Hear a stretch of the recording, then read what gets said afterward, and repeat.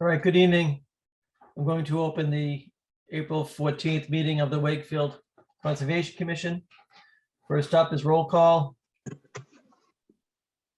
Jimmy, Yeah, Ken. Here. Savannah, Here. Peter, Here. Teresa. Teresa has not joined yet. We'll get going. We do have a quorum. I'm pretty sure she'll be joining any minute. All right, first up, we have some minutes to approve. We have March 10th, 22nd, and the 24th of March. Are there any questions, comments, or discussion on any of those minutes? Bob, did you put Peter Miller on the roll call? Yeah, Yep. Okay, Frank will not be here. He's still at work. Texted me a little while ago.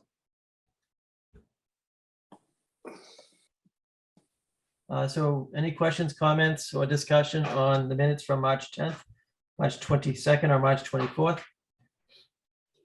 And if not, would somebody like to make a motion to approve those minutes? I'll make a motion. Is there a second? I'll second. Any discussion? If not, all in favor? Ken?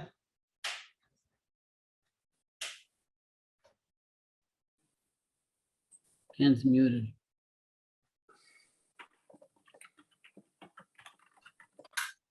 I said I didn't attend that last meeting, so I don't want to vote on that. All right, so the 10th or the 22nd? 10 to 22nd, yes. Okay, Jimmy, Yes, Savannah, Yes. Peter? Yes. And I also vote yes. So for the record, Ken abstained from the 24th. And we still had enough voting members to approve those minutes. Okay, first up is open space plan, selection of consultant. I know Judy and Rebecca had sent a lot of information to us. To look at other towns' plans and to come up with a decision on who we want to move forward with. Any questions, comments, discussion? I'm ready to go with what the company that Rebecca recommended. And that was Horsley Witten, is that correct? Correct. Same here. I agree. And I concur. yeah, there was some reasons behind that recommendation. And I know Judy also felt that was the way to go. First of all, it looks like they'll meet the amount of money allocated to us, whereas MAPC, we're not even sure if could meet the allotted funds that we've been given. So really, that was obviously a big deal. Rebecca, do you want to go over any other comments? And is actually Rebecca with us? Rebecca's not here, I don't think. Okay. I've got an email from her too. I don't know if everybody saw the questions or comments concerning that. Let me see. Hang on for one sec.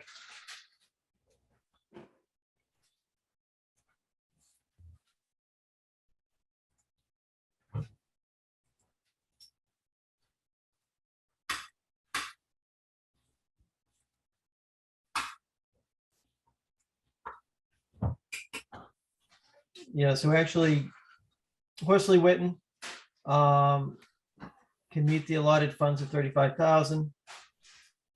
That is not who prepared the last one. It was MAPC. But we do know that we have enough to have the plan prepared by Horsley Witten. Any questions, comments about that?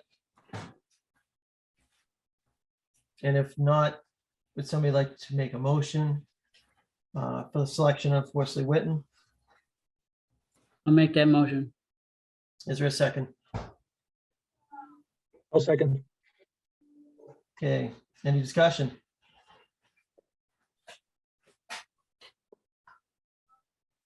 Okay, all in favor? Savannah, Yes. Peter, Yes. Jimmy, Yes. Ken, Yes. I also vote yes. And Teresa, Oh, Who's that? Oh, Teresa, you joined us.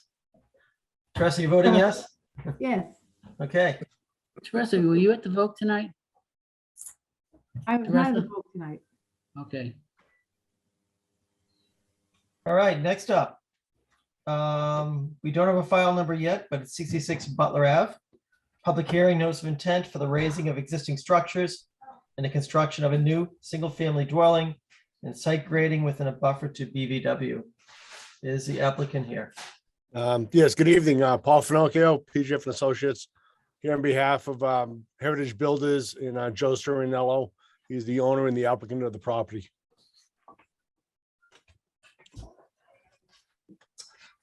Okay. Paul, do you want to? You want to share screen? Yeah, go ahead, please. Okay, this property is located up at 66 Butler Ave. It's a 36,000 square foot lot. The wetlands line was delineated under a previous filing under the INRAD, and that is shown as flags.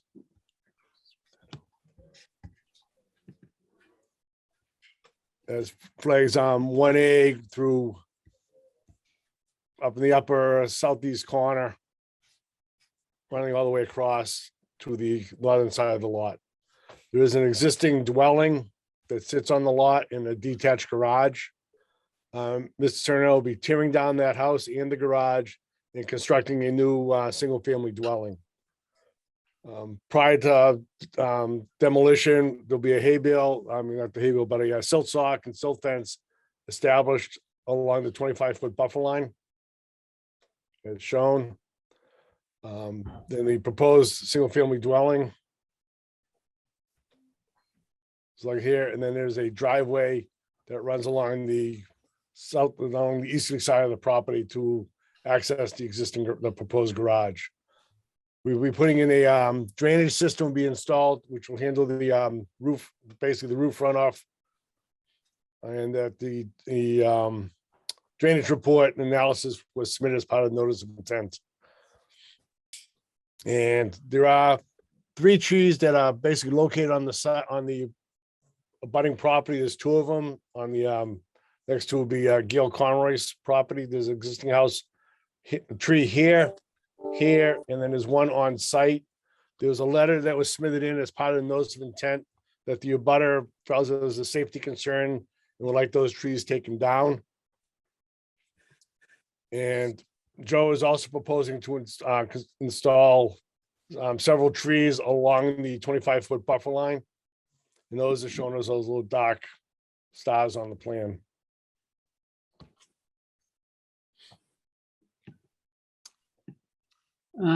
Paul, the tree that's close to the BVW, what kind of shape is that tree in?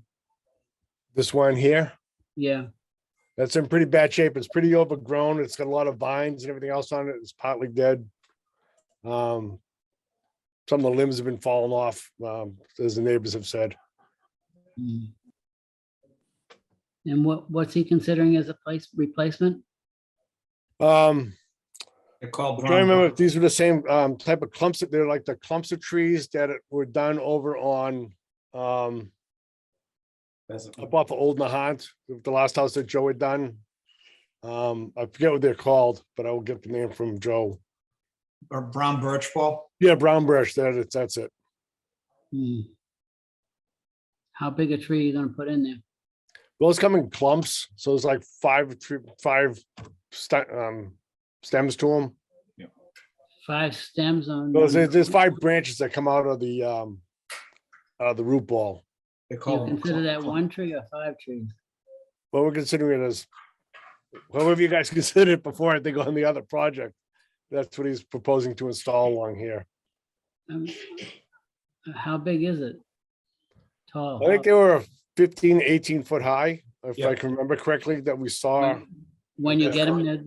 they're that size when you buy them? I think so, yeah. I can verify that with Joe, because he's the one who purchased them for that project. Yes, we can get them around that size again, Paul. Okay.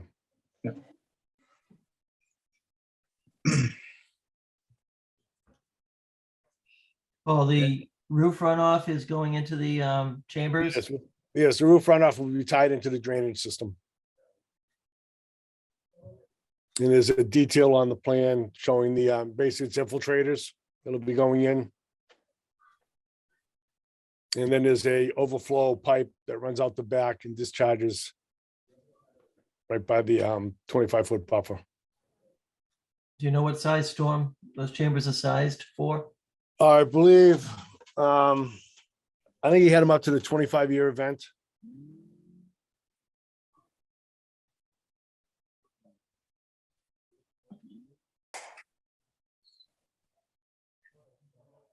Okay.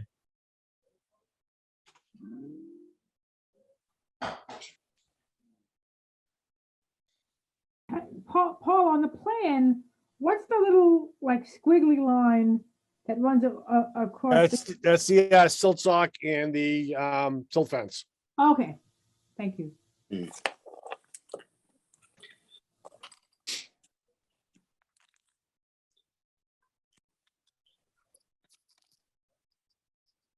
Is the driveway shown as pavers, Paul? I see No, a it's gonna be note for pavers. pavement. It's actually gonna be pitched towards the street. What is the note in the right-hand corner with pavers? What's that referencing? Little further down. Down, Down, down. Oh, Yeah. right in front, there's some stone pavers that'll be put in by the rounding right in here. Oh, This will be Okay. pavement and this is some stone pavers. okay. Hey, Paul, what's the condition of the buffer zone, the 25-foot buffer zone, especially close to the house? What's this?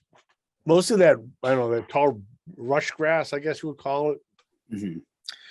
I guess what I'm getting at is that the portion of the backyard, that is not in the 25-foot buffer zone, that is outside, is very small. And I guess the question I have is what are the implications for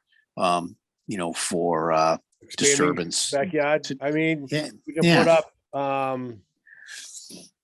again, we can probably look into putting up some type of maybe a barrier, like a fence again, Mhm. along that line, along the 25-foot buffer line. Just like a post and rail or the metal fence with a like a chain. Okay. And you understand my concern though, is that Yes, to expand. I out, yes. just don't want the owner to be, to seed and then mow the 25-foot buffer zone and treat that as the backyard when it has a different, then we would perhaps view it as something that should have a different function altogether. Well, I mean, we can amend the plan to add on a fence on here since we don't have a DEP file number yet. So I can, between now and the next meeting, I can Mhm. address any of the concerns, basically, putting up a fence in that portion of the lot. If it's okay with the board, Paul, a post and rail is what I propose. Okay, Post and rail, two rail post. Yeah, the only reason why we kind of hesitate to use those because they rot out. They're not, well, I guess over years, yeah. Maybe 20, 30 years. Paul, what's the distance between the house and the side yard line where the drainage infiltration is? we're up roughly about 16 feet. So how does the driveway work then? Does he just make this sharp little turn where it says remove Yep, tree? makes a turn in, comes down, and then this is the garage right And here. that's- and then, he has to go all the way down and make that turn into the garage? Yep, and then pull out, yes. Yeah, there's enough room, there's approximately about 26 feet on the turnaround in there for the garage. And then that's higher than, what's the elevation difference? You said you've got a proposed wall there. Yeah, What's we have a the- proposed wall. Yes, it's about, I think it's about a 3-foot 90. elevation difference. A 3 At foot, the end. We're at 97 proposed and the ground's at 94. and what are you gonna use for those, to build that wall? This would be Stone. probably a Stone wall, stone wall. natural stone. Natural stone? Yeah, like ledge. Okay, so that really closes up the rear yard, so you can't do anything other than what's there, Mhm. right? Because I don't think you're gonna get down the wall. Well, not driving, but you have a deck. No, but I'm just saying, that in my world, that's a better situation. Anyways, I think I like that better, what you're doing. Yeah, it is awful tight though. On the other side where the deck is, your limit of work line is right up to the We're corner. pretty close. Yeah, we're pretty close to the 25-foot buffer with the walkway. What about the erosion controls? What is the plan for that? You have here erosion control. Yeah, there's a detail on there. Basically, it's the silt fence and the silt sock.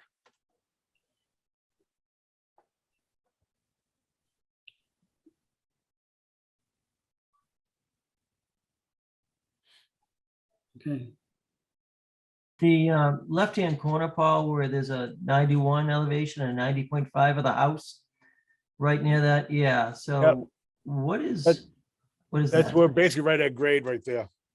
Okay, We're matching existing. That's when you come off the deck. There's a set of stairs that lead down. so can you walk from there to the front of the house? There's a entranceway to get you into the house right here. Then there's a wall right here. So no, you're There's basically just no- coming down the deck, walking here, and then getting into the basement of the house. Right, so there's no way to walk around the house from that side. Yeah, basically. You can walk, if you walked off of here, then you're in the buffer zone. So, Is it a walkout basement, Paul? yes, on this side right here. On that side? So really, there's yeah. no access to the backyard that's contemplated here. yeah, how do you get into the backyard? How do you even mow the part of the backyard that you could seed? You know, if you put a post and rail fence along the 25-foot buffer. I'm planning on putting the patio right to where the buffer is. There'll be a patio pavers on the walkout. And the deck up above will be coming from out the kitchen slider or door. All right, we'll want to see the pavers on the revised plan. Okay. And Let me show you detail. Yeah, because that'll run actually underneath the decking and out in the back. So I'll go over that with Joe. okay. Pervious would be great. Yes. Wait a minute, so how does that stairway, I'm not confused about how that stairway works with the deck. How do you get to the backyard? You can't from that side. No, all right, so how do you get, but on the other side, you got a wall. There'll be a wall along the stairs. The left side of the stairs going up. So there'll be a wall. It And the says, stairs will bring you up to the deck, up to the second level, or first level, actually, from the basement. so if we're staring at this on the left-hand side where it says deck, those Yeah. steps are going up or down? If you stand on the deck, you're going down. Okay, so then, okay, so that's how you get down to the backyard is right there. Right. Okay, but what's that area that comes out over it then? Is that over your head? Where the stairs stop and it's At the 90.5, at past the 90.5, further towards the back of the house? Right there, what's that area right there? That'll be part of the post and rail, and if there's any grass there, there'll be a wall that's holding up the deck, actually. So it'll be like a 4-foot, 6-foot wall to hold up the elevation of the deck. Okay. so, all right, I'm a little confused. So the deck is, I'm the still deck's gonna confused. be on posts or? No, an it'll be, elevated patio. it'll be a wall and then filled in, so, So it's really more of a patio, right? It's yeah, not a- patio, yes, I'm sorry, yeah. More of a patio coming out, yep. But that tends to look, what's the elevation of the top of the deck? Let's call it a patio, because it is gonna be a patio, not a deck. Okay, well, I'm Yeah. just going, all right, for what the plan says, what is the elevation of that? Paul, will probably be a couple steps coming out of the kitchen door or hallway door, whatever it is. I think it's a breezeway door, actually. So, You've got it graded towards so it's going towards the patio, right? That walkway goes towards the patio, that was 90, 91 to 98, 90.5. 98. Oh, it's The going patio up, no, it's going down. yeah, that'll be a gradual slope from from where your arrow is now Yeah, that's a to half the a foot. back corner of the garage. Yeah, Okay, it'll And be a then from- gradual slope. and then from there, those are stairs after the 90.5, right? Correct. And those are going down? From the 90.5, you're going up to the Up. to the first level. We'll call the base ground 0, and then the first level is the first floor. So Okay, the but 91, where the 91 elevation is, that's gonna be the entrance to the basement? Yeah, right around there, between the 90 and the 91, yep, 90.5. Yep. So basically, the backyard's gonna be a patio out of the walkout and a patio out of the kitchen. And then if you wanna walk out front to the driveway, you gotta step off the patio and just walk along the back of the garage, along the side and onto the driveway.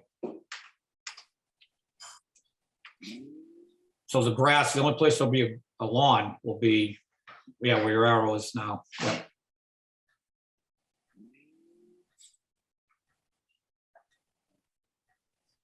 okay, so the patio, the deck or the patio is Yeah. elevation, say, around 90.4. Yeah, it looks that way, right, Paul? Mhm. Yep. And then if it's going down to 89.9 and then, you know, Okay, so then so it's draining away. that'll drain that way, yeah, yeah, Yeah, okay, I got it now. yeah. So, That makes sense. yeah, we'll take the word deck out, Paul. That'll be a patio too, yeah. Okay. And But we'll just wait a have minute, stairs coming out of the that house. still- That still doesn't make sense, though. If one end of the stairway is 90.5, how can the deck be 90.4? Hmm. It's level almost. Yeah, that actually should be basement level, Paul, or up higher, right? Yeah, we're pretty close to basement. Basement level is 91.5. Yeah, Then this was 91, 90.5 here, because the kitchen back this way. yeah. So the deck / patio should be as high as top of foundation, which is 98.3, Yeah, 'cause the but finish- maybe a the little finish- lower, probably more like 97, Top 96. of foundation is 99.5. I mean, 99 and a finished half. floor is 99.5. Yeah, and then we'll have a couple of steps coming down, so that'll be 16, 24, about 2 feet. So it'll be 97.5 actually, where it says deck should be at 97.5, right? Mhm. But I I'm should- still confused with this. Yeah, absolutely, totally It confused. seems like the grade's going the wrong way. It looks like it's graded to go towards the deck. And then you said that at the 91 is the basement door. I don't get this.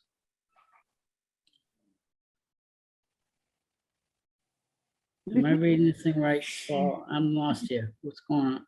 Me too. All right, let me go over between now and the next meeting. Let me go over with Joe on this entranceway right here, Yeah. because Because shouldn't the deck / patio, that should be at about 97, I would say, Paul. No? no, I'm Yeah, I'm but just looking at as a walkway, we come out and going under into the backyard. That's Right, the question. yeah. Yeah, We we have to build a wall there. Might need a different view on this too, just so we can all kind of understand. Yep. Elevation view or something. Yeah, well, maybe we'll get the look at the house plans. How would you get like a lawnmower to the backyard? Is it like a door in the garage or something you'd store stuff in or put it under the deck or? Like, how would you access that grassed area in the back? Hire someone. From the driveway, no, right, Paul? Well, yeah, I mean, again, you'd have to get it down because you have a 3-foot elevation difference between the garage, the driveway grade and the back of the, and right behind it. Yeah, you need either Yeah. stairs there or you need a door on the side of the garage with stairs. Well, Or are you, ramp. aren't you showing a set of stairs there where it says garage? No, right here, that's a, No, that's not the- that. No, no, go down further. Yeah, Right let's go there, to the- right there. What is Yeah, that? Oh, that's coming out of the breezeway. That's the breezeway in between the garage and the house.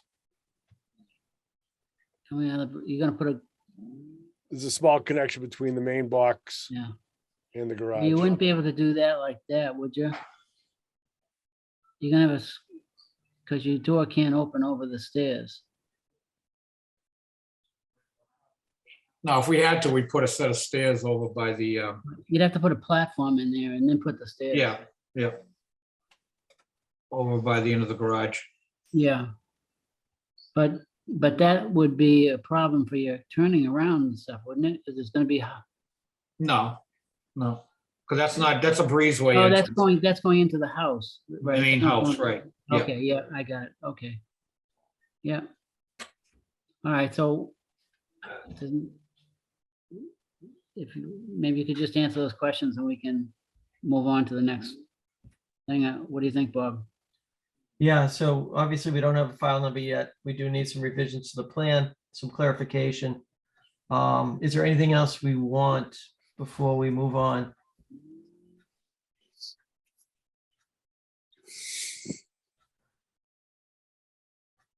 Paul, you get us some sort of house plans or something where we can see.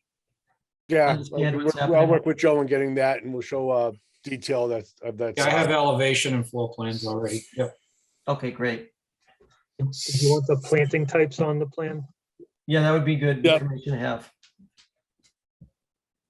Yeah, if you can get a picture of the plant that you're putting in there.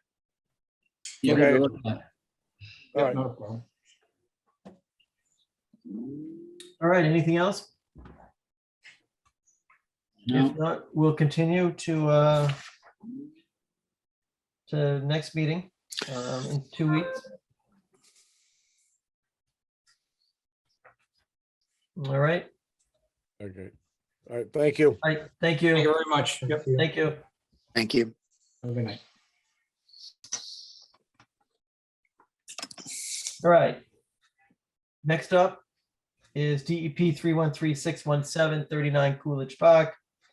Public hearing notice of intent after the fact for previously unapproved work in the buffer zone, including one-story roof structure, 2 paver patio, stairway, wall, various site work, and a construction of an addition. Is the applicant here? Good evening, John Ogren, Hayes Engineering. We're here representing Bob Ruska, who's the owner of the property. Good evening, John. If I could, I'd like to give just a brief history of this property. Sure, please do. It would be back in August of 2001. The Conservation Commission issued order of conditions for this property, which basically served as a after the fact permit and for some clearing activities and a permit for a new garage and associated grading and walls with that garage. Back in October of last year, the commission issued a partial order of certificate of compliance for that original order of conditions. It was at that time, the commission had asked us to go forward with filing a notice of intent for other activities that were performed on the site. So if I can share my screen. Go ahead.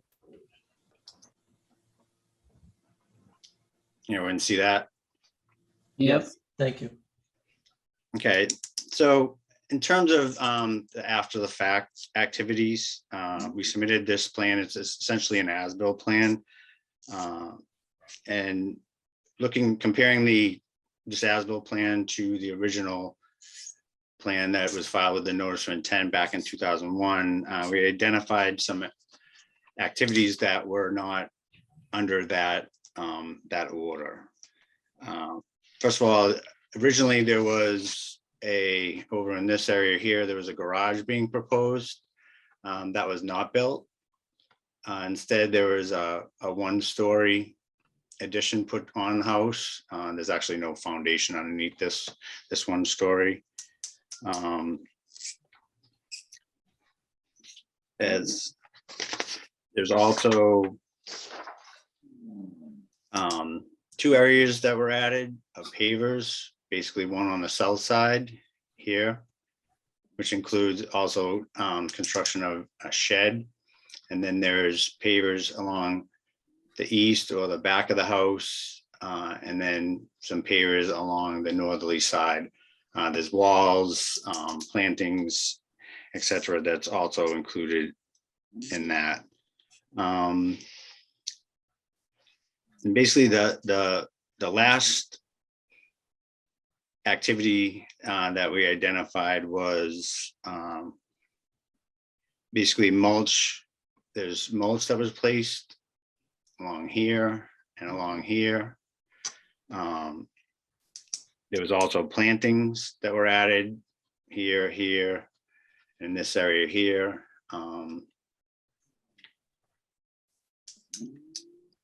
There's also, you'll see that there's kind of a concrete block.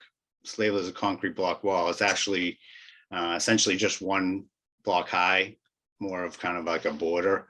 There was quite a bit of this was added along here, very close to the wetlands.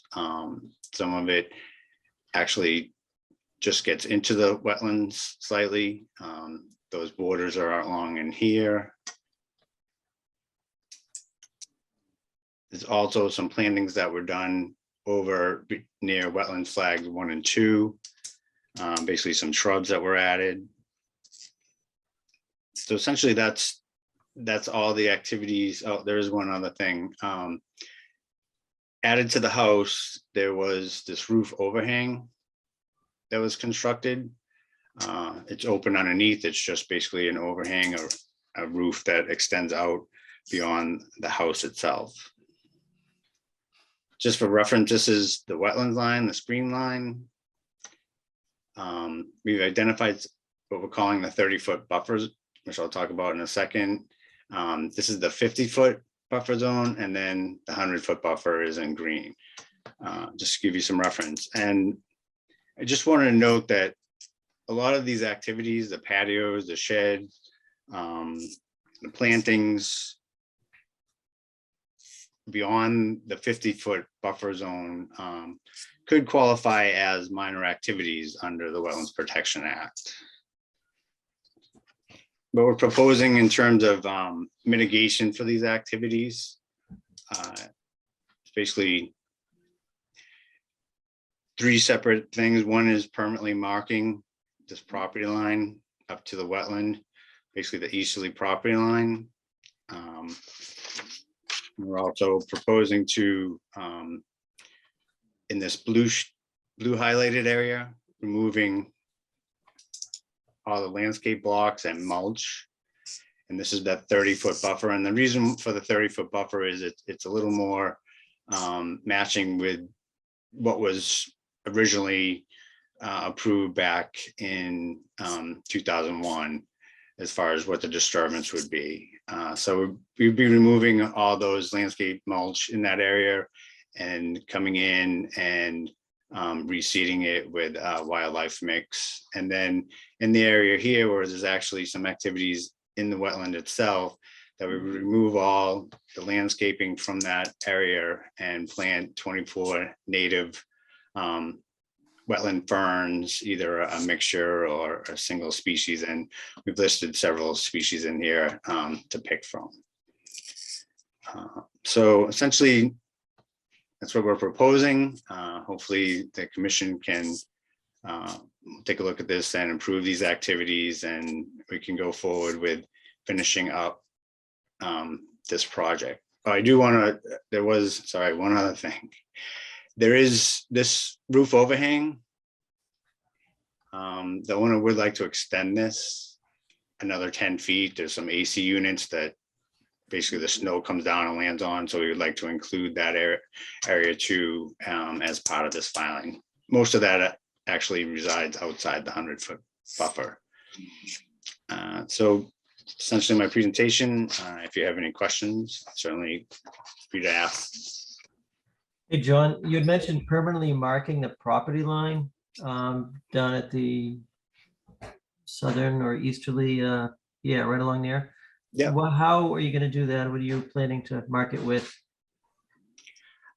We probably just put in some either stone or concrete, basically bounds, Okay, just, square bounds, just based on the history of this property in the past, there tends to have been some encroachment over that property line. So we just wanted to delineate it better. okay, thank you. John, the trees that you're showing inside that 30-foot buffer, what kind of condition are they in? They're all in good condition, and most of the trees, you'll see quite a few of them were left. We're not taken down, and they're all in good shape. Mhm. And are you proposing any kind of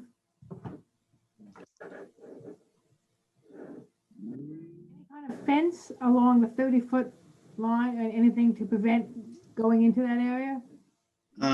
No, we weren't, in this, we weren't really proposing any kind of demarcation of the 30-foot.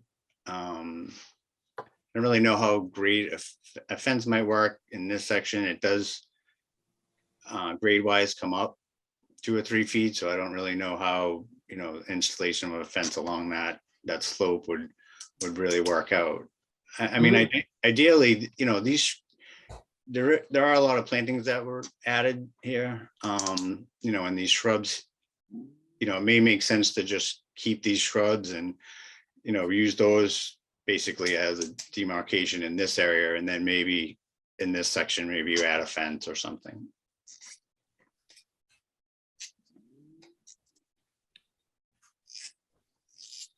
Okay, so where it says concrete pavers, are you saying that you're gonna take that out of there? All those Sorry, Did you say that you were taking out those concrete pavers? Yes. Yeah. No, And- not the concrete pavers. There's No, these here, kind of along here. okay. So And all the other along stuff, this, those will be removed. And like I said, those are just basically one block high. Yeah, concrete okay. blocks. No, so, the pavers in here and along that- here are, that- we're not planning on removing that, you no, want to say that you don't want to touch? correct. Okay. So can we take a look at this?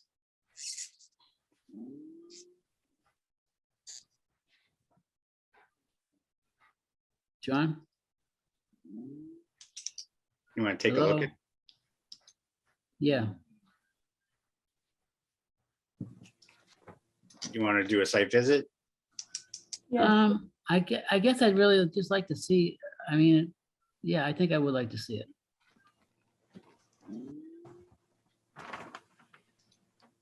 And I can, Does anyone else want to see it, or? I do. Yeah, it's been about, what, 20 years since we're out there, I think. Hmm. if you want, I can share, I do have some photos.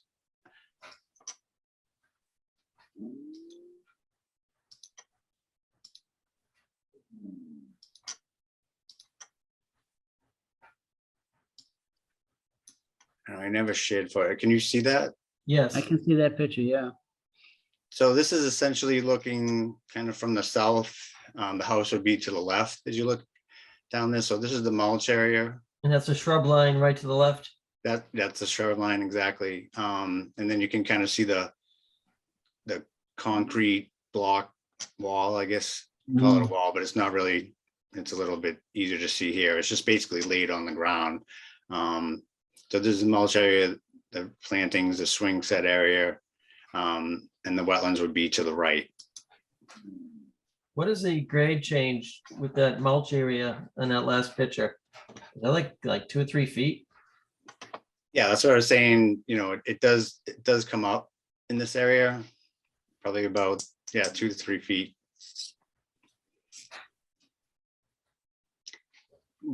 With this, we're proposing to basically remove this mulch and, you know, loam it and then seed it with the wetlands mix. Yeah.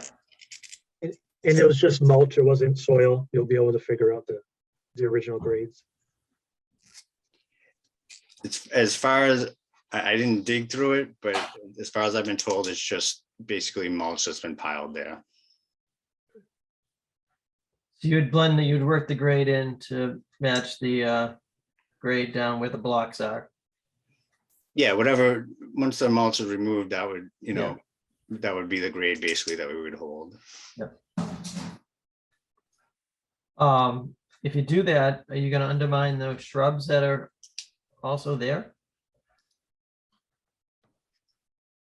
I mean, it's possible. I mean, it's something once we start to get into removing the material, we'll have to take a look at. Okay, Well, most of those are shown within the limits of where you're taking it down, right? I'm sorry, say that again? So most of those shrubs look like they're within the limits of your blue zone that you're taking down. Yeah, it's kind of, you know, I struggle with that a little bit in terms of trying to hold the 30 feet. It may make sense, you know, and this is something for the commission, you know, I think it would be good to go out and take a look at it and, you know, maybe you can make a determination that it's more beneficial to Leave it. let those shrubs remain, you know. yeah, you may have to just taper back that mulch pile to get the grade to more gently somehow, you know, blend in. Getting closer to the shrubs, but, you know, not getting too close. We can look at that, but yeah, I think there's a way to remove a good portion of it, but, you know, blend it in maybe. Why don't we do a site visit? Because we're Yeah. running behind here, don't Yeah, we are. we? Yeah. When do you want to do it? I don't care. This weekend, next I could weekend. do this weekend. I could do Saturday. That's fine with me. Saturday, okay? Saturday morning's fine with me. What, Okay. what, 9 o'clock too early? Well, I guess we need to find out from the homeowner if, you know, if that works. You want to be going through somebody's backyard and they're still sleeping or doing whatever. John, can you find out? I will contact him and I don't think it will be a problem So we'll assume right now it's 9. on Saturday. Yes, please. Yeah. Maybe Elaine can send out a notice to everyone. Please.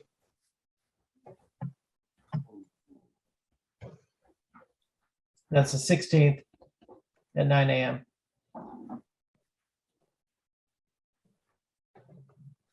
All right, anything else?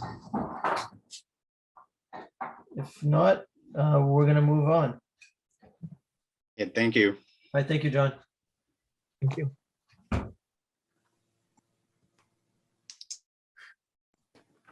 Okay. Next up is DEP 313615. That is 7 to 11 Audubon Road. Continued public hearing, notice of intent for proposed utility realignment and the installation of a loading dock and paver driveway within a riverfront and buffer to BVW. And, is the applicant here? Yes, Tony Capichetti with Hayes Engineering, 603 Salem Street, Wakefield, Mass. With your permission, Mr. Chairman, I'd like to share my screen. Yes, please.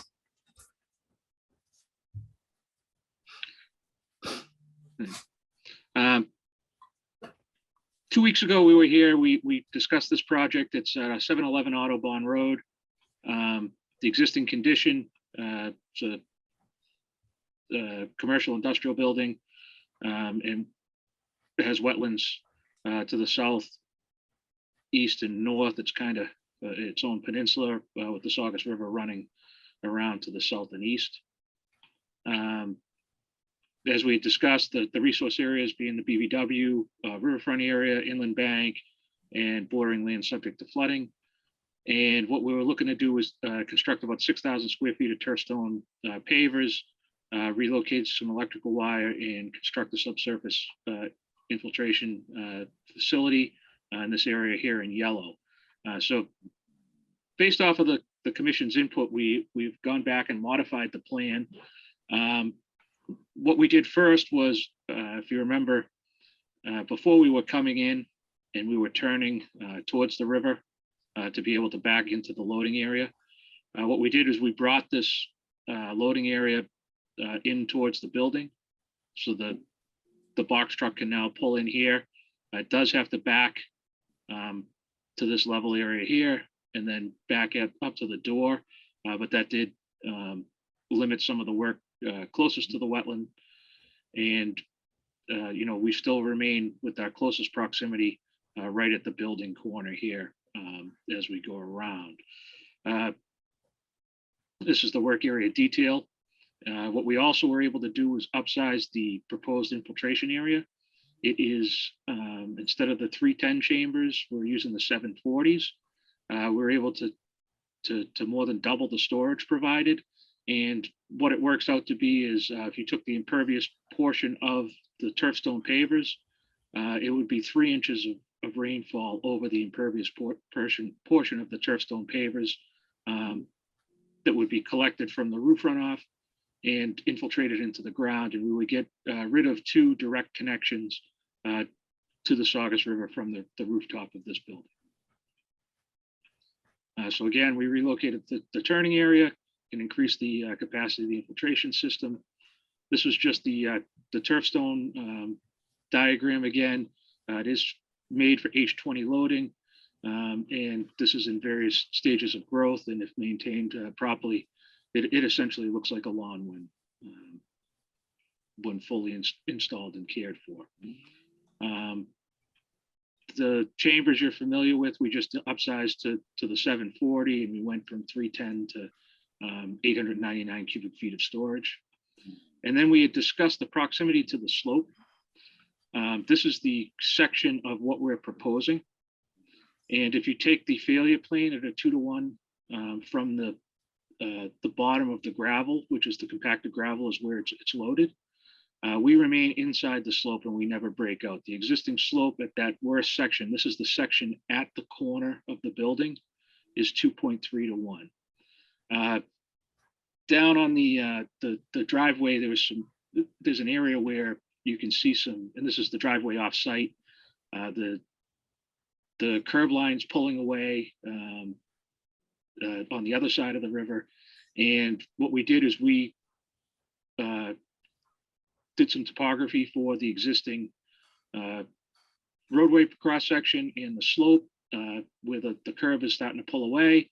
We held that same, assumed 12 inches for the gravel, and which is probably conservative. Typically it's an 8-inch gravel layer on a paved surface, but if you hold that 2-to-1 failure plane, it does break out of the slope, which is why that slope is kind of sliding away and causing that failure at the curbing. So what we wanted to show is that what we're proposing does not represent that same situation that we're having here. And it will be minimal loading because they're not seeing frequent deliveries, and that's they just need to have a loading bay for this use. It's a technology company that is relocating from Boston to Wakefield. Just to revisit what we discussed at the last meeting, we're disturbing about 6,000 square feet of the inner riverfront. We did do an alternative analysis, looking at relocating to other areas, and just with the existing tenants, there's no way to upfit that.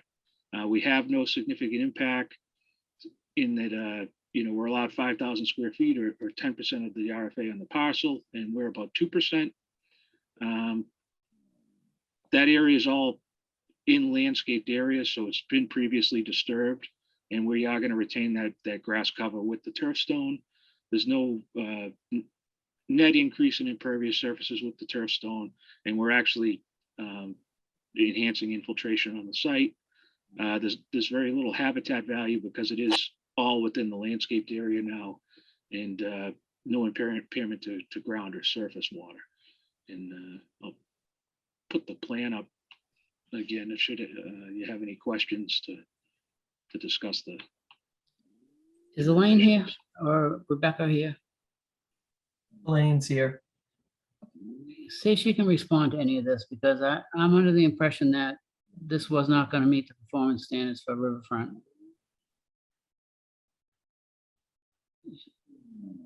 Elaine, are you there?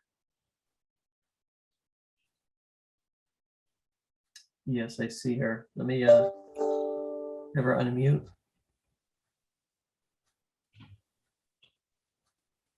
Elaine?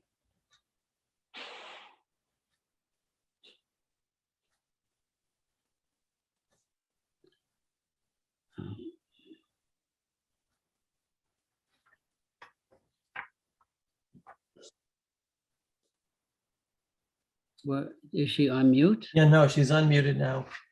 There's no audio coming through. Elaine?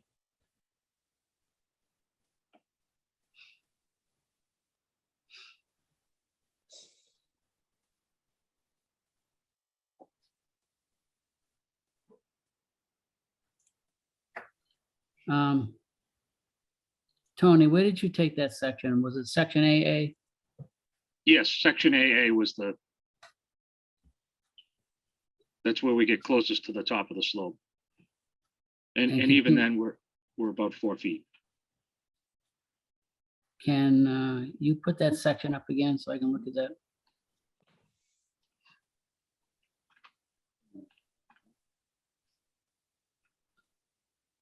So, I mean, your work is within how far of the BBW? 4 feet? The edge of the BBW line in this location, it's between 4 and 5 feet.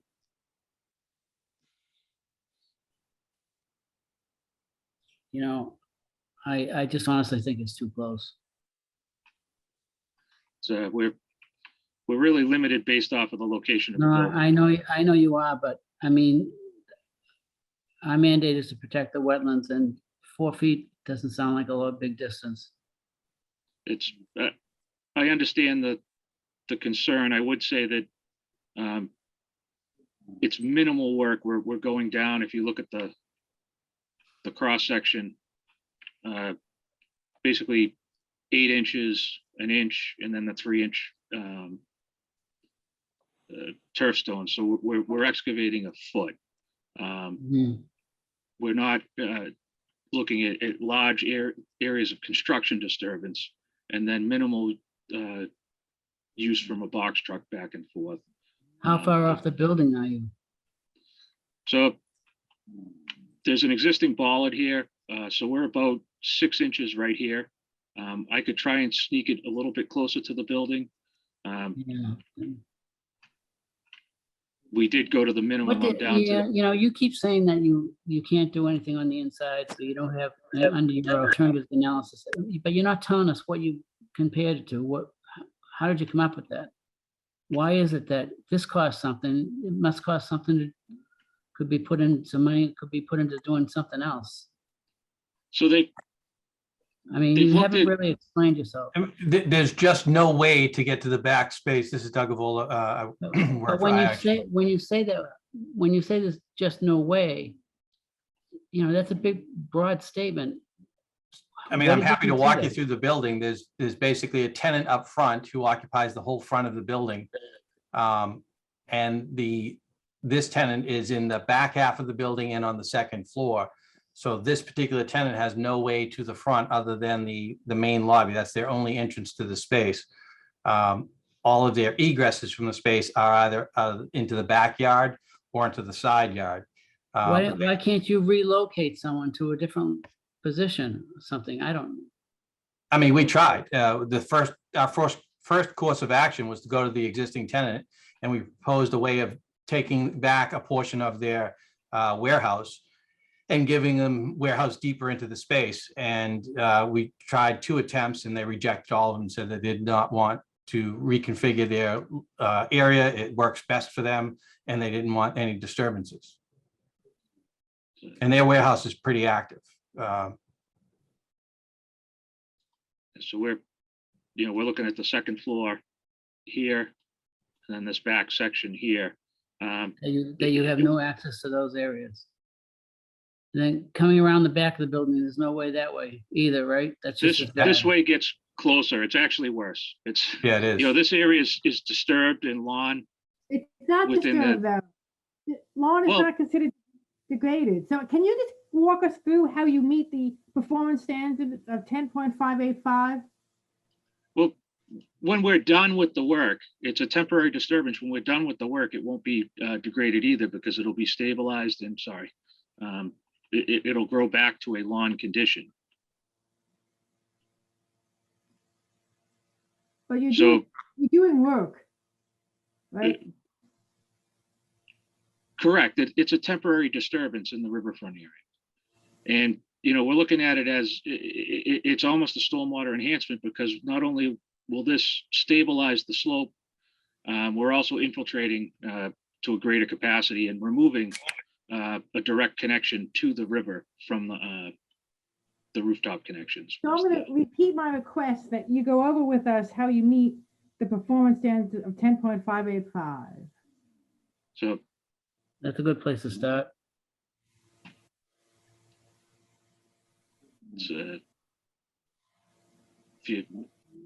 let me go through I can go through them one by one. I'll stop sharing for a second and pull up my copy of the regs here.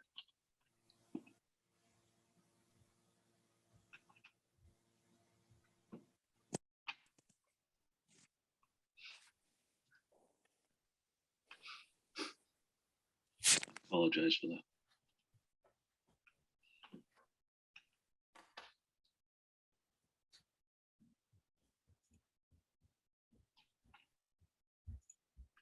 So again, if we allow this to happen, it's at our discretion if the performance standards are met. So it's totally discretionary on our part. You realize that?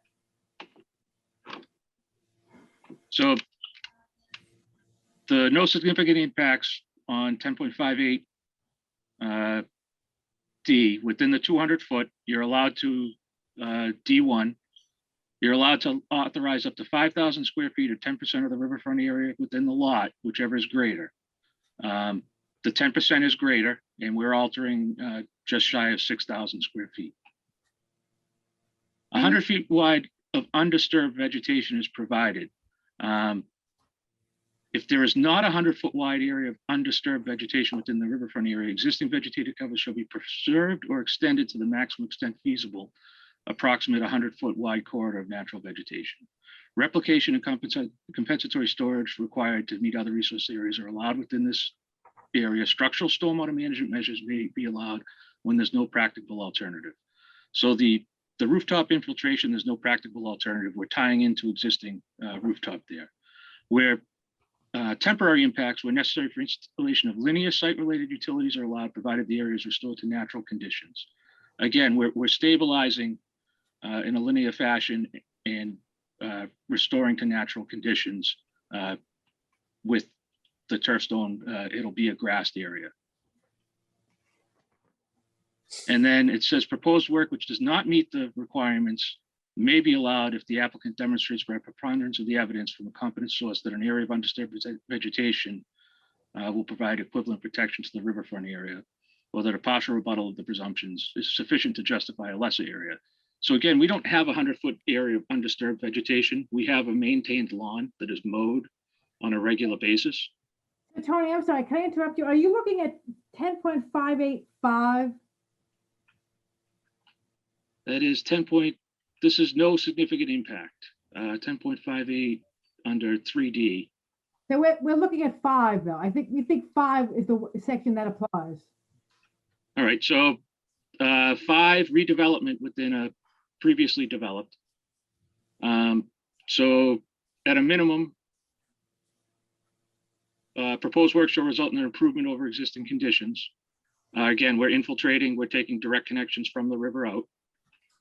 Yeah, Stormwater management is provided according to standards established. We're not adding infiltration, any impervious area, but we're adding additional infiltration. So again, it's a maximum extent practical type of situation. So we are at least meeting that standard because we have no impervious. but- Proposed work shall be located outside the riverfront area or toward the riverfront area boundary and away from the river, except with 5F or G. yeah, but it says here under B or under A, when a lot is previously developed, but no portion of the riverfront area is degraded, the requirements of 310 CMR 10.584 shall be met.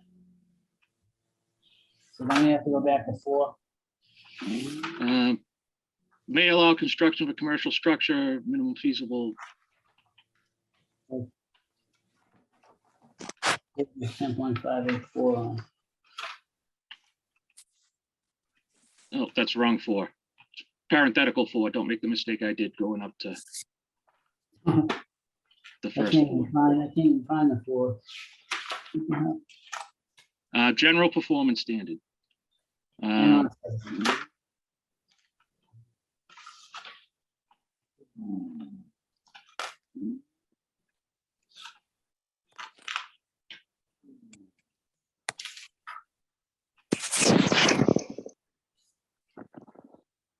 So I believe that gets down to, for us, 4C, practical and substantially equivalent economic alternative. Wait a minute, hang on a second.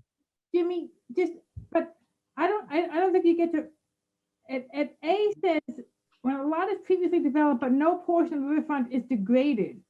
So there's a whole area of the riverfront that's degraded already, right? The building is in the riverfront, the parking area is in the riverfront. No, but if you look at the definition for degraded, I don't think it includes grass. It would be devoid of topsoil, I believe, is the, And we had those papers from that seminar.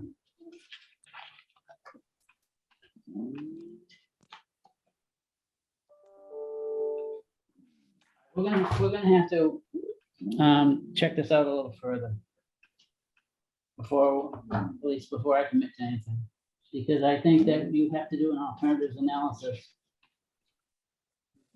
there was one submitted with the notice of intent that discussed the possible other connections through the building and how they weren't feasible.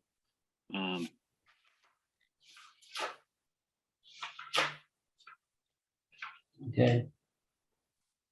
Can anybody hear me now? Yes, Oh, yes, Ah, finally. Thank you.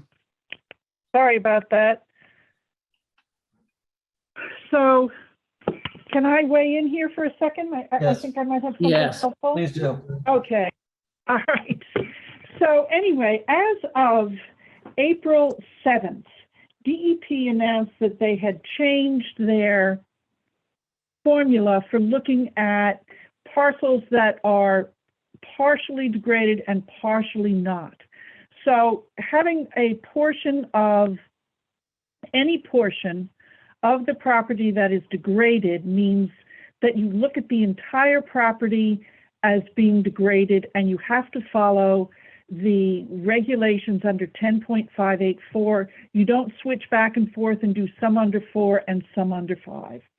So Rebecca sent you a checklist and for use on this.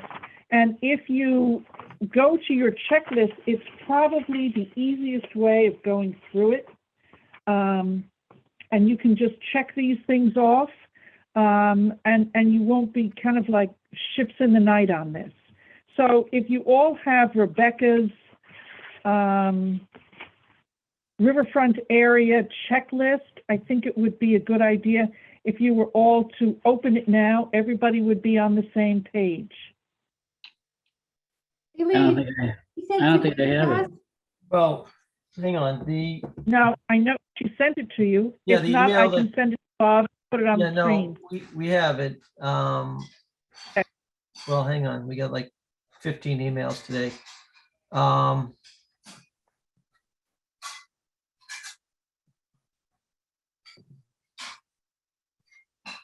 if you could put it on the screen, it would be good. She tried Yeah. to make it really easy by developing this Sent it- checklist. Bob, she sent it with the agenda. Yeah.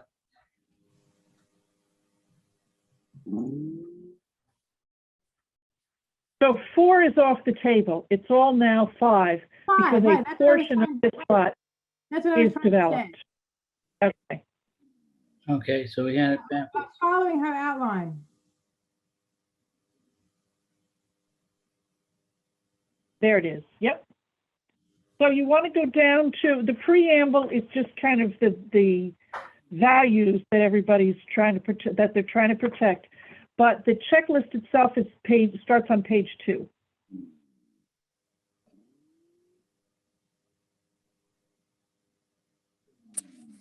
So let's go. I think you've gone too far. Yeah, Why don't you go start with A? Yeah, start with A, exactly. Sorry. Again, start with A. Yeah, Okay, start with yep. A. That's- Okay. So there you go. There's her checklist and she laid it all out. Okay, so let's do it here together. Okay, so as a minimum, proposed work shall result in an improvement over existing conditions of the riverfront to the capacity of the riverfront to protect public water supply.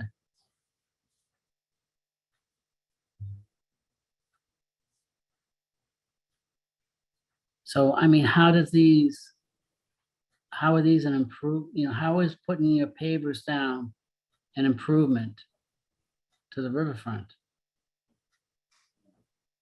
That portion is at best the same. However, the inclusion of the removal of direct discharges to the river from the roof and infiltrating it is an improvement. You have to look at the project as a whole. The roof would be considered clean. Well, it has to perform to all of these standards, not just, and if it doesn't perform to one of them, then we have to itemize the reason why, is what I remember reading, but,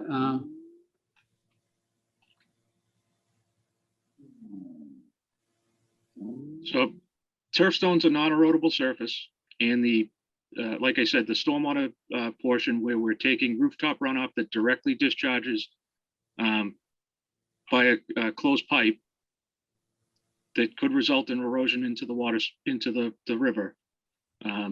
okay, so I would say Is a that would net go to, improvement.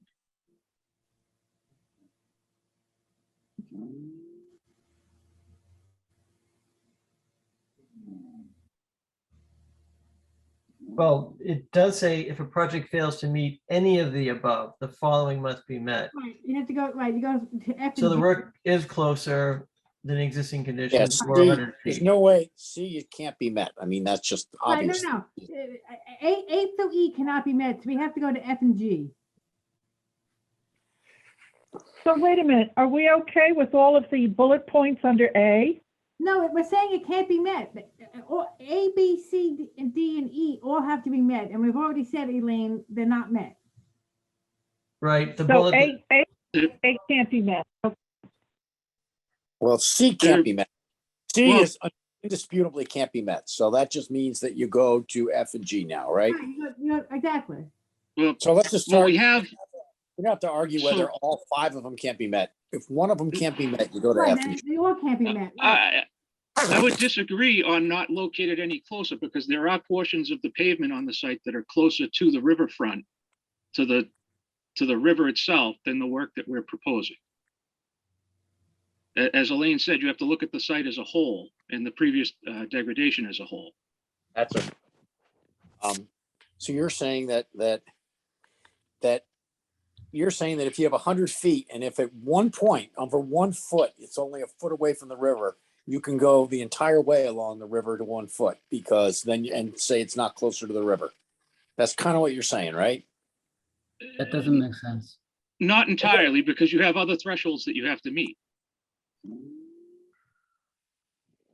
Because, Well- you have only a certain portion of area that you can degrade. It has to be, previously disturbed.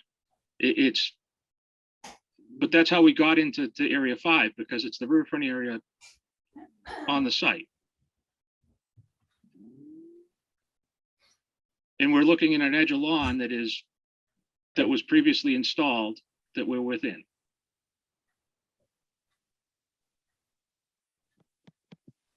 Well, what about D? Proposed work shall be located outside the riverfront area, which we know it's not, or toward boundary and away from river, except for restoration or mitigation as described in F and G. So D is not met. Right. The work is not further away. Yeah, And then, And then E, degraded, the entire building would need to be considered as the degraded area, right? and the parking area Yeah. as well. Anything devoid of topsoil.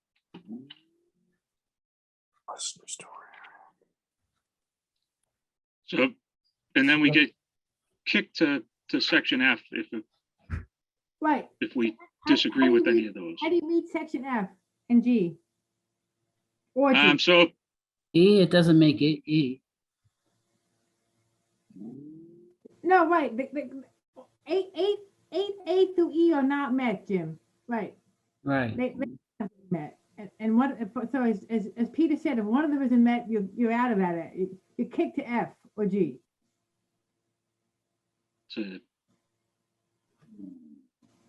So I would say we could offer some mitigation by removal of pavement within the riverfront area to offset our work. And provide that issue, you know, what meets F. And then for when proposing mitigation, it would have to be a 2-to-1. Yep.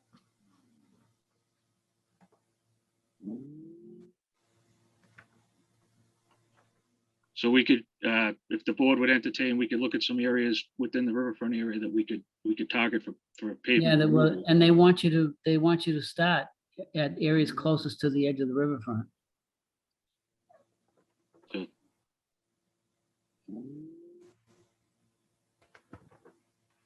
So if you want to come back to us and propose that to us, that would be great. Is that something that the commission would entertain? Yeah, if, We're still not past I'm still not past the close proximity of the roadway to the edge of the river. We're allowing construction within like 4 or 5 feet of the edge of the BBW. It's, I mean, normally, there's a normally temporary, we would not do that. it's you know, it's what we have for space in that area, and that's kind of the issue we have.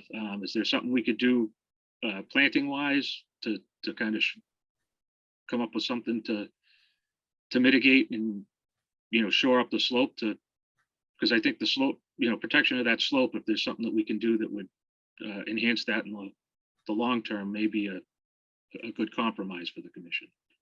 so yeah, according to this, a restoration would need to include these 4 items, and then G, the 2-to-1 mitigation. All right, so It looks like this has to be met here to satisfy the conditions. Can you scroll down on that? What's the next page?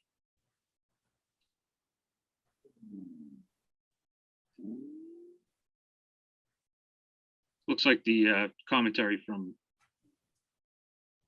the agent.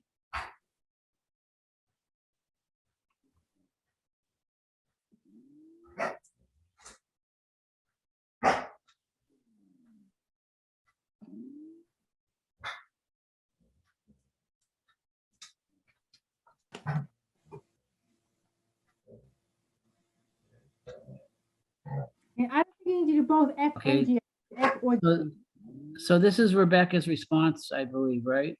Yes, Yeah, they're questions to consider. Yeah.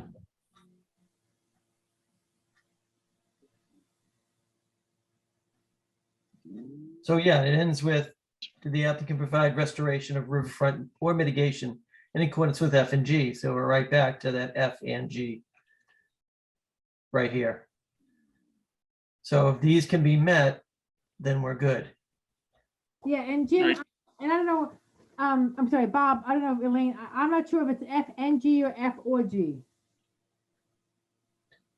Well, Hold on, let me. G, yeah, G rolls right out of F. When proposing mitigation, either on-site or in the same riverfront, offsite, it must be 2-to-1. So this is, F is all about restoration and mitigation.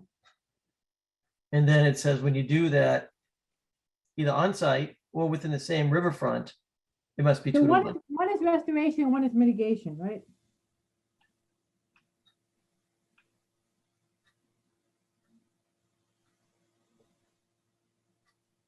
Yeah, so there's, I'm going through it now. It looks like it would be the restoration and then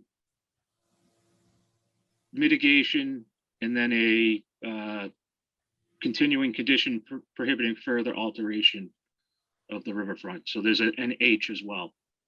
So it would be all three of those that would, so in the, if the commission was moved to grant something, they would end up prohibiting and capping our, so we couldn't come back again and say, you know, we're within the What does it 10%. say? That's H. It says issuing see it. authority. It's not, I have my regulations up. Oh, okay. Jim does too. Yeah, so it says that, you know, if the issuing authority shall include a continuing condition, the certificate of compliance for projects under 5 F or G prohibiting further alteration within the restoration or mitigation areas. So it looks like it's F, G, and H.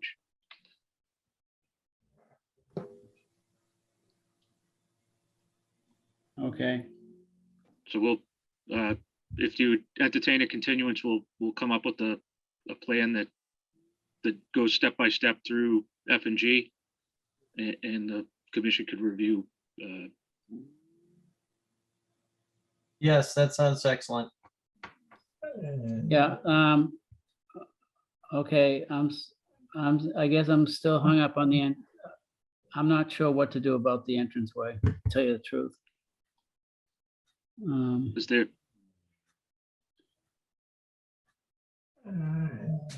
How did you come up with that's the slope for the soil? Based on what you saw on the other side of the driveway or the other side of the parking lot? We actually went and did a survey of both areas. So that's an actual true surveyed cross section. So I have the, if you'll bear with me for one moment. We did submit this, although it was late. This plan was actually done as a survey out in the field, and we took a section. So this is the area where it's starting to break away. So we kind of took a section right in the middle of it. Mhm. And so you saw it was breaking away, and what did that tell you about the condition of the soil? Did you dig So- along the side of it to see what the soil was? Did you? We did not do any soil exploration or anything from there. And this is just from our experiences. When you load soils, it generally spreads out at a 2-to-1, and you want to keep that loading within the existing slope. And when it breaks out, that means that you're going to start to have a sliding failure Right. in that slope. But why wouldn't, but the condition that, okay, so.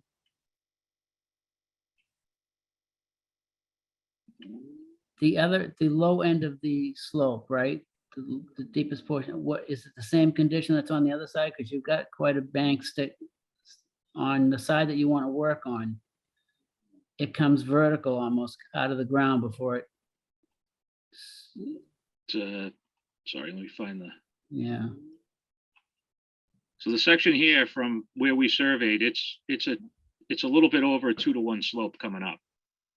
Yeah, but you don't know that the slope really doesn't go like that, the way you're drawing it. It doesn't go down to nothing.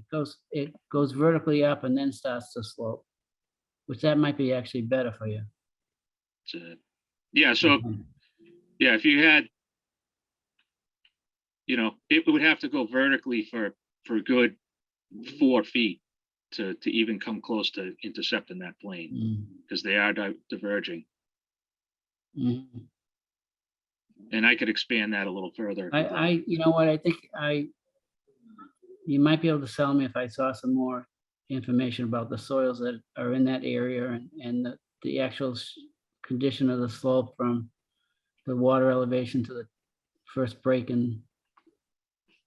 We You know what we I'm could get some saying? more detailed topography there, and I can go out with the soil auger and get some. Because I am concerned that the thing would fail. But I'm more than happy to get some more information. We can go out and take some soil samples and do some soil evaluation. It is a fill area back here, so Yeah. we'll get through that fill, and we'll do it by hand, obviously. All right. Can we continue this then? So we would like to have a continuance if the board would Okay, entertain it. let's Yes. do that because we're running behind schedule here. All right, so we'll continue to 2 weeks. Is that enough time? Yes, we should be able to turn the information around in a week. Okay.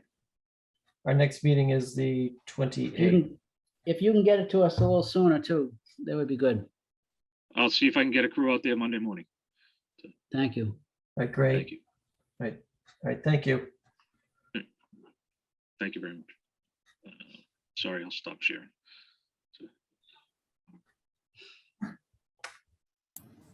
All right, we're gonna move on. Next up is 14 Sunset Drive, discussion of wetland restoration plan. Yes, good evening, commissioners. My name is Attorney Jesse Schomer. I represent the homeowners on this project. Good evening. Good evening. So the way the commissioners may recall, the way we left this matter, we were previously before you back in March, I believe it was March the 24th, to discuss the proposed restoration plan.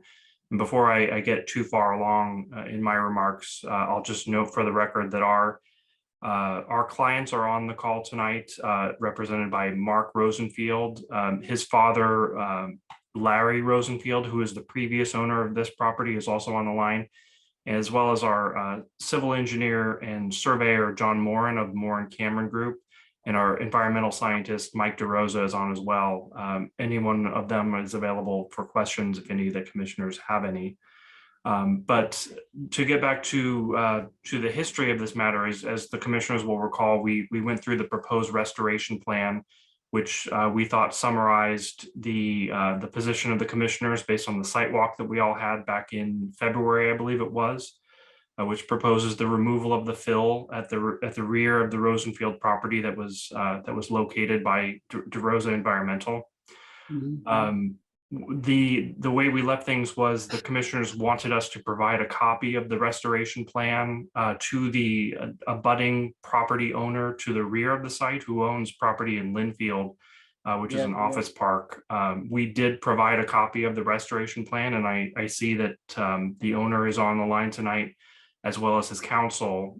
We received a message from counsel, and I believe that was sent also to town counsel Tom Mullen, who's on the line tonight, as well as your conservation agent, Elaine Vreeland. We've had an opportunity to speak with Attorney Keene, who represents the owner across the river. We're interested to hear what he has to say tonight. From our perspective, the issue has been addressed, and we would request that the commissioners take a vote tonight whether to approve the restoration plan, so we can go ahead and get started on this work to restore the floodplain. And it's our hope that doing so will alleviate the neighbors' concerns with respect to flooding, but we'll defer to his counsel for his remarks if he has anything he'd like to share with the commissioners. At this point, you know, as I believe we discussed at the last meeting, the issue that I think is causing a disagreement with the neighbors is the landform that we've all been referring to as the berm, which is out back at the very rear of the Rosenfield property and located partially on the neighbor's property.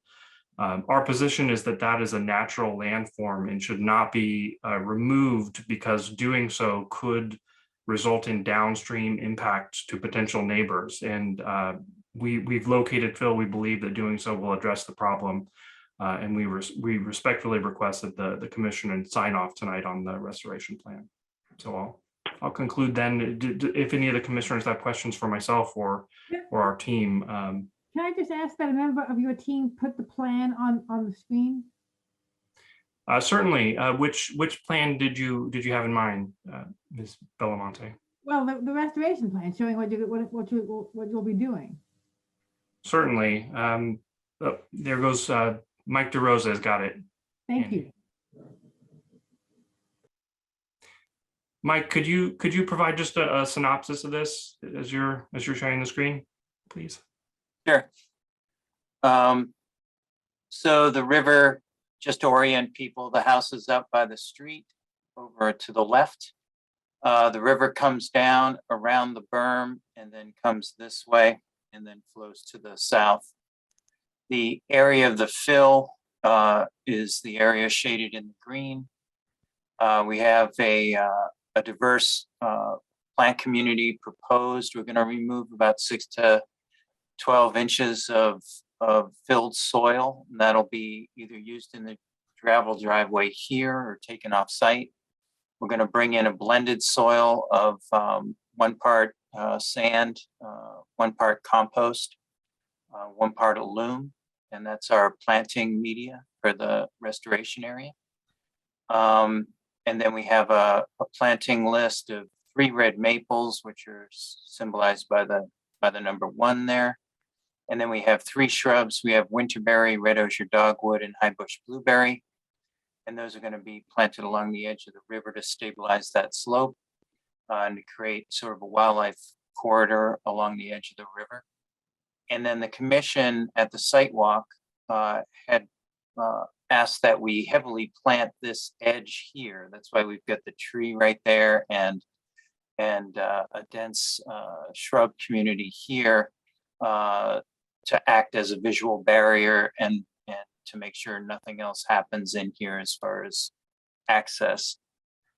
And then we have a diverse herbaceous community, blue vervain, turtlehead, cardinal flower, swamp milkweed, water iris, boneset, and Joe pieweed. Those are all great pollinator plants, and they're all obligate and back wet, so they're going to do great in this wetland area. And that'll heavily and densely populate that area and make it stable and secure and great wildlife habitat. And then we have a wetland seed mix that is largely sedges and rushes that will be seeded over the entire area for more stability and dense vegetation cover. But that's the overview. Is that good, Jess? Yeah, that's great. Thank you very much. Yes, thank you very much.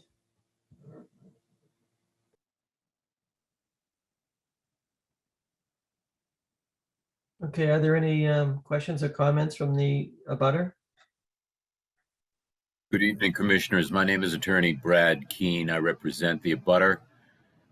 We are satisfied with the plan as long as it is followed to the letter. We're satisfied. Excellent. Great. That's great. We're very happy to hear that, and thank you for appearing tonight to convey that, Attorney Keene. So with that being said, the commission can look to approve the plan.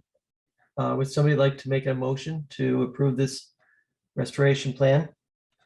I'll make the motion. And is there a second? I'll second it.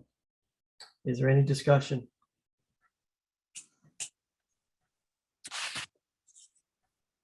Okay, all in favor? Teresa, Yes. Peter, Yes.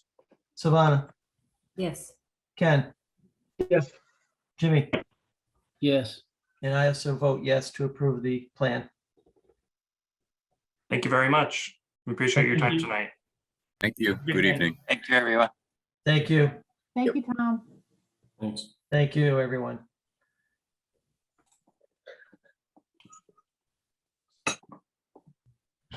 Okay.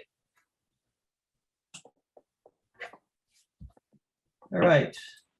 Next up is 596 to 598 North Ave and 200 to 202 Lowell Street. Out of Wakefield, request for determination of applicability for the installation of a water main within a paved roadway and within a buffer to BVW and riverfront area. Hey folks, how we doing? For the record, Bill Renault, town engineer. I'll share my screen. How we doing today? Good, yeah, go ahead and share. Yeah, all right, coming up. So basically, our proposal, first starting on North Ave. So basically to orientate you, this is the current development that has been constructed. The 40B is located to basically the right side of the plan set here. What we have is existing wetland stream that flows is essentially the main inlet into Lake Q. There's a culvert system that sends it down Willard Road. Our proposal basically is to extend up a new 12-inch water main to service basically all the new development that's happened at the head of the lake here, as well as 200 Quinnipiac. We were successful in obtaining a $2 million grant from the Mass Works program to fund all of this work. So we're not actually tying in services. This is more just a transmission main to provide fire flow. As part of the work, all the work will be contained within the existing paved surface. There will be some dewatering that'll be needed in this area, particularly as we go underneath the culvert. I have a detail showing you how that will work.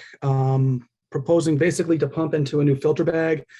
And then we would also line most of north with a silt sock within the two driveway openings so that nothing can get into the wetland area.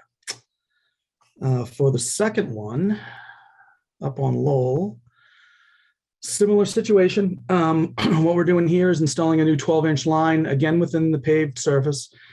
We're connecting from an existing water main in Main Street that'll eventually go down Old Main Street and also connects within Lowell Street. This blue area here is Lake Quinnipiac, the culvert that basically discharges the Saugus River. And again, what we'll be doing is going underneath the existing box culvert with the water main, dewatering going to a new filter bag is shown in the detail with the a little bit smaller area of erosion controls. So pretty straightforward project, similar to what we've done in town. I'd be happy to answer any questions. The work on North Ave would be entirely within the road, correct? Yeah, both of them are entirely within the road.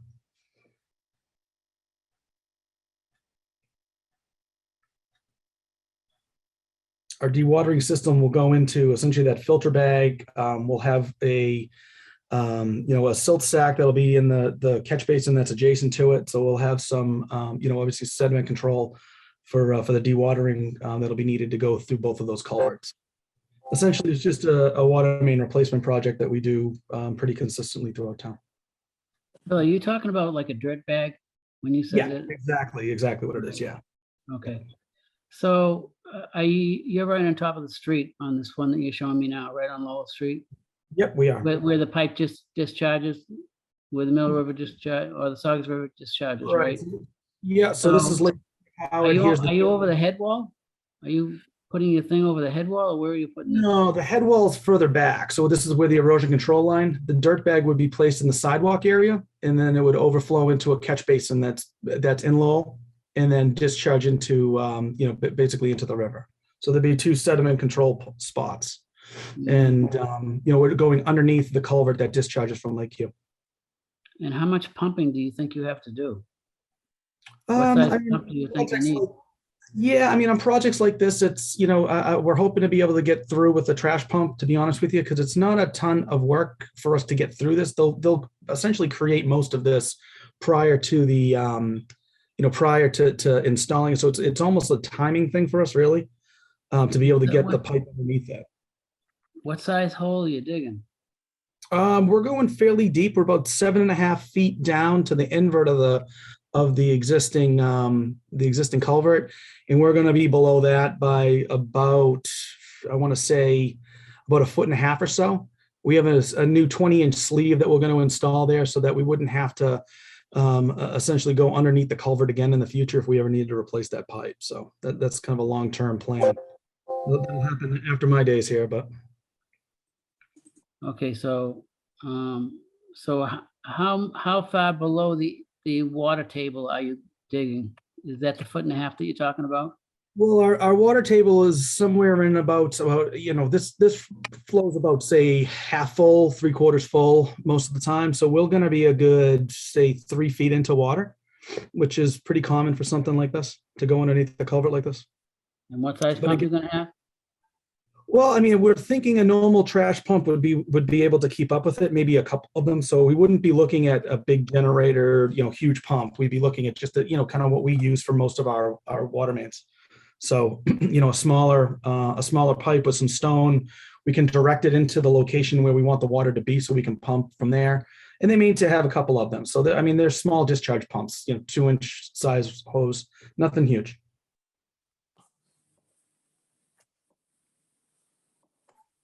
And again, I think we'll be going under this culvert for maybe a day or two. About Okay. the time to do it. So All right. this isn't a long-term project. So would you excavate the entire path first and then do your pipe work? Yeah, so typically they're going to want to excavate and shore it all up so that they can then excavate underneath and get the pipe to slide through and get that sleeve through. And then what they do is they assemble the bend sections, prior to drop them in the hole. So they'll try to do some pre-excavation, then they would dewater and be ready to put the pipe in. That's kind of the order of operation.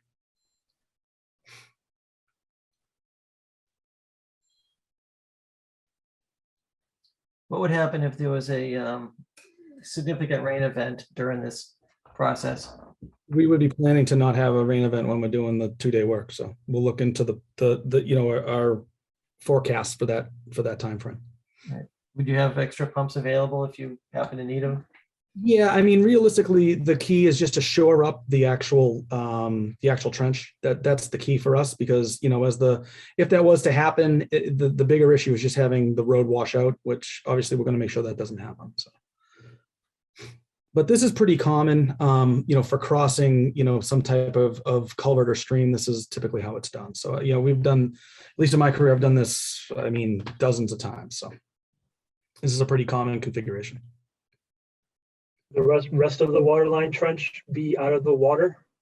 Or would you be Yeah, doing dewatering? it gets there right to the bottom or top of the where the high water line is, for the groundwater. So you don't think you'd be dealing with the water with the rest of the trench? yes, typical, I like our typical dewatering that we have. So, towards the bottom of our excavation, there might be a little bit to deal with, but anything that we're dewatering will be pumped to that bag.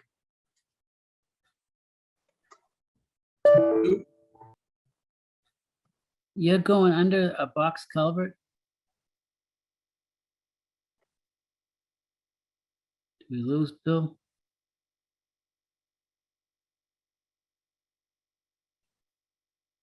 I am looking to see. if I He's see back. him. He's on mute. Just muted, yeah. Yeah, that's what it's showing. I just asked him to unmute.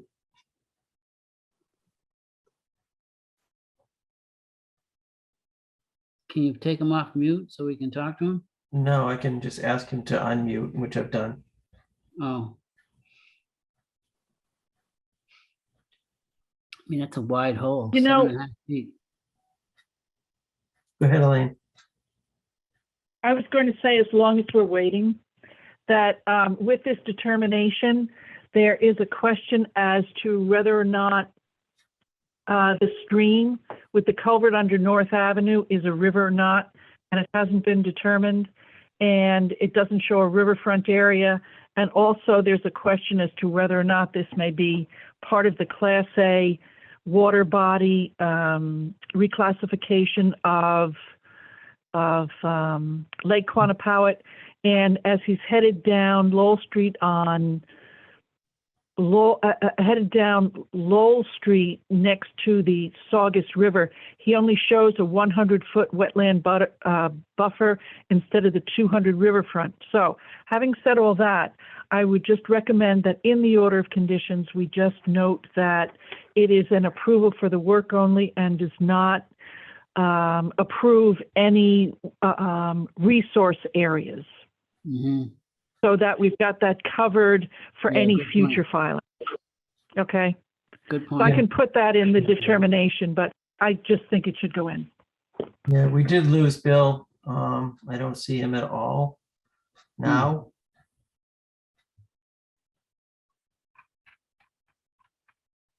So the question here is, this is a request for determination of applicability.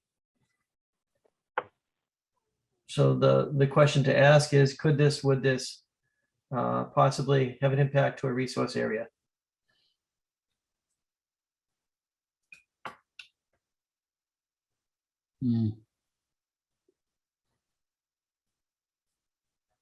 I don't know.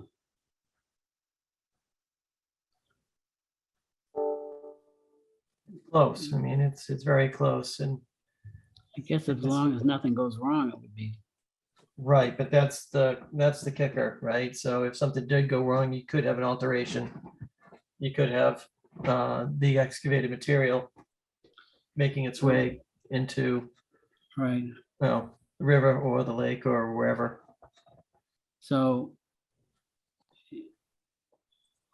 they're not really, then I know the stream, it would come under the riverfront because it is a stream, but it's actually it's in the roadway. Right. I mean, how much chance could there be of an alteration? Yeah, only if erosion and sediment controls failed or Yeah, they weren't able to keep up with the dewatering. or yeah, well, I was worried more about the dewatering because I know that thing flows with water all the time, so. Right. I mean, the box, it's a box culvert, it's 7.5 feet wide. So they have to snake that pipe under 7.5 feet of pipe. How do they dig that out? Yeah, do they use the directional drilling to do that, or? I know, or they might have to cut a hole in the pavement that's at least twice as long as, at least as long as the pipe that you want to get in there, right? Yeah, You'd have to go at least 7.5 feet to one side of the box culvert, or 8 feet or 10 feet maybe. So it's probably going to be a fairly good sized hole. right. I'm almost thinking that he should do something more than just hay, the silt socks and something. I'd rather see hay bales. Do you think we should postpone this discussion until? Yeah, well, we've lost Bill, so really, I think we should just continue and move on. Yep. Because he's not here to answer any questions or to take any feedback. Yeah. So let's do that. Let's just move on. And we'll have them scheduled for the next meeting. All right. Yeah, it sounds like a good idea. All right, so next up is Stark Ave. It's DEP 313616. Continued public hearing, notice of intent for the construction of a roadway and associated stormwater management within 0 feet to a BVW. Is the applicant here? Hi, good evening, Mr. Chairman and members. Good evening. Hi, Peter Blaisdell from Williams and Swarages, representing the applicant P&G Utilities. With me this evening also is Thor Ackley, Akeley, who is our wetland scientist on the project. Let's see. Is it okay if I have your permission to share a screen? Yes, please do.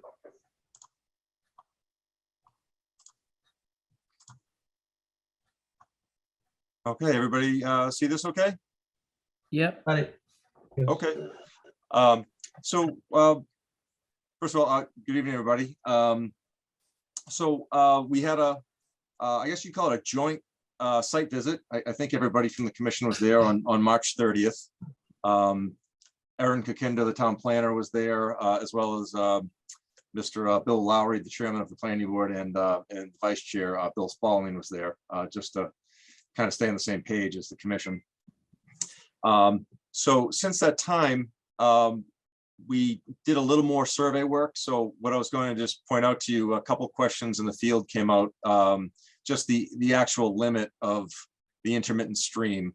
So that's just shown here in this blue line on the south side coming down to the culvert. This green line would be the culvert that travels underneath the private way and terminating at that head wall on the north side. And then this is the culvert that then proceeds to the north and then the northwest. You probably met Mr. Howe, he's the gentleman that has the last house on the right that has the temporary cul-de-sac in his property that we're proposing to remove. At the request of the chair of the planning board and the town engineer, we did some additional topo work here just to make sure that our final grading plan makes sure that no water gets left on his property and that everything makes a smooth transition out to the street. So the only other work that we did there was just to do some GPS work just as part of the rules and regulations. So I'm just gonna show you here that this is basically what we're looking at, the existing conditions. This is the edge of the bordering vegetative wetlands. I won't get into that. If there's any questions, Thorson can answer that on both sides. I'm just gonna switch over. We had a little request in the field by Rebecca. She asked us if we could, excuse me, I'm just trying to find. This is it. She asked us if we could modify our plans. And at first I said, yeah, that wouldn't be a problem. But then after thinking about it, we thought that wouldn't be a good idea, just because we'd have two separate sets of plans, one before the planning board, one before the Concom.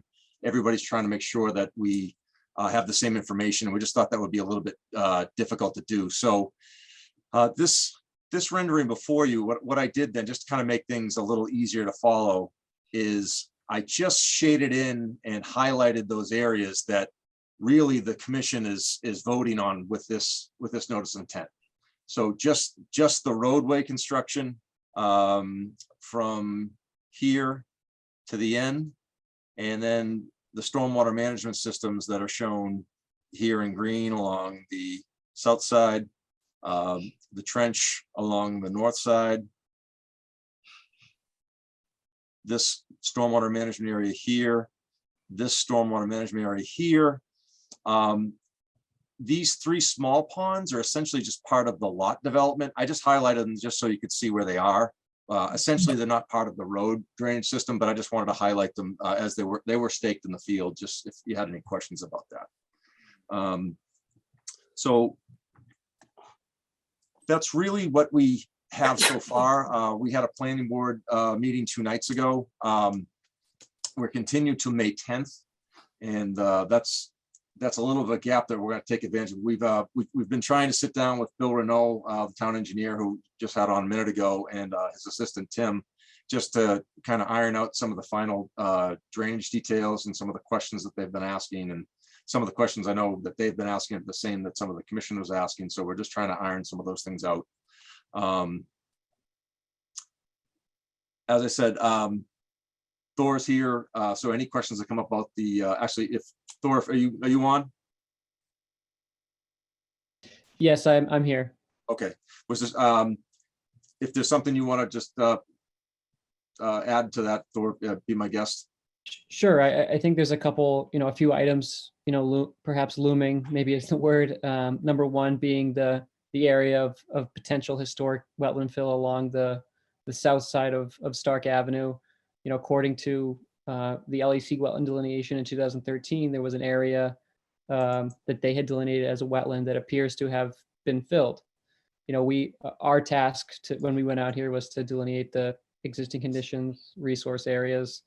But that area does look a little odd, and it is odd that I believe there's another plan that shows a similar wetland boundary as the LEC plan as well, that Rebecca could confirm. But that occurred on town land. It had nothing to do with our client. It had nothing to do with this project. If the town wants to conduct an investigation into that, I think that's reasonable. In the effort to move the project forward, our client and the applicant is willing to construct a wetland replication area that we can show on a revised plan. In areas, typically you'd show a replication area sort of adjacent to where you're filling. In this case, it was kind of an odd arm that stuck out before, and you have a pretty narrow stream bank there. It doesn't make a whole lot of sense to create a wetland right there. In my opinion, there are better opportunities to improve some of the areas on the lower half or the north side of Stark Avenue that the resource areas would benefit more from, potentially removing some debris, historic debris that's been out there, and mitigation in the form of at least that square footage, typically would be required, and the applicants committed and believe that would be we believe that would be an appropriate avenue to deal with this historic, what appears to be filling of a wetland, which the story is still a bit unclear on. In addition to that, I know, Rebecca, you'd sent out an email that addressed a couple concerns you had about our delineation, as well as a few other items. I can only say that, I'm not going to lie, it wasn't a super easy wetland. It wasn't a classic toe of slope wetland, but you referenced that the timing of our delineation, early March, may not have been ideal in determining the wetland boundary in relation to vegetation popping up. But I can tell you that I've been out there probably 10 times or so now, both to review the wetlands more than, I believe, 3 times. I actually went back out with my lead, Greg Hockmuth, to look at it again, at other times of the year, not just early March. So I'm aware that there are spots where you may find a species like skunk cabbage, which is an obligate wetland species in the upland, and that's not uncommon for skunk cabbage. Typically you do find it in a wetland 99% of the time, but there are oftentimes cases where you do find it, especially on slopes, especially near streams, where it does venture into the upland. Without having a soil auger respectfully with you on your and Jim's visit, you really can't determine the limit of the wetland in that area. And if you look at the photos, there really aren't any other indicators of hydrology to determine that. Elaine and I walked every flag. We reviewed every single flag in the field. If the commission feels they need to review that line any further, we're happy to, but we had 2 of the probably most qualified people to look at the wetland at the time when we did look at it, Elaine and I. The other side, the portion of the site that you had looked at, excuse me, was probably an area where, there was a little bit of a challenge, but I think most of the backside there isn't extremely difficult to show. You do have areas of historic fill, but certainly, there is a line where you have native soil, and we followed that line in a typical wetland delineation fashion, followed the hydric soil line in areas where we had wetland vegetation and other indicators of hydrology. It wasn't something that was, special or unique, and generally I would say we were pretty conservative with our delineation. We kind of stayed away from the areas where fill was put. It can be argued if the fill was put there prior to the Wetlands Protection Act, that some of those filled areas could not even be considered wetlands at this point, but we didn't press it. We stayed as far away as was reasonable. Elaine and I even moved a flag that we had discussed in the field, where we did include a filled area as a non-wetland, and it ended up becoming more favorable to the commission. In regards to data forms and soil logs, personally, I've never experienced pulling out a data form, reviewing a wetland in the field. It's of course helpful to have in the file, I suppose, but it's really something where additional data forms, they're really not going to tell you much of a story until you're in the field like Elaine and I were, and are going flag by flag and looking at the site. But we're happy to give the commission whatever they need to make a decision. Thank you. Thank you. There was a letter from Bill Winnell with comments or questions. Were those questions answered? Mr. Chairman, some of those questions we're trying to answer with him by sitting down face to face. We were supposed to meet with him on this past Monday. However, something came up just about for everybody, and we're trying to get another meeting with him hopefully early next week. So a lot of these questions we're trying to just ascertain exactly what he needs, and then we're going to provide it. Okay, yeah, some of those questions would certainly help us out and influence the questions we ask. So we do want to get, responses for those.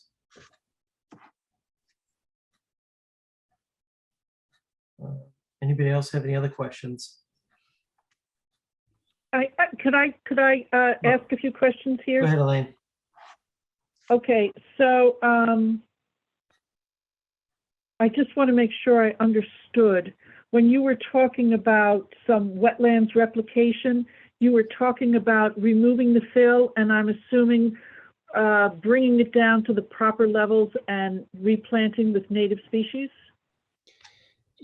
Yeah, I mean, if I'm just kind of extending an olive branch as an opportunity for the commission to say, I think that makes sense, to not replicate up by the top of the south side of the stream. Of course, if you remove the fill in those areas, you'd bring it down to the natural soil layer, where you probably have, a typical peat layer, maybe some wetland soil underneath, and installing native plantings. Yes. Okay, so I would just like to say that it sounds like a good idea. I just would like to go out in the field and take a look at how that's going to work in practice. One of the things we certainly don't want to do is, in order to ensure we make the square footage we need, for example, remove a tree or two and replace with native shrubs. I think it makes more sense to maybe work around the trees we already have in an attempt to get that square footage we need. I think that area is better than the entrance near the existing cul-de-sac for wetlands replication, which is going to be very busy with cars. I think that's a better area, and I like the idea of more native plant species. And the other question I had was, Rebecca talked about a buried outlet pipe where the fill is now. So my question is, buried pipe. And then she said the area of the outlet came out to the where the stream is. So there's a couple of catch basins that drain into a drainage manhole, and the outlet is covered. So my question is, there seems to be a covered outlet there, and it seems to come out from the drainage manhole.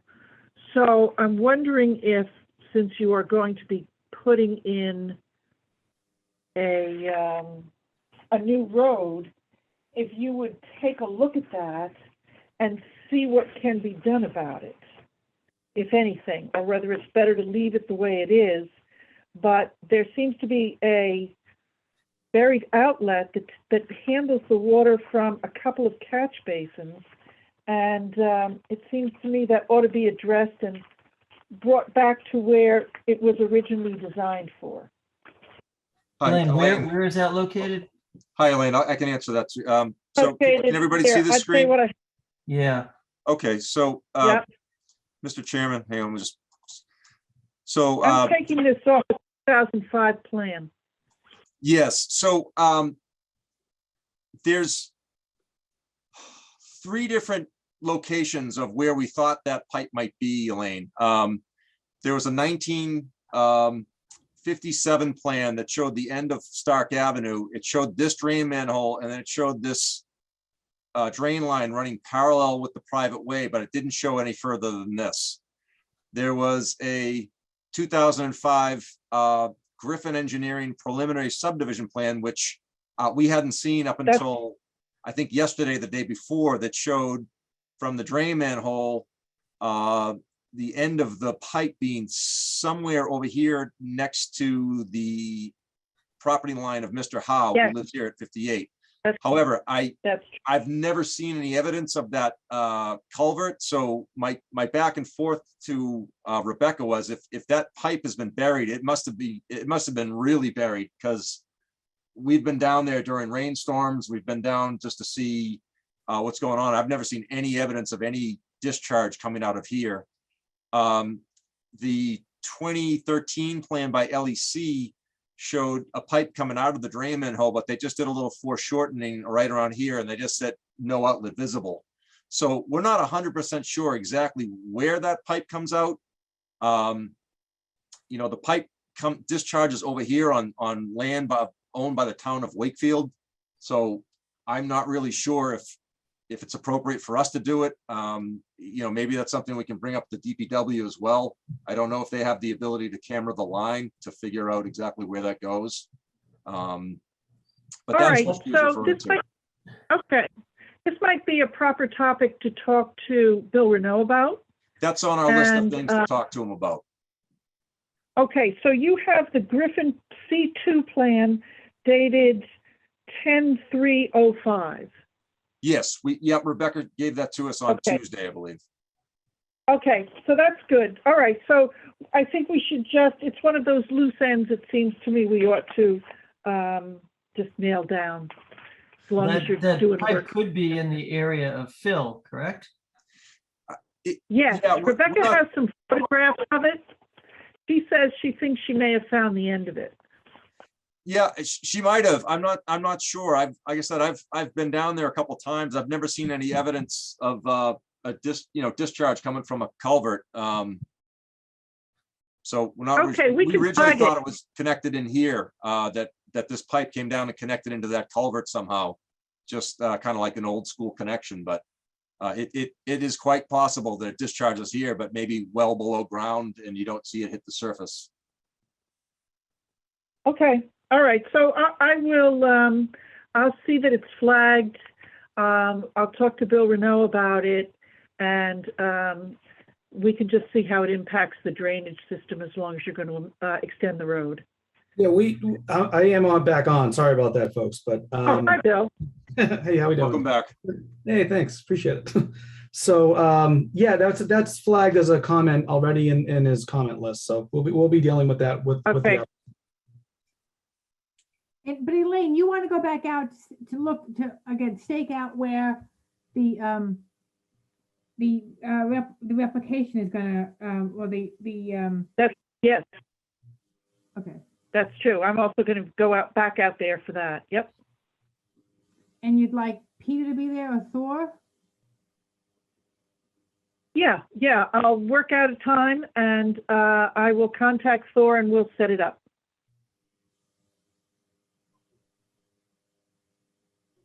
Okay, any other questions or comments from the Can I just commission? ask, Peter said, Rebecca had asked for some changes on the plan. He didn't want to make them because he wanted to keep the plans submitted to the planning board and submitted to us consistent. But the planning board hasn't signed off on anything. And so there's still plenty of time to change the plan to be as Rebecca had asked. I'm not really following why you wouldn't do that, Peter. Well, Teresa, it's pretty standard that we file the same plans with the planning board and then file them with the Conservation Commission so that something doesn't get lost in translation. In other words, if we just filed a plan with you that showed only the road and the drainage in the street, you really wouldn't be getting the full picture. So it would actually make things very difficult because some changes, let's say you ask for a change on this plan and somehow it gets lost and it doesn't make its way over to the planning board plan. That's why the owner hired you to make sure that wouldn't happen. Well, I wanted to accommodate Teresa, but it will make things more difficult. And I think you could probably ask Mr. Renaud, he would probably agree that to have two different sets of plans before two different sets of boards is going to lead to confusion and probably something getting missed. And I'm sorry if I'm not clear. Now, what I was proposing is that you change the plans before the planning board and so that they're consistent with what we had asked for. Again, I'm just throwing that out there. Not that there'd be different plans, that you revise the plan. And I understand if you want to say, no, we don't want to do that, that's your prerogative. Yes, we don't want to do that. We think it's a bad idea. May I ask you a question? What is before the planning board? Just the road? Or is it also a two-step? Or does the planning board want to see holistically what on earth is going to happen here? No, the planning board has the same set of plans before them as you do, Mr. Miller. Okay, so it has no. Right. The only thing I did here, Mr. Miller, just to kind of show you what you're doing, is for this filing, this is really all you're voting on. I understand. This area. I'm just asking a different question. Is the planning board also considering in isolation simply what we're considering, or is the planning board considering a more fulsome application that includes the proposed improvements? I'm just asking the question. Yeah, it's everything, Mr. Miller. The whole shooting match. Okay, so we're getting a two-step. They're getting a one-step. So we're going to ask for the road first. We found in our experience that to do everything within the 100-foot You're buffer. asking the road first, but Right. it's different. Just asking, but they're considering something totally different than us. And I'll ask this to my colleagues on the Conservation Commission. In a situation like this where there's this overlap, do we, is it appropriate or historically have we had direct conversations with the planning board to discuss concerns or I just don't know. I met the planning board people. I met a couple of them in the field, and I didn't know whether we had ever whether that is something we've done. Not really. We really haven't done that in the past. Okay, fair enough.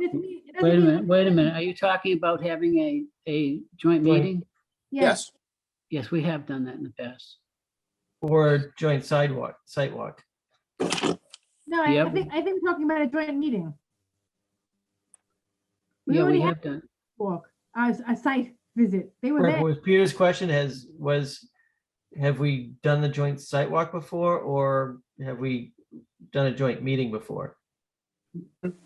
We've done a joint meeting before. I don't remember doing a site walk before. Right. Well, they were on the sidewalk with us. Right, but they were Right. there. But that was, to my knowledge, that was the first joint site walk we've done. Yeah, and I didn't think that was meant to foster interaction. It was just meant for efficiency. Yeah. I think a joint meeting about this would be very helpful. I think you're right. Peter, Yes, sir. is there a chance that we could, you know what, I went out there and I hung some ribbon on the 25-foot buffer line. Mhm. A couple of the stakes were torn out, so I had to kind of guess where they went. Is there a chance that I could get maybe 2 more stakes put in along the 25-foot buffer and put the 4 corners of the house, just put a stake at each 4 corners of the house? Well, the house corners worst. Well, first of all, Jim, you're not voting on the house, but the house corners were there. No, I know that. But we did stake the whole 25-foot buffer zone, but Yeah, I know somebody you- went in and pulled a bunch of stakes. Yeah, there was, well, I found 1 stake. I'm just saying, most of them are there except for 2, I Well, think. I that found 3 or 4 that somebody had pulled and thrown into a pile. So Okay. that's one of the problems, as you know, with surveying, is that somebody can walk on and rip your stakes out. Well, do you think that we could replace a couple of them? Right. If there's gonna be another site walk, I would like say to have let's- another site walk. What's that? Yes, I would like to have another site walk. So- If this, What I would recommend is, why don't we, if there's gonna be another site walk, why don't we get a date and time certain, and then instead of going out and staking it, a few days ahead of time, we'll try to go out maybe that morning or something, so that it kind of limits the amount of time somebody can go rip them out. okay, and I guess I didn't see the stakes for the house, so if Yeah, those are there. The house stakes are there, unless somebody's pulled them. So I'm not sure. They were there Yeah. the night of the joint site visit. I think we saw one on the ground, I think. But we walked off the approximate location. It's really Yeah. tight. It's really tight back there. And if we could get one elevation out there or two elevations out there for the top of the road. We can certainly do that. Like I said, all the stations are labeled. So I could certainly meet you, and I have the existing grade and I have the proposed grade of the profile, like, you know, so I can put a grade on it, or if I come out to the site visit, I can tell you the grade of where I'm standing, and I can tell you the grade of what's proposed. I just want two elevations out there that are top of grade, top of road. I don't care how we do it. Well, I'm sure we can figure something out. There's a couple places where the, you know, the beam poles are only 42 inches high. There's a couple places the cuts are greater than that, and I think the fills Yeah. are greater than that, so. Okay. Is All that is that proposed house as close to the street as it could be? On the north side, Mr. Romano? Yes. I believe that is, yes. Okay.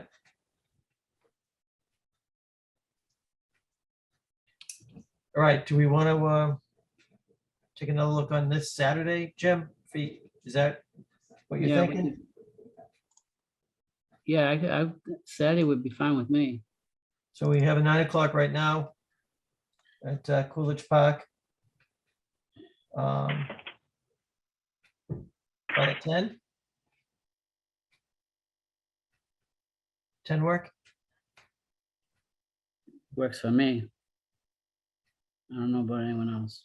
I could do 10. That's this Saturday, the 16th? Yeah. Okay. Is that too soon? Now, Rebecca had mentioned that a lot of the plants were cut, and she couldn't figure out what was what. It was just a bunch of stems out there. Honestly, Jim, I have no idea. Well, you've been familiar with surveying a long time. I mean, our guys do go through and they have to clear some lines to run traverse through, but yeah, they just do some selective pruning. I know. I don't know what she's referring to. I mean, and when the guys go out and do their survey, they have no idea where the 25-foot no disturb zone is. No, But they I know. don't clear cut areas. I know that, but it just so happens that the area that they cleared was the area that we were trying to, delineate as far as BBW. So I don't know that it was our guys, Jim, is what I'm saying. I don't care who's got. I'm not blaming anyone. I'm just saying it might present a problem trying to verify based on vegetation, the BBW line. So Well, you'll have Thor and Elaine there to cover that. well, they can't. Yeah, I know, but they can't tell by a root of a stem either, can they?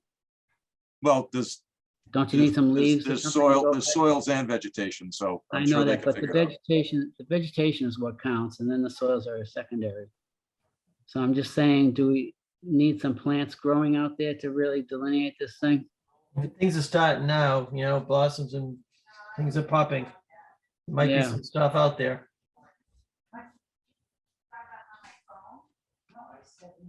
Yeah. Yeah, the red maples have been like going crazy the last week or so, and that Well, hail and wind the other day brought everything down. Well, I'm thinking more of the shrub layer, the herbaceous layer. That's what seems to be coming up out there, because like the skunk cabbage is coming up, and I know skunk cabbage does grow up high, but you can tell by taking some soil augers that the soil is totally different where the skunk cabbage is. Yeah, I mean, there's been some disturbance out there historically. We saw that there's kind of a ATV trail and some Yeah, that should be stopped. castings and there's a bunch of different things that have happened out there over the years. It looks like there's a fence back there. Yeah. Well, we can take a look at that Saturday. Yeah. Okay. All right. Any other questions from the commission? Any questions from the public? All right, we'll take a site walk Saturday, 10 a.m. That's 416. I can't make Saturday, but it sounds like you may be okay. And if you need me there for any reason, I can't make Saturday at 10. Okay. But you arranged a time with Elaine though for. Oh, I'm sorry, Thor, you can't make this Saturday? No, I can't. Oh, Well, hang on. Is the purpose of Saturday for Elaine to go walk this with Thor, or is there another purpose? I think it's more just for the commission to take another look. Okay, Right? Elaine and Thor can arrange. I honestly think if we could wait an extra week, it might even be better. We might Well, get some I was just vegetation gonna going. say too, Jim, I'm sorry, it just dawned on me. It's 2 days away. I'm not 100% sure I can get a survey crew out there by then. I mean, they've got pretty booked tomorrow, and then I'm not sure I could get somebody to work Saturday morning. It's Easter weekend, so All right. maybe putting it off a week might be the best. Yeah.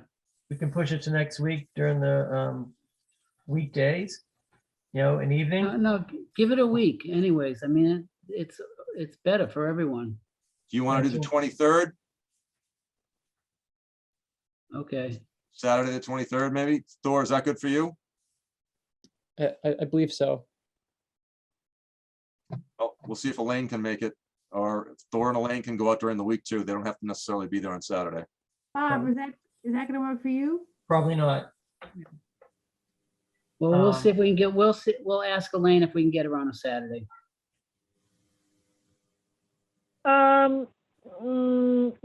Actually, I think it would be better for Thor and I to go out during the week. There'll be a lot less going on. There'll be a lot less distractions.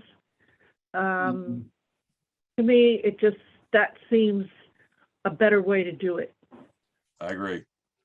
Do it during the week. Okay. All right, I still think you better off to leave it,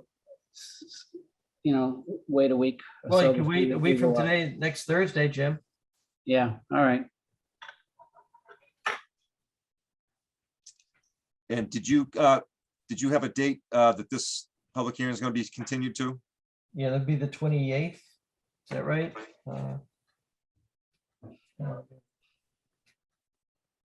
Yeah, the 28th would be the next meeting.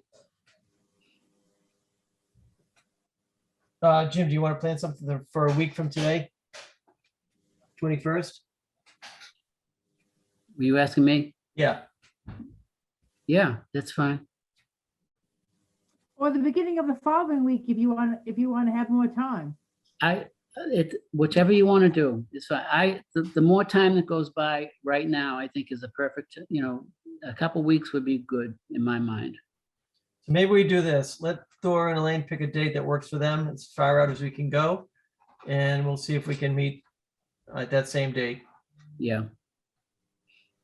Elaine can let us know what they choose and see what we can do to join them. All right, so maybe the best thing to do would be to do that now. I could meet next Friday. That would be Friday No, I think you need to put it out further, Elaine. the 22nd. Yeah, and Jim, you hear what Jim just said, Elaine, to put it out further? I'm sorry. Well, the next meeting after that was the 28th, the following Thursday. Right. So if you want this done by Thursday, then the best day would be Friday, the 22nd. Why does it have to be a Friday?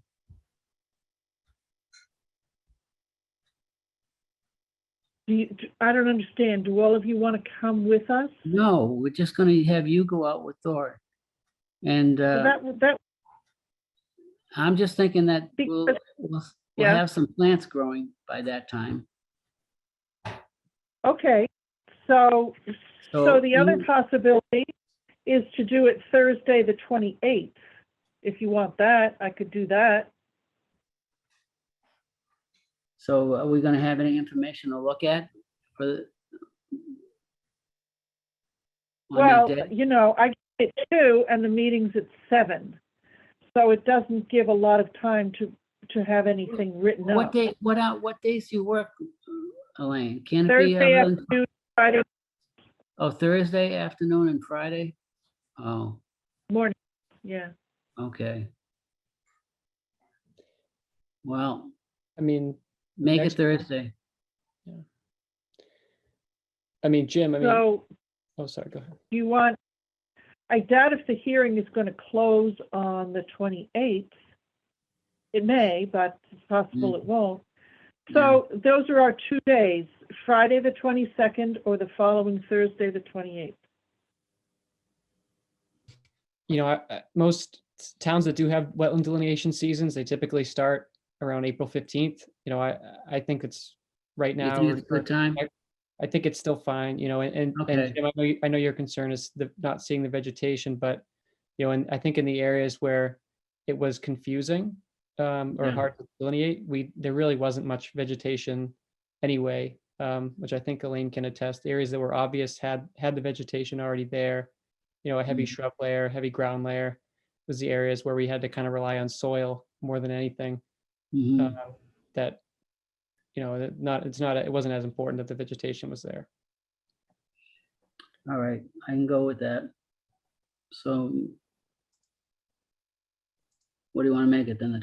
Would you say the 21st? 22nd, Friday. 22nd, so make it the 22nd. Okay.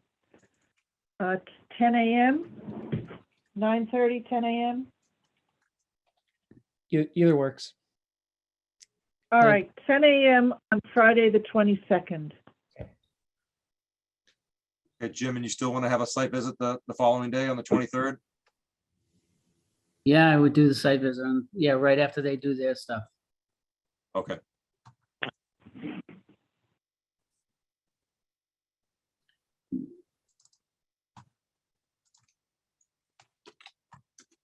Got Bill hanging here, we should probably. Yeah, we'll get Bill on next. All right, with that, we request a continuance till April 28th then, please. Yeah. Jim, what time on the 23rd for the site visit? 9 o'clock. Oh, Okay. does that work? No. You said 10, but we can do 9 if 10 you want. Before. but- Okay, 10 o'clock. 10 o'clock, leave 10. Someone got these times straight? On the 23rd. Yes. Is Don't that a miss it. problem? Does that work? I don't know if it's gonna work for me, but don't let that be the determining factor. Okay. We gotta move on. We're Yeah. All right. Thank you, everyone. All right, thank you. Better get Bill back. He's been waiting. Hey, folks, how we doing? I'm back. Sorry about that. My computer shut down on me. Apparently the battery was dead, so. Oh. Yeah, took me a little time to get back on. So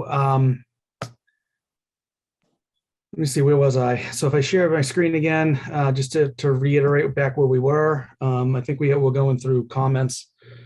This is showing the Lowell Street. I think that's where we were at. I don't Lake- see anything that. There it is. Yep. Hey, Bill, I just had one question for you. How are you gonna snake that pipe underneath that box culvert? So it gets excavated. They basically go and with a big excavator, they can excavate underneath on either side. So keep in mind, it's only a trench. So I know, but it's 7.5 feet wide.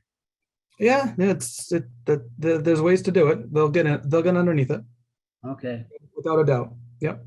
all right, no problem then.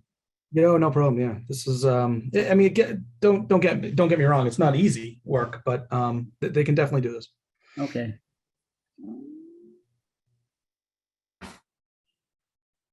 All right. So if we go back to the other one that you wanted to do, can you go back to that one? I certainly can. Can you see that one? Yes. Okay. So the green box, what is the green box that you're showing there? Is it? So basically, this is the filter bag area, right? And then a ring of hay bales around it. Okay. Yeah. So we want to basically have it controlled. And then what it would do is then it flows into the catch basin here, and we'll have that the silt sack in the basin, and then it will flow eventually into Lake Q through the filter berm. Yeah. This one's a lot easier. Obviously, all we have is we're going through a 24-inch Yeah. pipe. 30 pipe. Yeah, that one does look easy. That's a lot easier of a construction. By the way, Bill, are you maintaining that berm?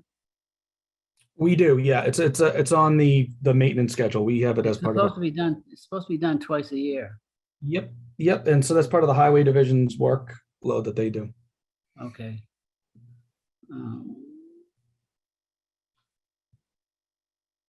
I have a detail of what that berm looks like, and I think that we're not quite that shape anymore. Okay, do you want to send me what you have, and I'll put some eyes on it myself. Okay.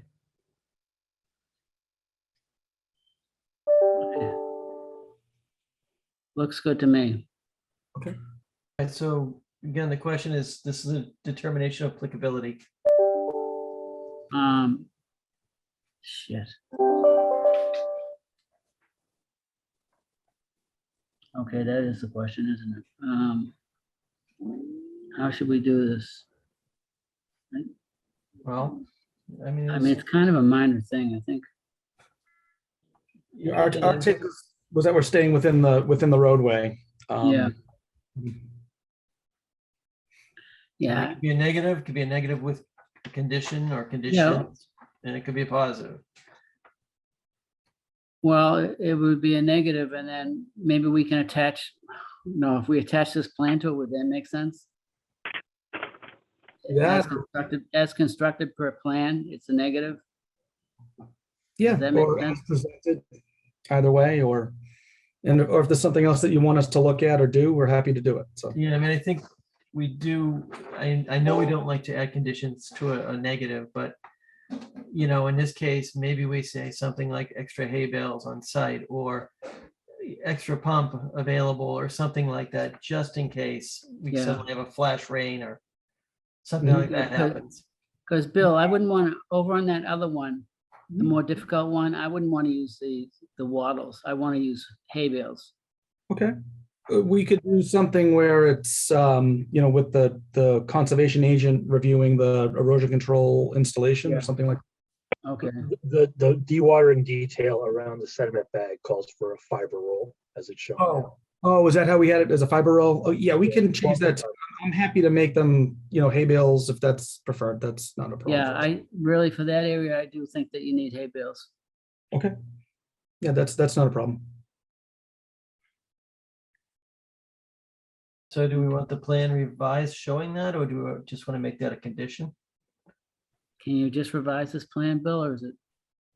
Yeah, we definitely can. Or if you want to, have the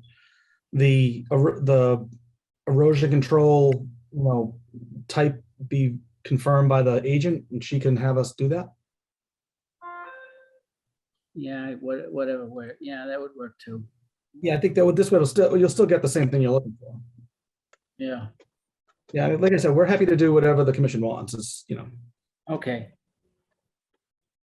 So under that scenario, would be looking to issue a negative determination with the single condition that the agent would determine the erosion controls to be used on site. Does that make sense? Yeah. Yes. All right, do you want the extra hay bales? I think we do. All right, so that's 2 conditions. And then I would also put a note in that this determination does not reflect the approval of any resource areas. Yes. Correct. Yeah, that makes sense.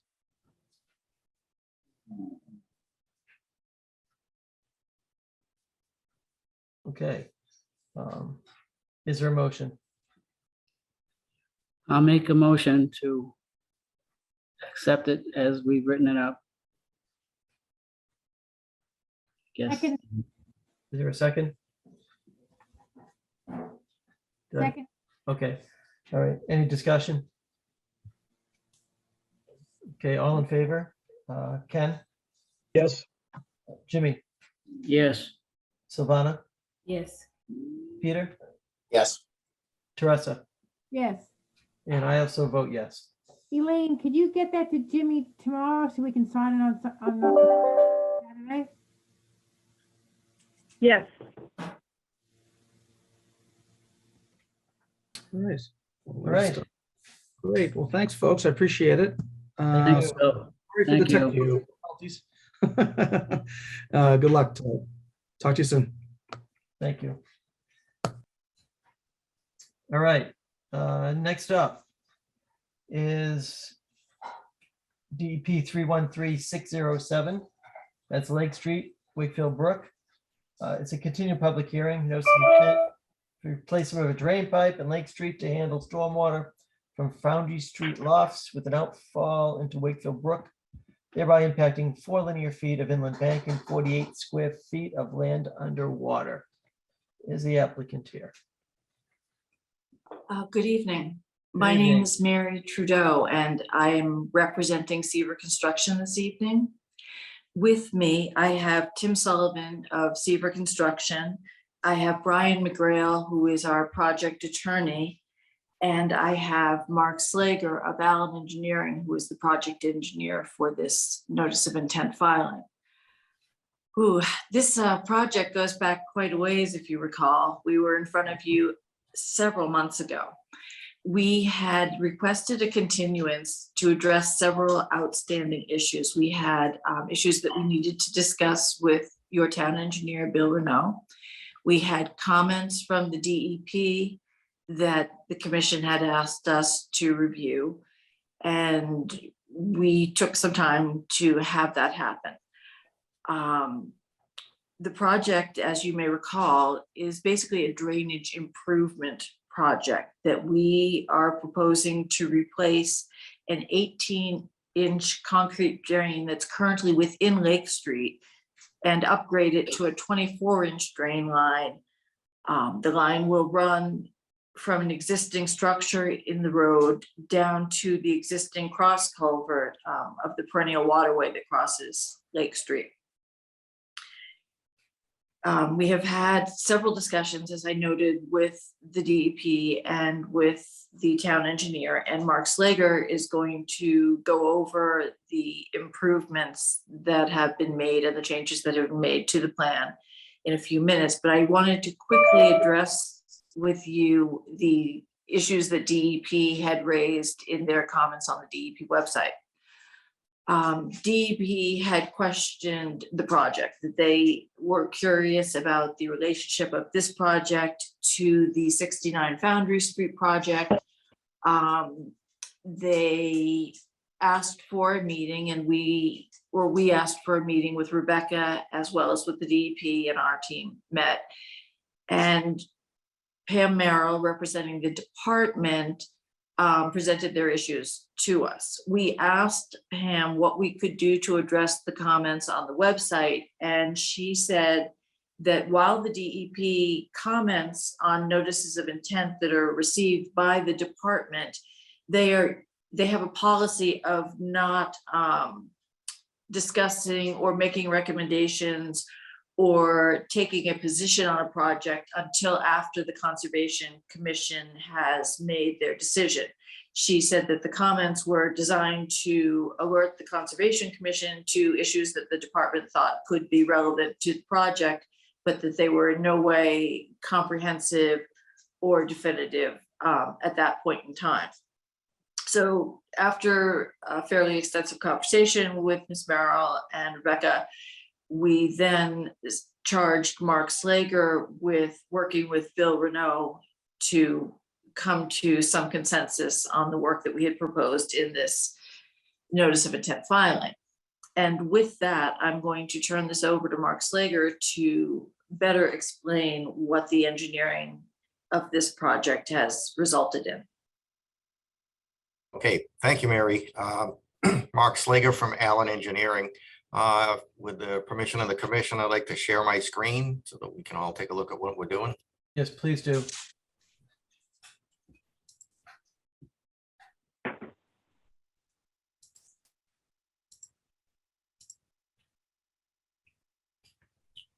Okay, so here we have an existing 18-inch drain in Lake Street, and we're proposing to upgrade it to a 24-inch drain from where the drain comes from the 69 Foundry Street site, from that manhole all the way down to the box culvert. The initial filing showed a connection basically where the existing pipe goes in now, but we've modified that to a new culvert opening closer to the entrance to the culvert, but not where the existing pipe is now. And the reason for that is for several reasons. We want to maintain the existing drainage system while we're doing the work. And that would involve, if we use the existing opening, it would be a lot more complicated to try and maintain that. At our first hearing, the town engineer, Bill Renault, had some concerns about how we were going to make the core into the existing box culvert while still maintaining the existing capacity of the 8-inch culvert. At the time, we proposed a curtain wall around the opening, and to dewater that while we were doing the work. However, it was going to have too much of an impact on the capacity of the culvert. So we came up with an alternative. The alternative is to basically block off where the culvert is going to be coming through the wall. And what I'll do is show you a little detail. So basically what we have from, if you're looking at it from up top, we have the 24-inch pipe coming through and penetrating through the culvert wall. And here it is in cross-section view down here. So you can see the pipe is pretty tall, a 24-inch tall pipe in a 4-foot box culvert. What we're proposing to do is build basically a cover over the inside of the culvert where the saw cut into the side of the culvert is going to take place. And what we would have is basically just a wood frame structure that's going to be raised. It would raise the lid of the cover about 4 inches away from the wall so that it wouldn't get damaged during the saw cutting. We would have some a butyl sealant around it to help it maintain water tightness. Basically push that up against the wall and hold it in place with some bracing across the box culvert. And those bracing would be above the water level. So then what we could do after we put the culvert cover in place, then we could saw cut and remove the opening on this side without having any water coming in to our excavation area. And it would also maintain pretty much full capacity of the culvert while we're doing all the work. It would be very minimal amount of work inside the culvert, aside from just putting the cover in place, bracing it with some screw jacks against the wall. And then we could go back outside and do the work necessary outside the culvert area. So if we go down here, you can see this is where the new pipe would be. We'd create the cover for the opening. Then we could cover cut the culvert, install a couple sections of pipe in, and then actually go all the way back and put in the manhole. And once we do that, then we can release the cover. Before we put in the manhole, what we'll do is block off this pipe with an inflatable plug. That would prevent any water from the culvert backing up into the drainage system. So then we could dewater this section of the drainage system while we're working and pump the drainage system into this a dewatering area here for sediment removal. Then it would drain back into this culvert, into the catch basin, and then flow back into the culvert. So we could have a much more controlled scenario where we can block the new culvert off, block the existing culvert off, and at the end of each workday, we could just remove all of the plugs and have the whole drainage system fully functional. We have a nice consolidated work area for dewatering, and we can maintain the drainage system on the full other side of the street while all of this work is being accomplished. And at the end of each workday, we would just simply remove the plug from the new 24-inch culvert, and all of the drainage system on the east side of the street would be intact as well in case there's any unforeseen rainfall events that occur during work. So with this, we're having the absolute minimal amount of impact on the inside of the channel and doing a decent job of controlling the water and controlling and maintaining the existing drainage system. I've met with Bill Renault and went over this with him. I don't want to speak for him, but he's comfortable with our whole process here. And I think we're at a point where we're ready to move forward. And hopefully if we have a nice dry July and August, we can get this work done finally. And with that, I'd like to turn it over to Brian McGrail, so he can address some of the other issues that have come up. Thank you, Mark. So as Mark had mentioned, this has somewhat of a long history. It goes back. The original project was permitted. The project at 69 Foundry Street was permitted back in 2017. And originally it was contemplated that there would be a drainage swale and discharge of water would not come out towards Lake Street. I was involved in the permitting of this. And at the time, the town engineer at that time, Mike Collins, requested that design change to bring the drainage from the site out to Lake Street through a piece of property that's owned by 69 Foundry Street. You know, it was very important for him that he put a condition on our zoning board approval that pipe was going to get changed from an 18 to a 20 inch. He thought that would have a real benefit to the area. In speaking to Elaine today, and also with meetings that I've had with Bill and Rebecca, I think, I guess to get straight to it, I think there's some concern from the commission that some of the water that's coming out to Lake Street isn't treated. There's no treatment. It's been our position, and it is our position that Lake Street, I'm sorry, the 69 Foundry Street was approved by an order of conditions. And this is the design. And I think in my discussions with Rebecca and Elaine and Bill, you know, we could take the position that, you know, no treatment is required because that's already been approved. It's a separate project. I had a great conversation with Elaine today, and you know, with her concerns that there is no treatment for solid removals coming off of the site.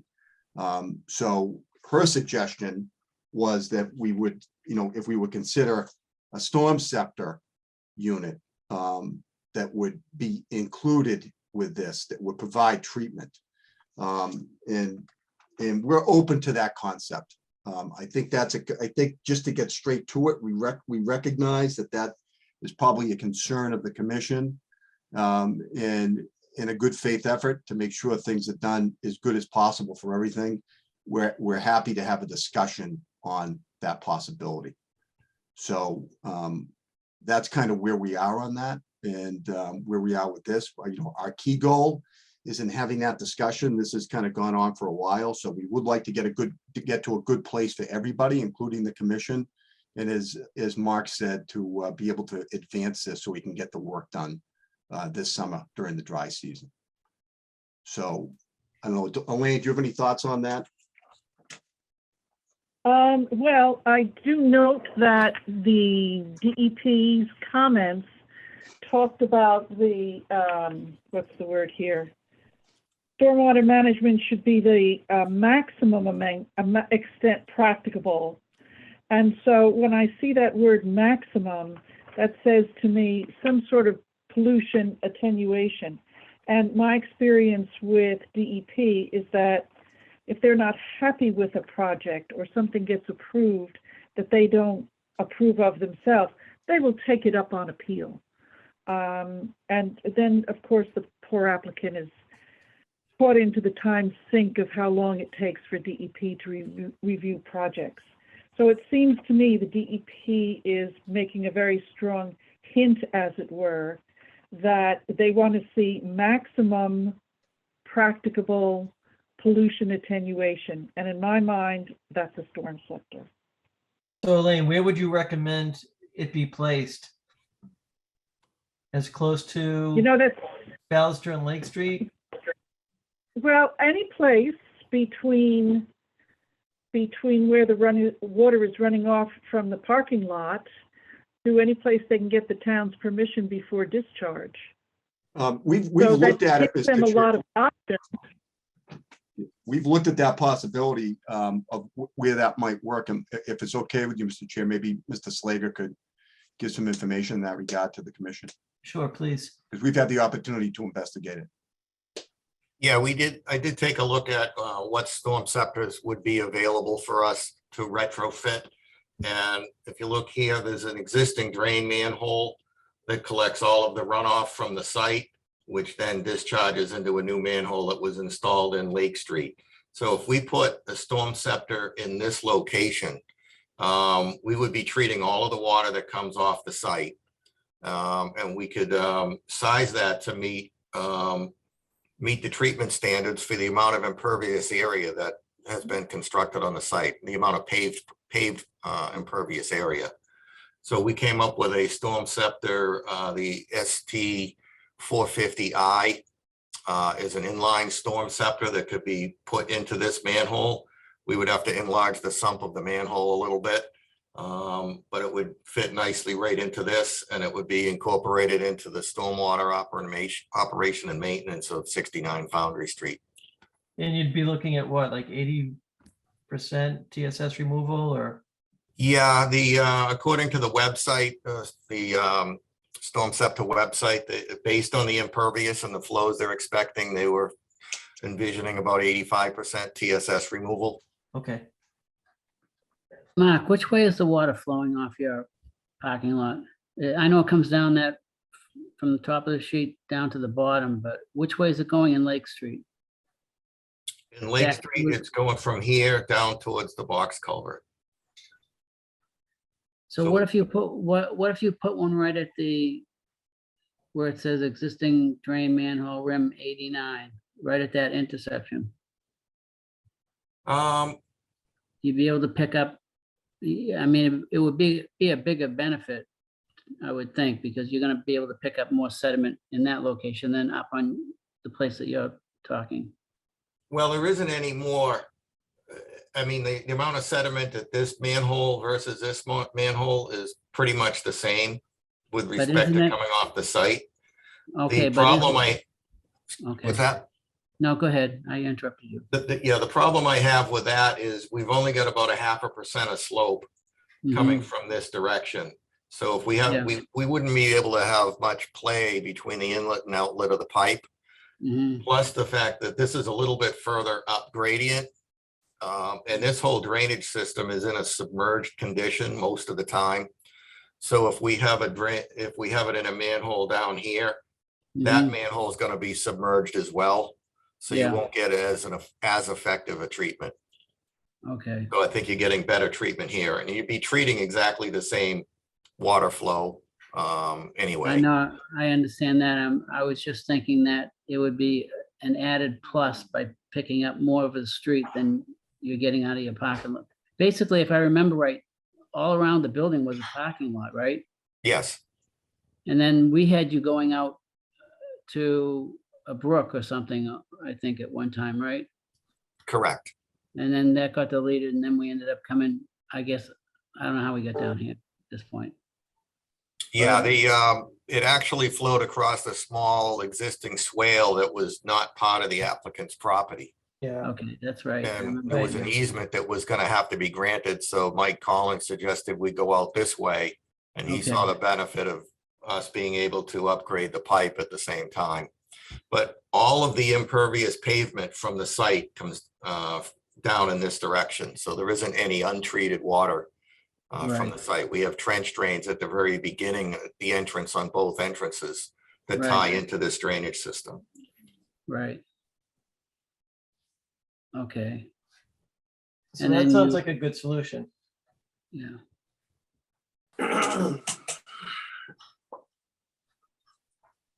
And then did you say you were increasing the size of the drain pipe? Yes. The one in From Lake what- Street is going from 18 inches to 24 inches. 18 to 24. Right up to the culvert? Yes. Box culvert? Yeah, from where 69 Foundry Street discharges into Lake Street, all the way to the box culvert. Okay. And you're saying that's in submerged condition a lot of the time? Yes.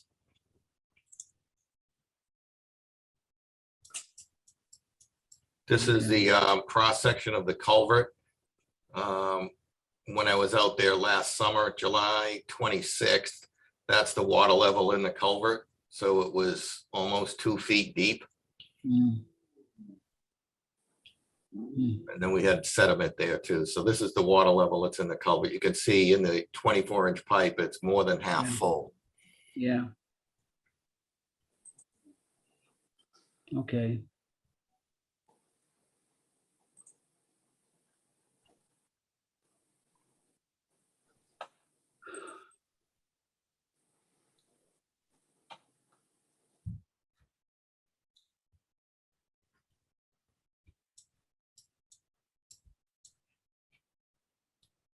Any other questions or concerns from the commission?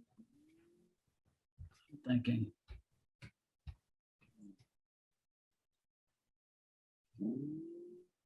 I think one of them is that it's showing a silt sock around that sediment bag, just like in the last,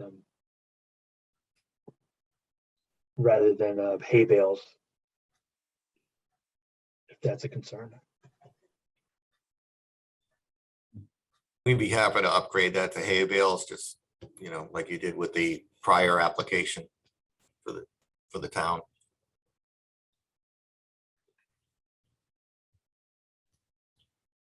I think so. So is this a one-day operation to do what you want to do here? I would say from the time we block off the culvert, the temporary cover inside the culvert to the time we get the manhole installed, you're Yeah. probably looking at 2 to 3 days. And then the rest of the work up the street,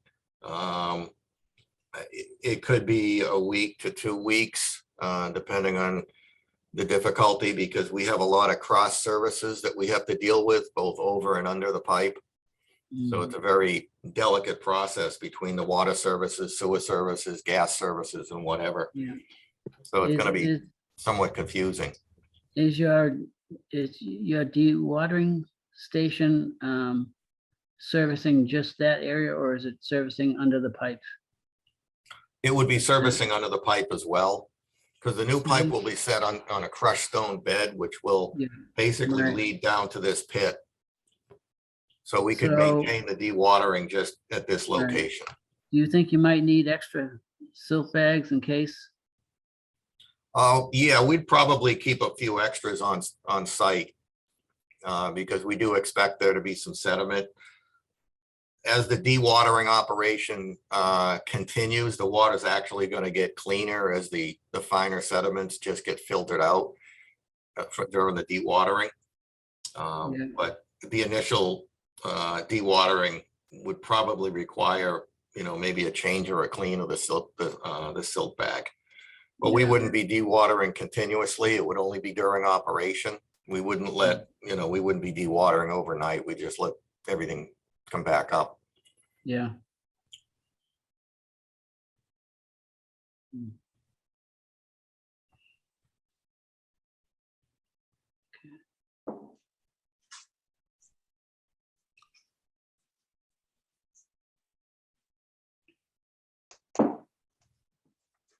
Any other questions from the commission?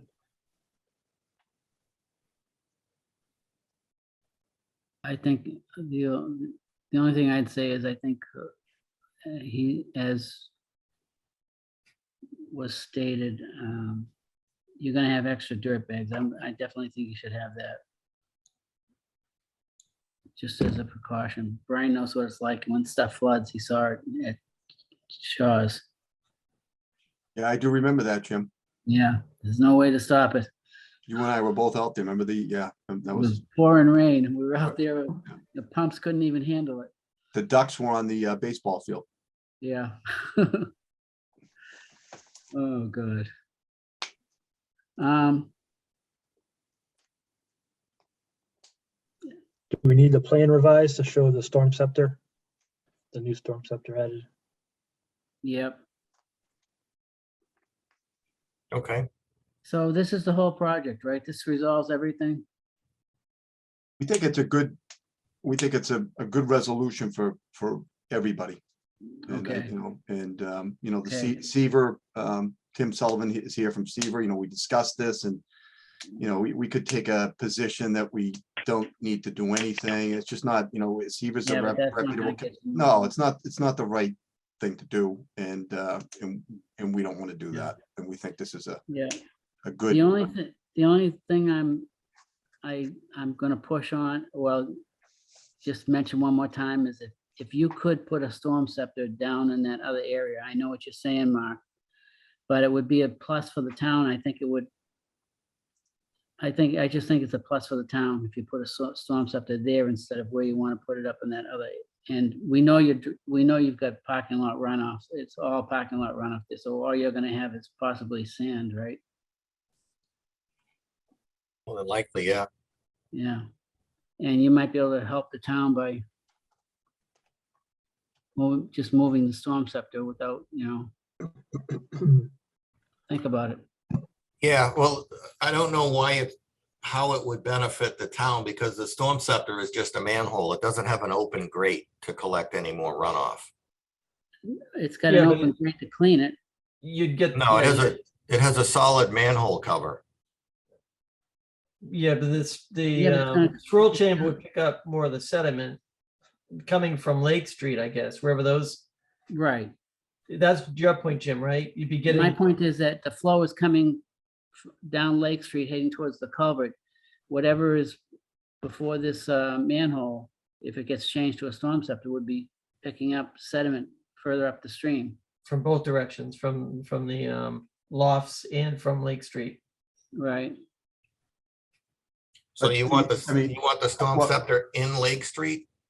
I just want to be clear. So the strip of land that comes down through the two properties shown on the plan, Yeah. Elsowitz and 20 Lake Street, that's not paved. Okay. So That's that's landscape. okay. That's landscape. So I didn't know, Jim, if that's where you thought some of the capture would Yeah, be. but Oh, you've got an existing, well, yeah, but you can't, so you've got a pipe already there. So you Right. just gotta tie it into where we're saying to put the storm scepter. That's right, but to put a storm scepter and to create a new location is just gonna really add on to the expense too, because if they put it where Mark is proposing, they already have the manhole structure there. Okay, but you'd be talking really the difference in cost between a manhole and a storm scepter, right? I don't know how much that is, but, and I would check this out with Bill anyways. I mean, I'm just, offering it as a suggestion. Well, Jim, are you Well, talking about replacing that manhole at 89 with the rim 89 right there? with the Right storm there, scepter? yeah, right You there. want to put, so it would be within Lake Street, in the pavement of Lake Street. Yeah, but aren't you doing work in Lake Street? You gotta remove all the 18-inch pipe. Or is Well, that already done? That's a brand new manhole that we just put in. Well, Oh. You can use it somewhere, can't you? I think, Okay, forget Well, it. you were talking Yeah. about retrofitting an already existing manhole at the top of the screen. So we're Right. saying, can you retrofit the Yeah, already I know. existing manhole? If it works, can you Right. retrofit that one instead to catch upstream? well, I think, again, the problem is, no, you can't, because you have two inlets and one outlet. And the storm scepter that we're looking at is only designed to have one inlet and one outlet. So right here, we have a 15-inch in, an 18-inch in, and a 24-inch out. So you've got three different pipe sizes, and the storm scepters aren't made for something like that. The storm scepter that would be required there is just, it's a whole different animal. You wouldn't be able to fit it in a 4-foot diameter manhole. So the only thing we're gonna do is, we're gonna put it in here where we already have a manhole.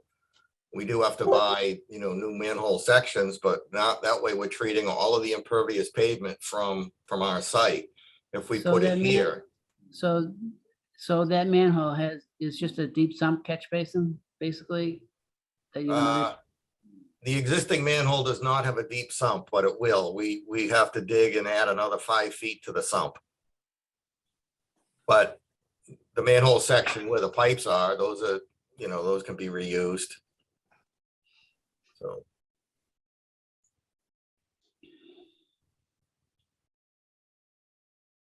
And again, this is in a submerged condition, so you won't get as good a treatment with the Well, you storm can- scepter in a submerged condition. Yeah, all right. Right, because you need the swirling action Yeah, to all right, forget it. settle out the sediment. Mhm.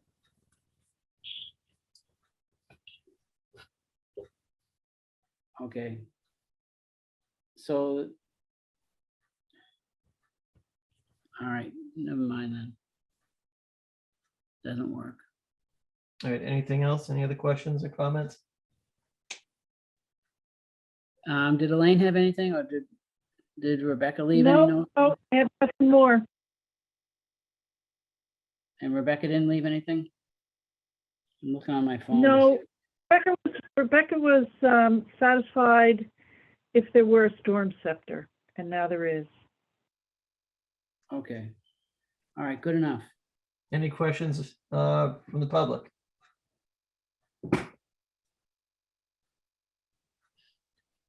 All right, so we do need a revised plan showing the storm scepter unit, and maybe a note with additional sediment controls on site. Yeah. Okay.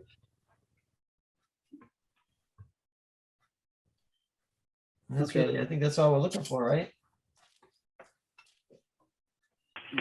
Need a detail with the storm scepter? Yeah, I can add a detail of that too. All right, perfect.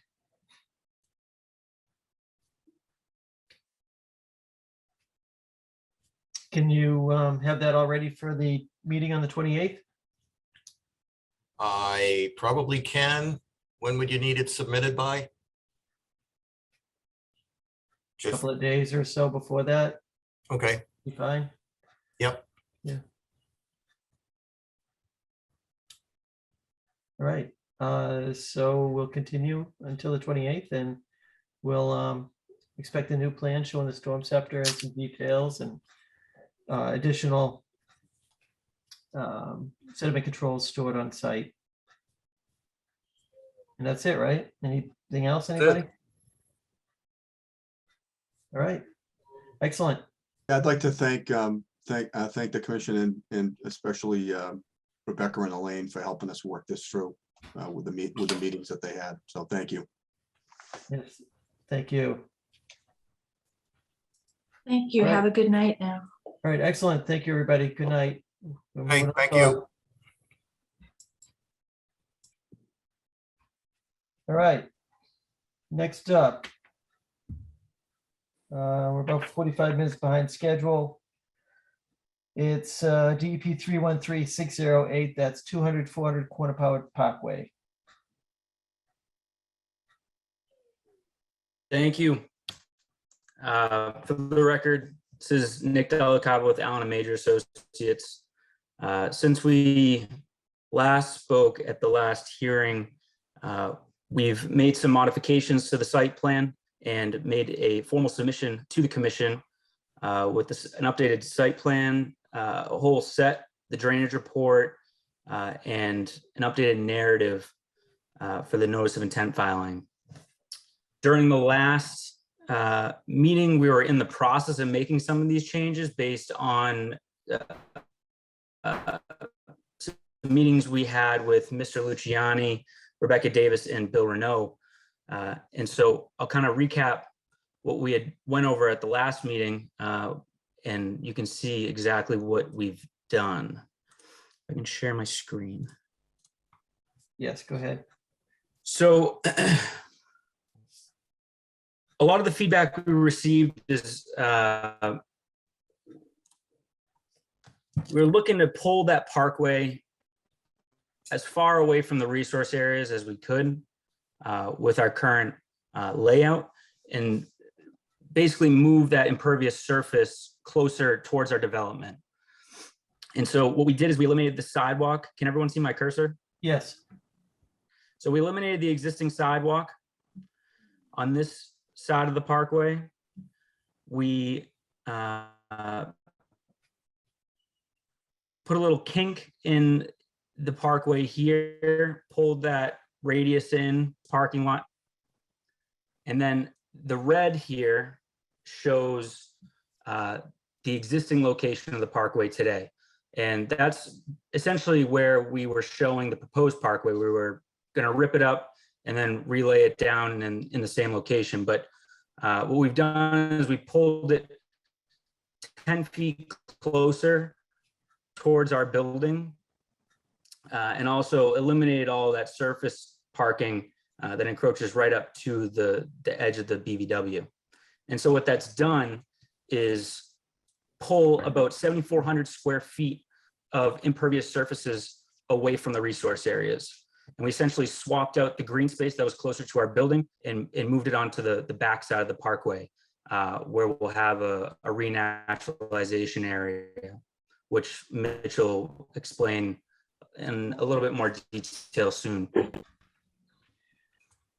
We also updated the riverfront exhibits. So within the 0 to 100 foot buffer, we are creating about 1,700 square feet of green space. And within the 100 to 200, we're creating about 4,600 square feet of green space. This plan shows the existing impervious surfaces within, comes up here, and the parkway entrance.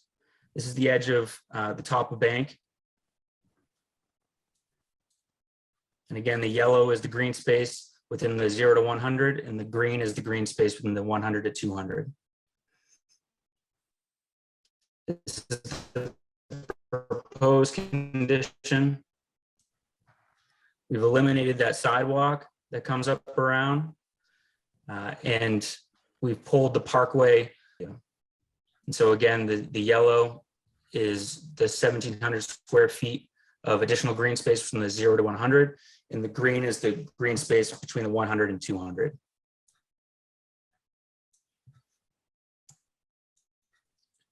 So no major changes to the overall site plan. It's really just modifications to the parkway, pulling it closer in towards our site. And so I'd like to hand it off to Mitch with Goddard Consulting to kind of go over some of the renaturalization areas that we're going to be providing. And then maybe Allison from Copley Wolf can go over some of the specific plannings that we'll be using in those areas. Yep, thanks, Nick. That was a pretty good intro for the revisions we made just on the basic site plan revisions. I'll share my screen. I'm going to pull up the landscape plan. That way you guys can see where we're proposing our renaturalization areas. It's basically going to be everywhere beyond the parkway. So the developed buildings are going to be in the center of the development, and then outside the parkway is just going to be renaturalization areas, as well as some stormwater management features like sediment forebays and water quality swales, which after discussions with the commission, both in these public hearings and at meetings at the town hall, we got the sense that you guys preferred, instead of large wet basins, to have sediment forebays that were much smaller in square footage. That way that would allow us to get more renaturalization areas. So can you guys see my screen? Yes. All right, excellent. So yeah, this was the landscape plan made by Copley Wolf Design Group. Allison's here, so she can answer some specific questions too. So here's our layout for the buildings and such. You can see Quannapowa Parkway going along the back of the building here and over here as well. And these circles on the outside of the building are where our proposed tree plantings are going to go. This one specifically is a transplant that we're taking from an area that we're going to disturb right next to the parkway. So those will be transplanted. Other ones range in size from 1.5 caliper stems to 3.5 caliper stems, which are the bigger circles. And in all the spaces in between these trees, we're proposing a significant amount of shrubs that are going to be placed specifically to match the grades that we're proposing. So in all these areas up beyond the parkway, we're going to be grading those areas down for compensatory flood storage requirements. And by doing that, we're going to create different environments for plants to grow instead of the existing grade of lawn. So I've been working with Allison to come up with a good planting scheme. So when we grade down to certain elevations, we're going to have certain plants put at those certain elevations. So elevations 81.5 to 82 are going to have a specific planting list, mostly wetland plants that thrive in wet environments, wet soils and hydric soils. And then as we get into higher elevations like 83 and 84, we're going to be adding plants that tolerate both conditions, both wet and dry, because the groundwater is going to be fluctuating in those areas, and the plants will be able to tolerate drier seasons or wet seasons. And then after you get beyond 84, the 84 elevation, then we have plants that are more suited to upland habitats like staghorn sumac, which prefer drier like hillsides and whatnot. So that's going to be a massive improvement to the existing condition out there, both the grading down the lawn for compensatory flood storage and the addition of all those trees and all the shrubs. And on top of that, we're doing a wetland seed mix in certain elevations, and in other elevations, we have an upland seed mix with flowering species that are great for pollinators.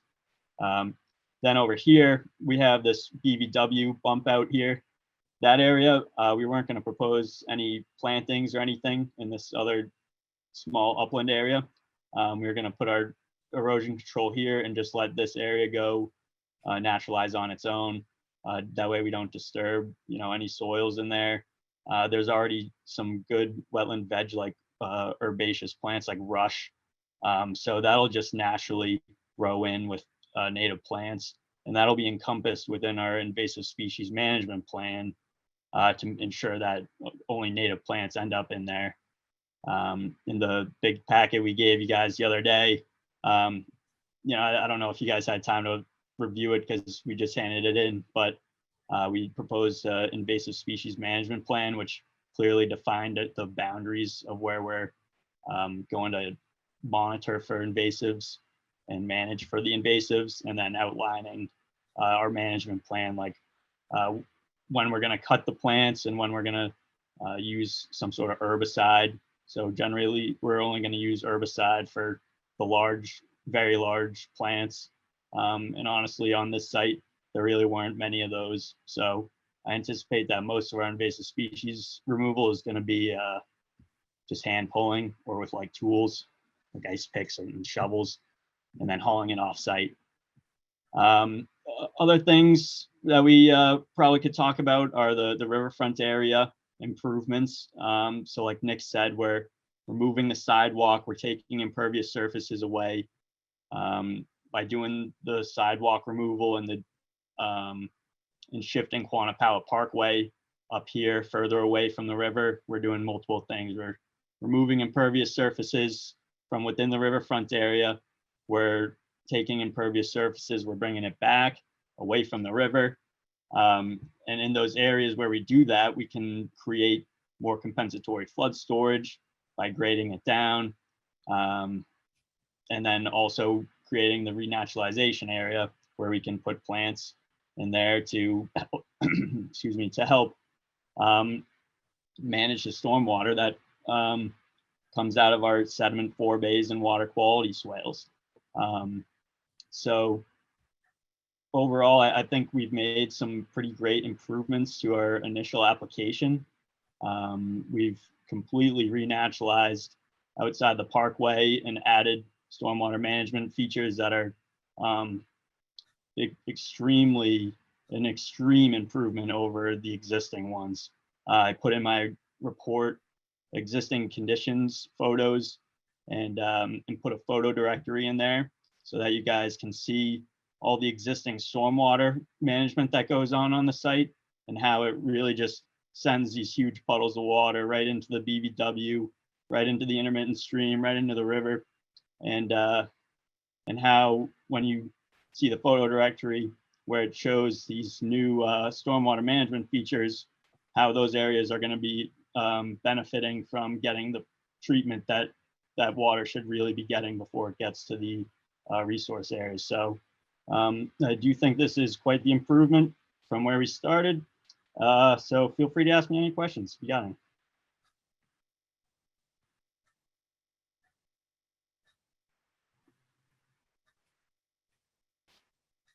Mitch, at the design outlet for this thing that goes into Quantapowhat, right? All your under drainage goes into Quantapowhat. Are we gonna test for phosphorus and nitrogen at that location? To see if you have made an improvement? That's not part of our design right now to do any post-construction testing of the water that's in the lake. But wouldn't you want to test it beforehand before you start testing it after everything's installed? Just as a baseline? I know we discussed this with Bill Renault earlier on, and it's going to take time. It doesn't just happen overnight for those nutrient loads to be reduced. So it's something we could consider, but we'd have to really nail down exactly how we would even approach that, where we would sample, what types of samples we would take, how often. Well, Bill said he had an idea of how to do it.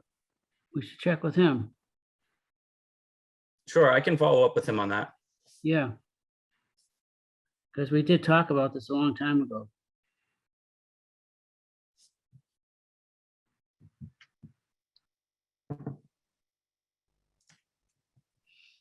But I will add, just on that same note, the design that we've introduced here and are proposing is based off of the EPA's guidelines, and it meets all of their requirements. And based on their tables that they provide you to use in your design, we're getting around 85, almost 90% nutrient load reduction overall for the entire site, which Okay, is well, a significant improvement, especially given the size of the site. Yeah, but it means nothing unless you can prove it. Well, the EPA does the testing, and that's how they base off their tables and how they come up with the data that you use to design the systems. I know, but we don't need the tables. This is real life. We're gonna look and see what you come up with.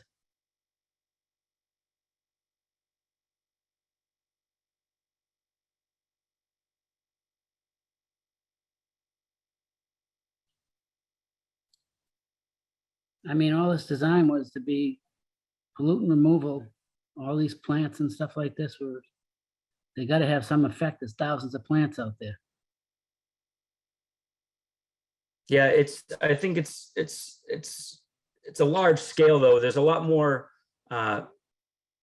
You got a lot of water running through a lot of ground. You've got a lot of infiltration. You've got. It's a large lake in comparison to the size of our site though. So there's a lot of No, but you're gonna- pollutants coming from elsewhere around the lake, and You're gonna you know, test making it the as it modifications that we're making You're are. gonna test it as it comes out of the pipe. That's where you test it, not in the lake. You can test it in the lake right now just to see what it's at. There is no single pipe that goes. I thought you had a discharge. Where was your design points? You had a couple of design points that went out to The lake, Power. the lake is the design point. There's runoff from the parkway. I'll share my screen.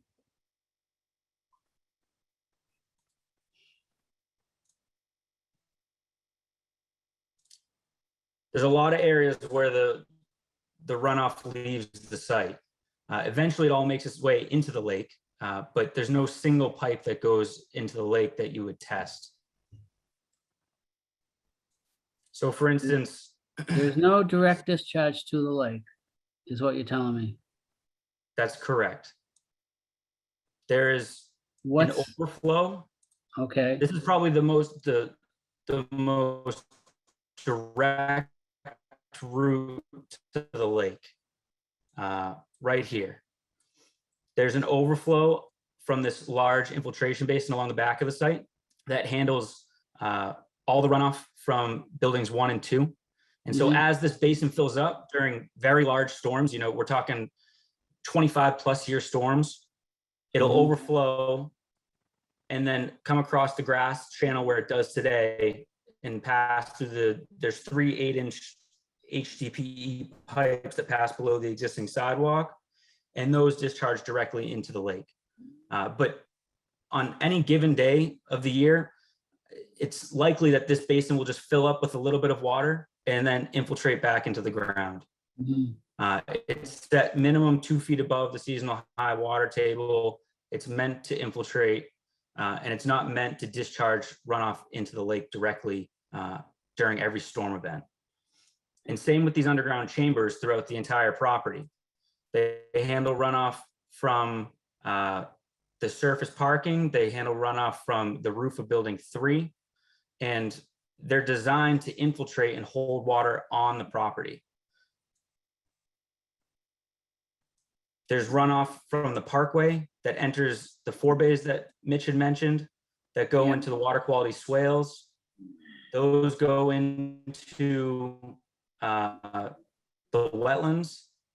But again, we've eliminated the wet basins based on some of your comments. So we're not expecting any nutrient load reduction from runoff within the parkway. And that's probably would be the best and most important place to test it. Because that sees the most traffic. But there is no single pipe that discharges into the lake from all our systems. So that's what I was trying to get at. Testing, it's not, you don't just walk out there and take a test. You'd have to figure out the best way to approach it. I mean, you'd have to figure out the timing. How often do you do it?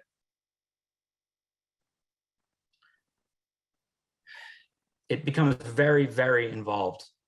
And it's not to say we wouldn't look into it, but I would be interested to see what Bill thinks in his approach. Because I do remember that conversation where he thought, you could test it, but Yeah, that's what he was saying. I didn't really hear much explanation from there on how you'd actually do it.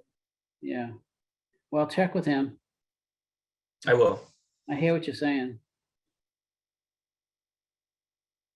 But check with him.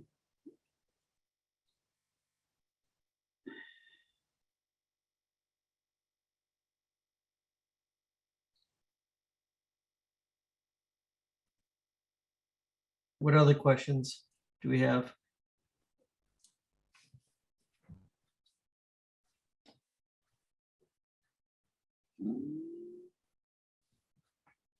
Elaine, do you have anything? No. Rebecca and I will look through this latest set of plans. I haven't had a chance. They just came in. I haven't had a chance to look at them yet.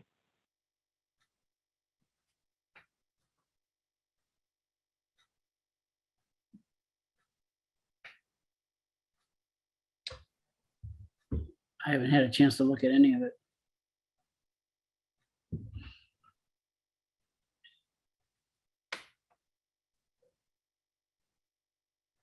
Yeah, we got those today, correct? Yeah. Could you just go over the invasive plants? What you, I know it's right here in front of me, but it'd be faster if you can just, maybe it won't be. I don't know how many pages you got here. Yeah, you want me to show it on the screen? Yes, please. Just so I get a feeling of what you're talking about without having to go through this whole thing right now. Yep.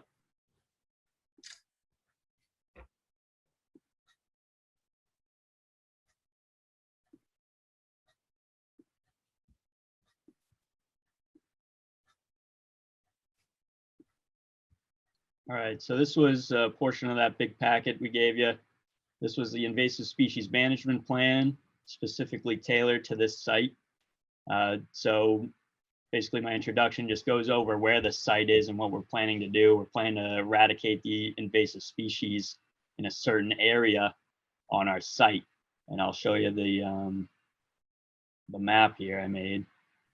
So this is our invasive species management plan zone. Everywhere in the hatched area, we're planning to manage the invasive species. So this red line is our site boundary, and you can see it lines up with this yellow boundary. That's where the town line starts. So this is that parkway where there's an existing path going along the walkway, and there's a stretch of vegetation in this bank where a significant portion of that is invasive species like Oriental bittersweet, multiflora rose, glossy buckthorn.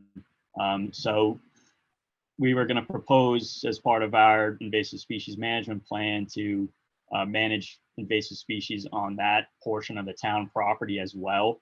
That would, the commission would probably have to approve that with the other town boards. I don't know what you guys have to do to get that approved, but we'd certainly be willing to manage the invasive species in that area and elsewhere in that main development portion of the site. So basically the entire extent of our renaturalization areas will be managed for invasive species for 3 years.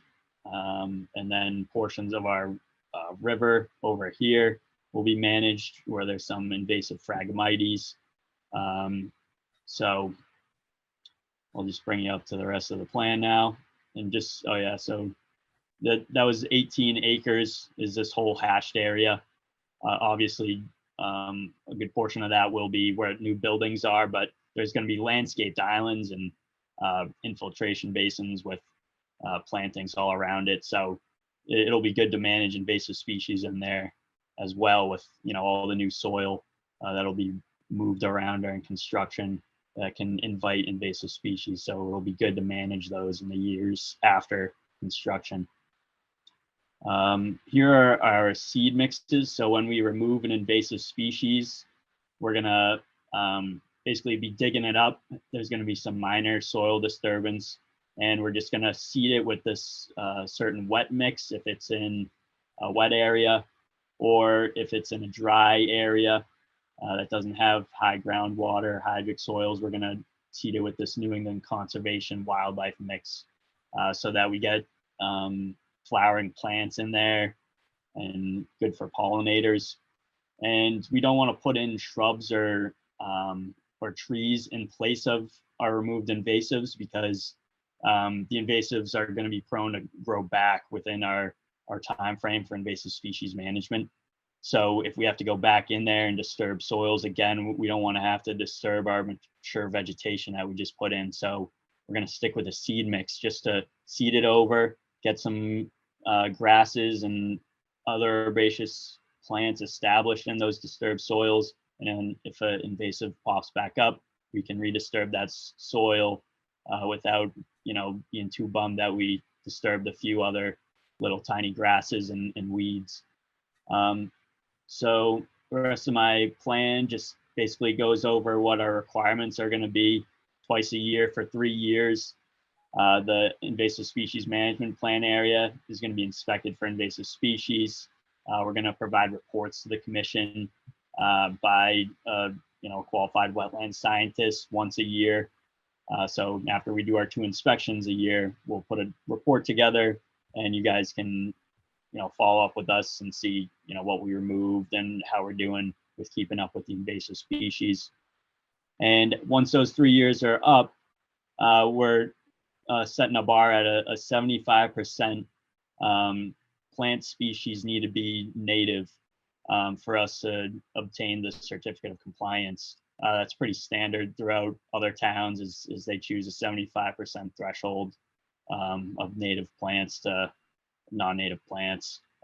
Obviously our goal is 100%, but there are times when, it's just too difficult to fully eradicate all the invasives upon that final inspection. The types of removal, like I had briefly mentioned, was we're going to dig up stuff, and then if anything's above like a 2-inch diameter tree or shrub, we're going to cut that at about 2 inches off the ground and then dab it with Roundup. And we would need a licensed herbicide applicator to do that. So we'd have to send you guys the information for whichever herbicide applicator we're going to use. But like I said, that there really isn't much big stuff out there. So I almost think we won't even need to get to that point. So you guys have any questions about the invasive species management plan?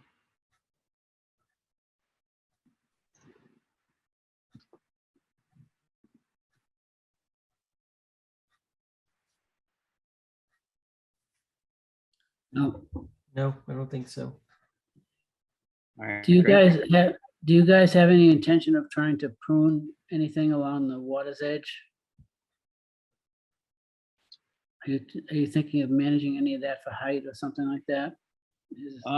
Well, there's, we weren't initially gonna propose that, but I mean, there is, you know, vista pruning exemptions in the Wetlands Protection Act where you can manage the tree, like a certain percentage, you can prune it.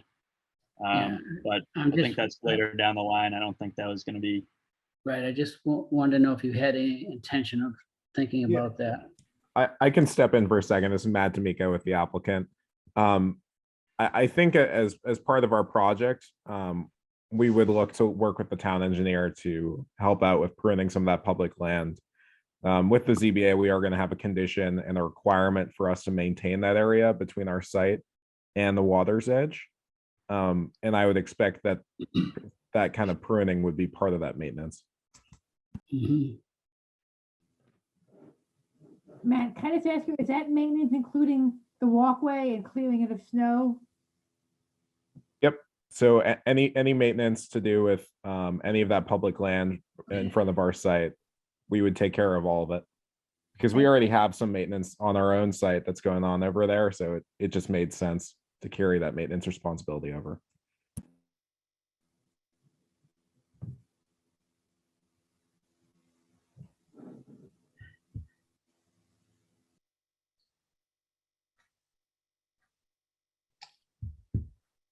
I don't have anything right now. When do we get this? I think today. Yeah, I haven't had a chance to.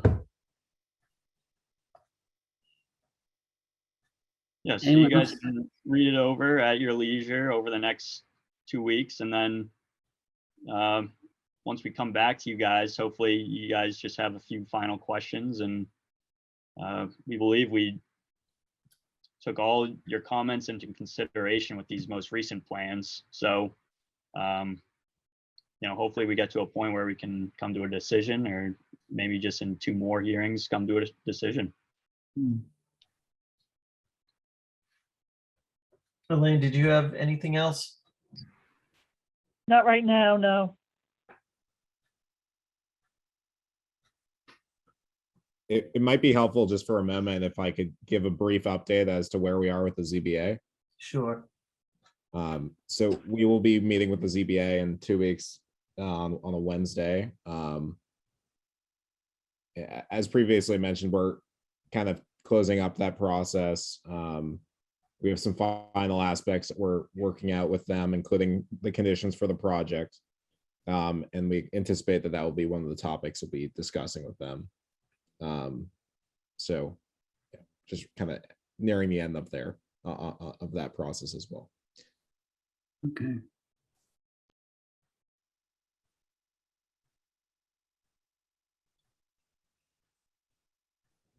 Okay. All right, no other questions from the commission? Not right now. I do see a hand raised from the public. Dennis Clarity has a question. Yes, if I may interject here. Do you see that screen? Do you see the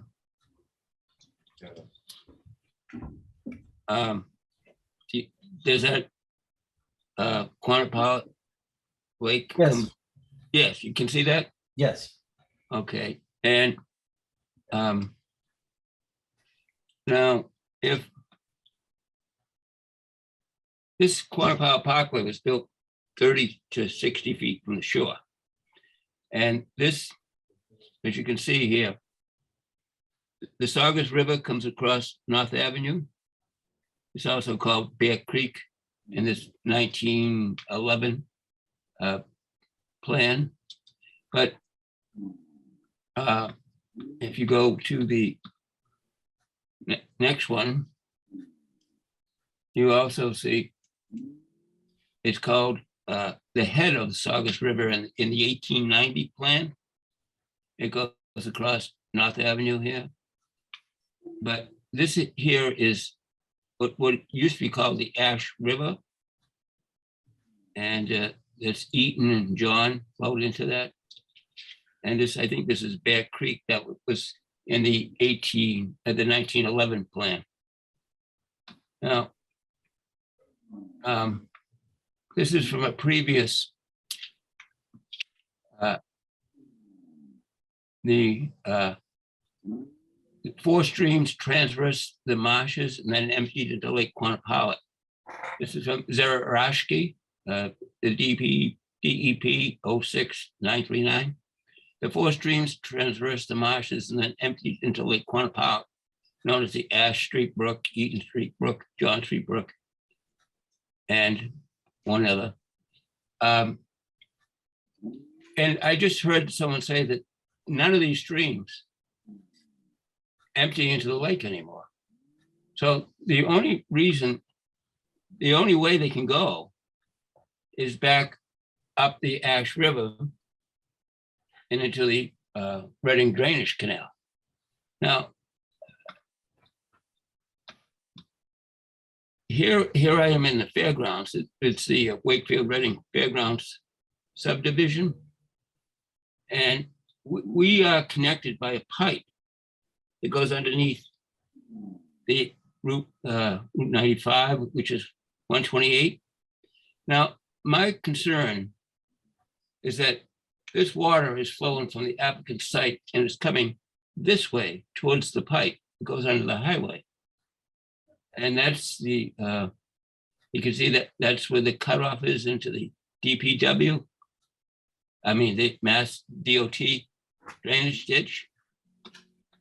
And here I submitted this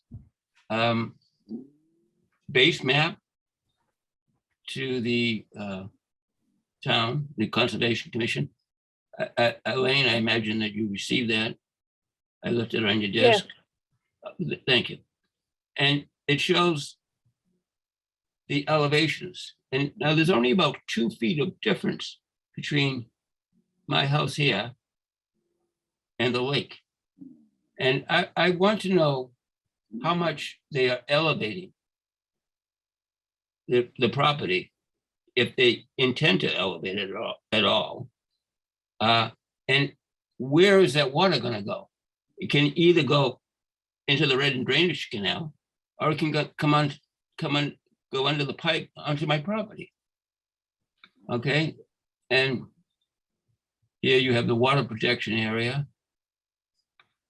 And here you have, if you can see, there's no water flowing on the Ash River anymore, because you see these elevations is 187.54. This came from Mike Collins, the town engineer. And on this side, it's substantially lower. So I think that may have come from plowing of snow into the debris and salt and all that other stuff, plowing that into the culvert that goes under the highway, under the Quannapowitt Parkway. And here, this is from the Mass DOT, and it shows, this is the applicant's site right here, if you can see that. It now, rather than the water flowing into the lake, which makes logic, it's logical that it would flow into the lake, but it's being forced because of the blockage on the Ash River. It's being forced upstream, as you can see right here. Elaine, I brought you down there to show you that area, and I would be happy to show anyone on the Conservation Commission that area, take them on a tour again. But that water is now flowing upstream. The river is flowing backwards into the Reading Drainage Canal. And because this takes a while, I mean, this water takes a while to to get into the canal, but it is actually flowing the wrong way because the Mass DOT isn't properly maintaining. I think it's because they're not properly maintaining their drainage ditch. And this water traditionally used to flow straight across and right down directly to the lake. And that was it. And I don't know why it was changed. I don't know when it was changed or why it was changed, but it should flow directly to the lake. And there's a drainage ditch there for the intermittent stream. So those are my concerns, and I would really like to know how much you're going to elevate the base map and alter the drainage pattern. I mean, because we're only like 2 feet above the level of the lake. And if I've heard it said, I don't know who said, but that you're going to elevate 4 feet. Now, if you elevate 4 feet, where is that water going to go? It has 2 options. It can either go down the Mass DOT drainage ditch, or it can come up onto my property. And that's a concern. Thank you for your time. And if you have any questions, I'd be happy to answer them. I believe we covered this last meeting. There's actually an improvement with the current plan over the existing conditions, pretty significant.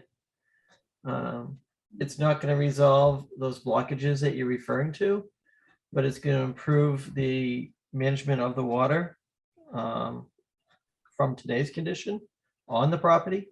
Yeah. In that area in particular that photo is showing. And we also did say that we do need to have a conversation with Reading or Highway and see about that blocked culvert going under the highway and see what can be done about that.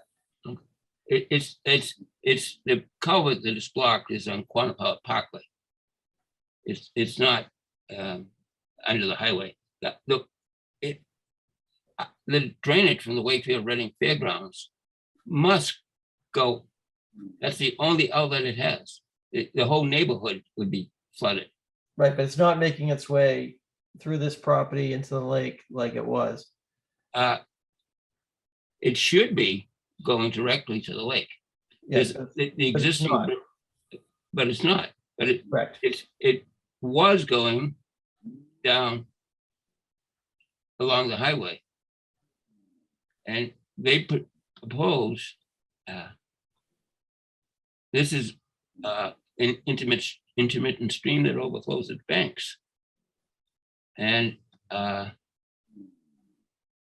my concern is that if you elevate this property in between us and the lake, that the water can only have 2 options. It can either go into the Reading Drainage Canal or it can come up through the pipe, the existing pipe. Could Mitch or I think Matt just talk about the improvement that you've talked about already in this area? Yeah. I think Nick, just talk about the compensatory flood storage aspect of this, because I think that's really what's important here. Yeah, so there's a certain amount of flood storage on our property today. And as you can see in that photo that you had up earlier, a lot of the existing parkway and the surface parking lots occupy that floodplain, and as a result are part of that flood storage. And so what we've done under the proposed condition is remove some of the material beyond the parkway to lower that grade down to, we're lowering about 6 inches to 12 inches at most to provide that compensatory flood storage beyond the parkway and limit the amount of flooding that occurs within the parkway itself, but at the same time creating more flood storage than exists on the site today. And what we've also done is we've elevated portions of the site, interior, where the development portion occurs, we've raised some of those areas to allow for infiltration below the surface. So under existing conditions, any raindrop that falls on that site ultimately discharges to either the lake or the swale or the wetlands that surround the property. Every single rain droplet, because it's almost entirely impervious.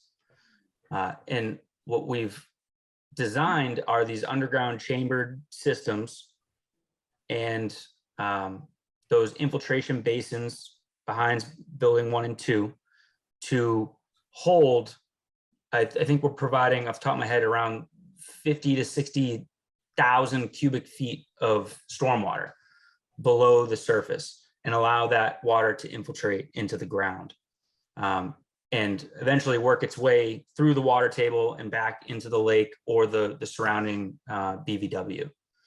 And so those two improvements combined will significantly reduce the amount of ponding water that occurs on and around the property.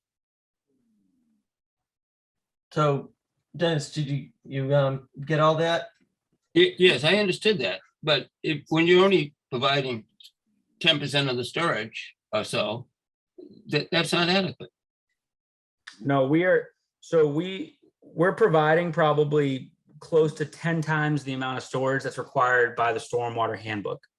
And just for the commission, again, that's because of the nutrient removal that we're providing on the site. That's kind of what dictated the whole design. But as a result, we've provided a significant amount of stormwater recharge and water quality on the site. So we are not making we are not exacerbating the issue here, Mr. Clardy. We are making quite a significant improvement. Yes, but it's still not adequate. Well, why are you saying Dennis, that? Dennis, when's the last time your property got flooded? Well, it comes dangerously close. I Right know now. I know we went to your house one time. I did see it flooded, but it was really just some low spots in your grass, in your lawn is what I saw. Okay, well, here is the base map. I know, but And okay, forget and about the so, map. Let's talk about what you really see. okay, I don't have those pictures available right now, but I can bring them to the next meeting if you like.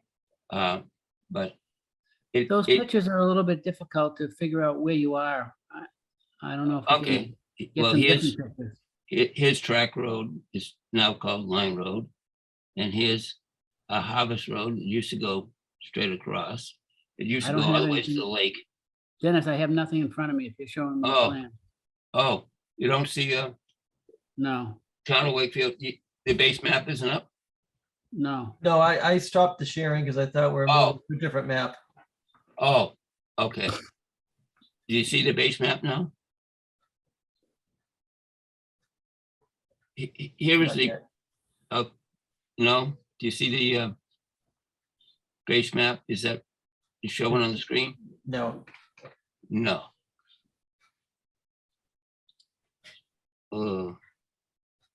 But anyways, so there'll be a much improved condition is what the applicant is stating versus the current conditions.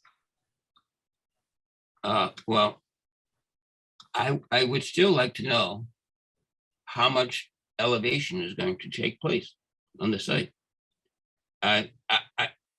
What I've heard so far is not much, or a little, or could you be specific and exact?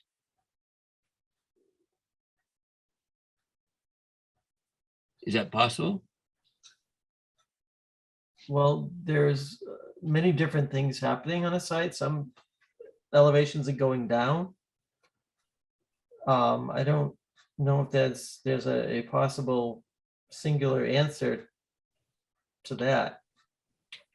But they've demonstrated that the proposed conditions are an improvement over the existing based on a number of factors. The ability of the site to infiltrate water and hold more than it currently does, meaning less water would be going off site. Okay. But is it possible to get changes to the base map elevations? Is that possible? I mean, that water has to go somewhere. Do you see that? Do you see that? No, it's not sharing. They'll be infiltrating much more water than that's currently infiltrated now, especially in that area. So there will be some changes in elevations in that area. I think they had said they'll be doing some work in that area where that picture was with the car. So the parkway is moving. Do you see that car now? Yeah, so the parkway Okay. is moving closer to the building. And there'll be some changes in elevation in more of a natural condition than what was proposed, whatever, a few revisions ago. This particular corner, there was very specific changes that are being proposed to help the situation. Along that whole backside of that parkway, I mean, not only are they moving the parkway and changing the width of it, but they're also, making it tighter to the building and doing some grading, that whole backside to improve the conditions. But they're changing the drainage. They're changing the drainage pattern. And that water has two possible places it can go. Either it goes into the Redden Drainage Canal or it comes through this pipe right here onto my property. Those are the two options. So if I may just interject, through you, Mr. Chair, we are not changing any of the drainage patterns on site. That's one of the primary requirements of the stormwater handbook, to maintain existing drainage patterns and to not exacerbate any existing issue. And so we're holding, like I said before, we're holding a significant amount of stormwater on the development, the interior portion, interior to the surrounding parkway. We're holding essentially all of that stormwater that used to run off into the swale along 128 and into the BVW. We're holding all that water on site now. And none of that discharges any overflow. It all discharges to the back of the site, behind buildings 1 and 2. That But eventually, what you're saying is it doesn't go onto the Mass Dot drainage ditch? no, the only water that's going into the that drainage ditch now is essentially runoff from within the parkway itself. And that's runoff that sheet flows right off the edge of the parkway into the 4 bays, through the water quality swale, down into the BVW or that. So it goes into the Mass DOT drainage ditch. Do you Yes, have just the permission? portion- Do you just have the permission from them to use that drainage ditch? That's where it goes today. Yeah, but you're building a new building. You're tearing down the old building and you're building a new one. So you have to, I believe you have to comply with. No, as it if all occurs on our property. it flows into the Mass DOT drainage ditch. It flows into the swale behind our property, right on the edge of our property and the You highway. have five points where it drains into the Mass DOT, and you have 2 points where it drains into what used to be called the Ash River. Dennis, if you look at that drainage ditch you're talking about, the state fence is right in the middle of it. It runs right, it's picking up from both sides of the street. I still think that I don't know how much flooding you have, if you're worried about the flooding on your property, but you haven't shown me any substantial flooding. I mean, I see. Oh, well, I'd be happy to show you next pockets time. of water. I- I was over your house. I saw pockets of water where the lawn was depressed. I haven't seen So, and I'll admit, I've had a limited amount of times that I've been over your house, but I know you showed me your flooding before, and that's what I saw. Okay. So I should come prepared to show you how dangerously close this flooding comes to my house now. Yeah, you should. Okay, good. I'll do that next time. I'll be happy to. And if they're elevating their property, I think they're shedding water. No, Dennis, they're elevating it, but they're not elevating it. They're already above the 100-year flood where they're elevating. It's not going to take up storage at that elevation. Okay. So you're not going to lose. You're not going to lose. It's not going to be any more water than what's already going down there. They're not pushing more water your direction, I guess is maybe the easiest way to say it. Well, then where is that water going to go? The site is holding more water and more water is being infiltrated. But it's not sufficient. All right. Could you get us your pictures for the next time we meet Yeah, again? I'd be happy to. And yeah, and if you have to take some from a direction that we can actually understand where how you're taking the picture, that would be helpful, because like we need some type of a marker that we can all identify, because the way you're taking pictures into the woods, I don't know where you are. Might also be helpful if Mr. Cardy reviews the applicant's number 9 that they submitted today, which is an historic analysis of this area, and tries to respond to some of his concerns. That's a good idea. Could I get a copy of that, please? I presume it's being posted on the town site. Okay. Was this also posted on the town site? What? This area, exhibit 12, exhibit. I don't believe your attachments were posted, but the plans would be posted. Okay. Okay, very good. So we'll continue this next time then? Yep. Yes. And just for your edification, here is it's called the head of the Saugus River. Can you see that? Yes, you showed us that earlier. Okay, that's head of the Saugus River. And on this one, this was taken in 1890. It goes across North Ave. North Avenue. And here, they just call it Bear Creek or the Saugus River. That was taken about over 20 years later. They just called it the Saugus River. Right. That might apply to something we saw earlier. Well, I don't want to keep you people longer than I have to. Thank you for your time. Okay, thank you. All right, so we're gonna move on. We'll review the plans and see you in 2 weeks. Anything else from the commission? Any requests? Okay. All right, good night, everybody, and we're gonna move on to our. Wait a minute, Bob, there's some old business, I think, to do. Well, I'm not closing the hearing. I mean, I'm not closing the adjourning. We still have 5 other topics to cover. Yeah. All right. Have a good night, everyone. Thanks for Thank having you. us. Thank you. Thank you. All right, Elaine, any particular order? 0 Greenwood Street? Actually, it's on here twice. Yeah, is Nilu here?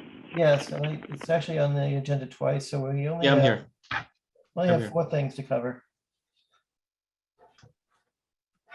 Okay, so we have a revised plan, I believe.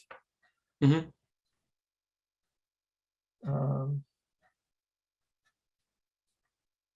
Do you want to share that with us? Yeah.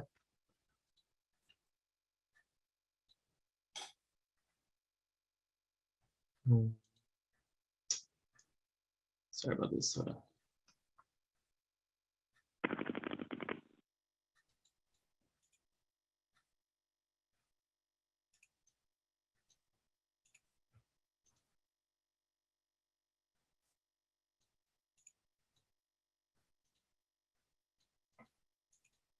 Okay.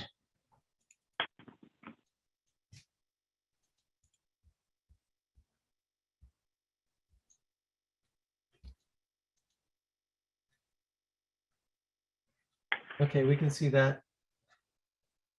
Okay. All right, so the changes were moved from the original notice of intent. I'm moving it 10 feet closer to the property line, just to move it away from the resource. Originally, there were two trenches to catch the roof runoff, and I've moved that over to this side on the property line and extended it. I've added a 20 by 30 garage on this side. And there was a deck, raised deck over here on this side, and I moved it to the back.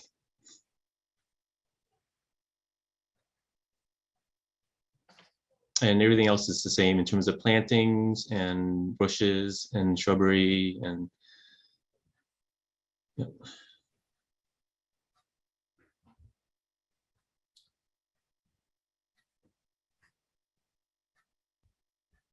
So the house is now 10 feet from the street? So there's a 5-foot sidewalk buffer from the property line to the street. And so it'll be 15 feet. So I'm going to the ZBA to ask for reduced front setback variance. Okay.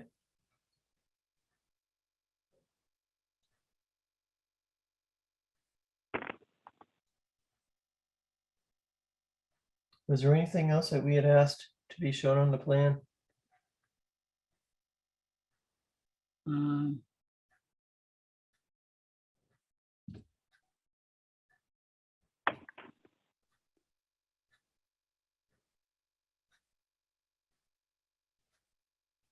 Is that gravel swale new? 25 foot. Yeah. It used to be two trenches over here.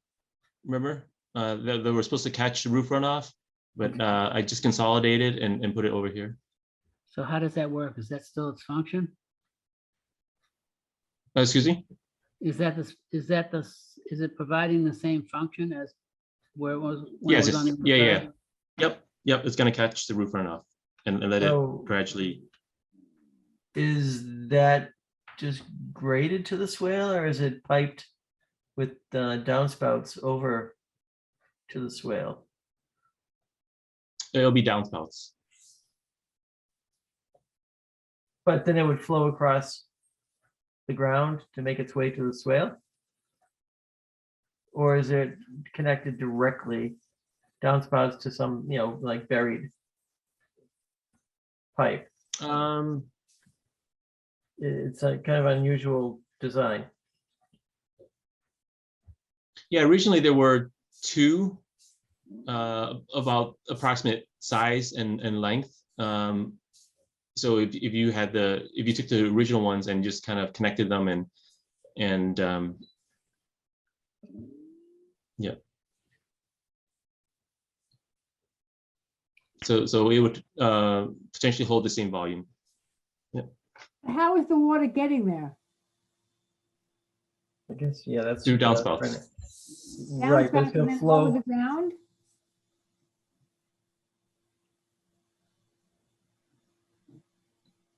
Downspouts, they go all the way to that. Yeah, so the way there's gonna be two downspouts. So the way my roof is gonna be is it's kind of divided along the top ridge, and so one roof downspout will on one side will come down this side, and meet over here. And then the other one on the back side would come around the back and go to here. Okay, so it goes all the way to that, okay. All right, so Yeah. that's 60-foot run. So your gutters would need to be sloped enough to pull that all to that side of the house. Jimmy, is that even possible? I don't know, I'm stuck on this, these wetland flags. Wetland flag number 1 and number 2, 3, 4, 5, 6. Is that really the edge of the wetland? Yeah, that's from the original, yeah. Yep. So you've got the Oh, the raised deck deck, is, the raised, it's going under the raised deck. And then the wall, you're totally up to the wall too, or the gravel swale is in the wetland. right, yeah, the deck is, Yeah, it's Yeah. very close to it. it's over, yeah, the corner of the deck where the 8.7-foot mark is in the wetland. And that whole corner of the deck is actually in the wetland.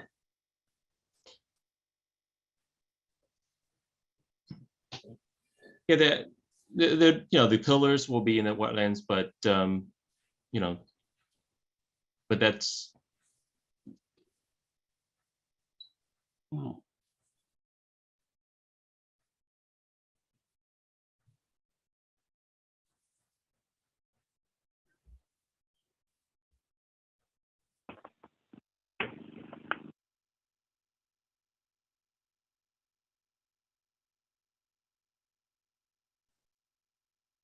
Wow. Yeah, I mean, I don't think the deck. Why did you change why did you change this anyways? When the other one worked? I mean, you were all so I set had with to I had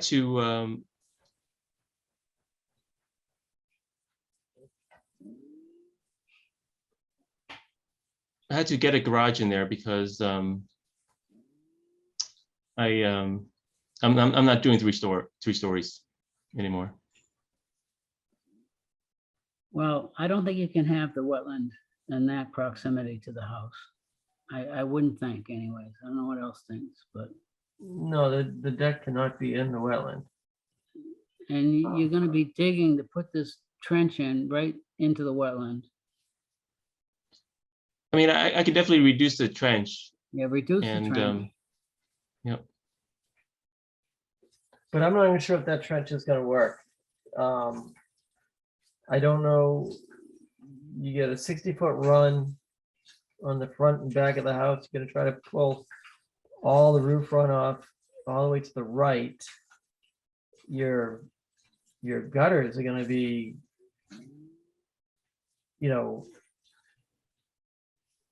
I can put the trench underneath the deck. Nilu, didn't you have it before in Caltech chambers or something like that? No. It was always It just was stone? before. It was underneath the deck It was before. under the deck, okay. Yep. Yeah, but everything's been I mean, changed. I can do that. additionally. Yep. So I can have I can have, let's just say, half of what is shown here, and I can move it either underneath the deck or I mean I don't want to have a trench on the left side because I mean I don't have really any room as it is. You really don't want to have this trench that close. Which way is your roof going? I mean, you really don't want going from here to here. Okay, the that's line the is ridge. here to here. The ridge is going like that. Yep. I mean, you Yep, really the don't ridge want to is- have that stone trench that close to the house. It's not good to have the water that close to the house. He's Yeah. got the right location. If you shorten it out. Yeah, I could definitely shorten it up. Yep. I'm just not Yeah, sure it's gonna work. You think it's too far away? Well, I don't know that you can get the proper run you want in your gutters and downspouts to flow all Maybe the run- front and all the rear across. I mean, the fascia board in the soffit is only so thick, so high. You know, your gutter's gonna start at the highest point on the left side of the house and, you know, make its way down to the lowest point on the right side. I don't know. Is that gonna work, Jimmy? 60 foot- I'm 60 I'm looking foot- at the grades right now. So Yeah, it's high- 60-foot gutter and then, Yeah, 30 and 30, yeah, 60, 30, 50 feet anyways. well, 40 for the house and another Well, the, 20 for the garage. yeah, so is the whole house, is the ridge line running from left to right or from top to bottom? Left to right. And it's going all the way past the proposed garage, right? Or is that step down lower? Nope, this is the same. Yep. So it's So it's this even is all the all way through. one. So he's actually probably 20 feet away. And then the rest of it's gonna have to run down the house, the gutter in the house. I mean, that's a long run though, Yeah. for up at the, on the. But face. I can drop it. I can run it to here, drop it, and then Yeah. and run it over, and then You this one will don't- be a you- separate. Drop off. Nilu, you didn't tell us how thick the crushed stone is. You've got the width and the length, but no thickness.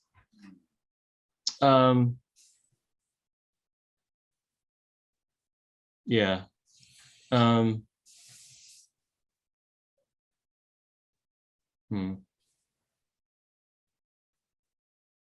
Yeah, I think it was in the original drawing.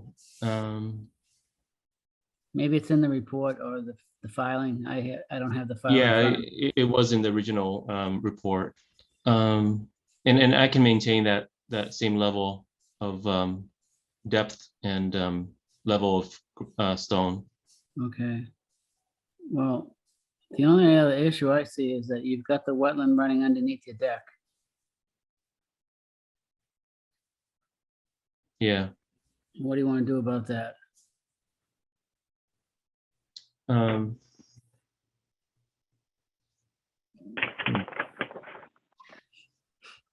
I can reduce the deck. Yeah, it's not a good situation. I mean, we usually try to hold, a set distance away from the. Or the house width, it's 30 feet now, and it had to be cut back to whatever, 25 or something, or 28, and combination of that and the deck, something to get away from that line. Why was the deck moved from the left side of the house to the bottom? So there's, I mean, as it is, there's trees here. There's existing and there's not much space as it is. So there's a utility pole here, and already there's trees and stuff. So there's just no room for a deck. Right, but there was a plan before, I mean, about. Yeah, before this house was very close, like 15 feet from the property line, and there's huge rocks here and stuff, and it's just not. And like I said, I needed a garage because I moved away from a 3-story to a 2-story, and so I needed a garage. So I mean, half the house. and now- I needed some room to work with also over here, just for construction purposes, and I need some breathing space. So I mean, definitely, I see your concern down here, and I can reduce the deck. I would just get rid of the deck. I mean, half the house is in the no disturb, 25-foot no disturb right now. Yeah. I So- thought we were clear before. I thought we were out of that. Yeah, what, I'm Does just anyone have the confused original about- drawing that we can compare?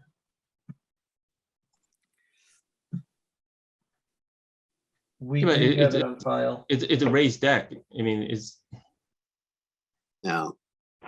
It's a structure.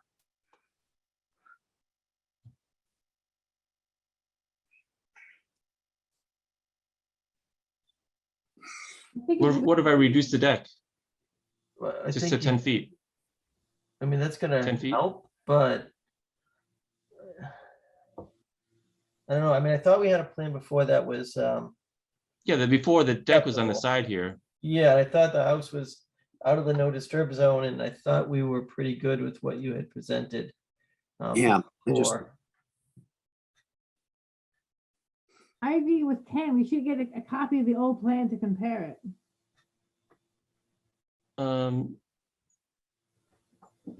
Yeah,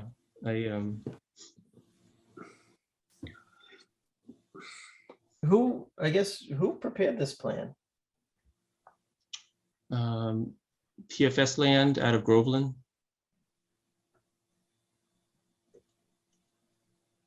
Brian Parmenter.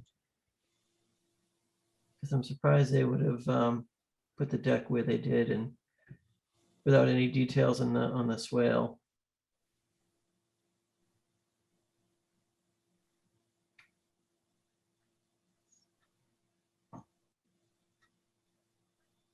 In the fact they've got it running. So right I have into a the question. wetlands. Go ahead, Elaine. What if you took, instead of having gabled roof on that garage, what if you had like a flatter top on that garage and put your deck on top of the garage?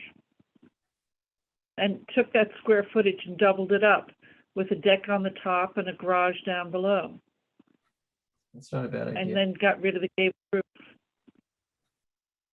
Interesting. Interesting. So there is a room above the garage right now that I had planned for my kids' play space.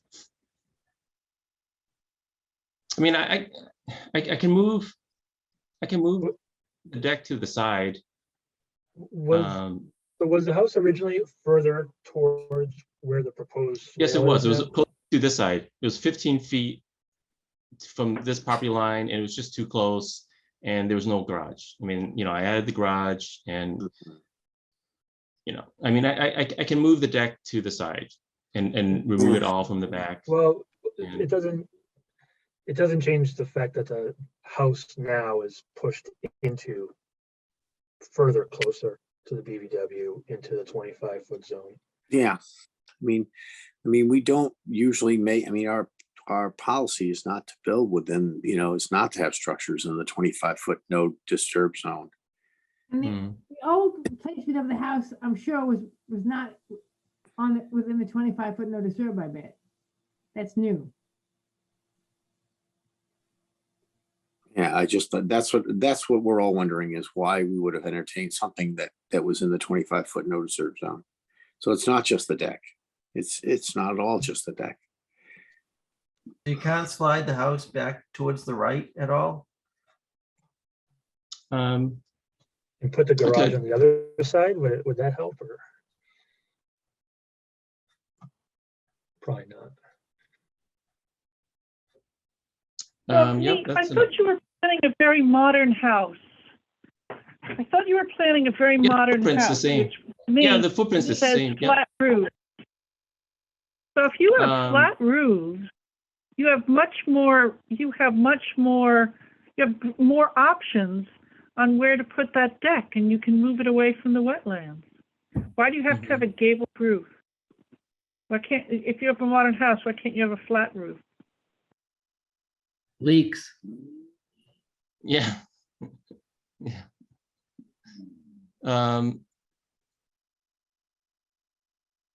No, but the whole point is they also want to have a room above the garage. I mean, So yeah. We don't like that the fact that the house is now so much within the 25-foot no disturb zone. So that's not good. Yeah. You have to do Or that the something about deck's that. in the BVW. Yeah, it can't. But aren't like I don't I have like some leeway to like like disturb like 5,000 square feet or something like that. What Yes, wetland? we had talked about a wetlands replication at one time, but then that got all thrown out to the wayside when you had that 50-foot setback rule. Whatever happened to that 50-foot setback? Coming up at town meeting. Is that still in existence, that bylaw? Yeah, that doesn't,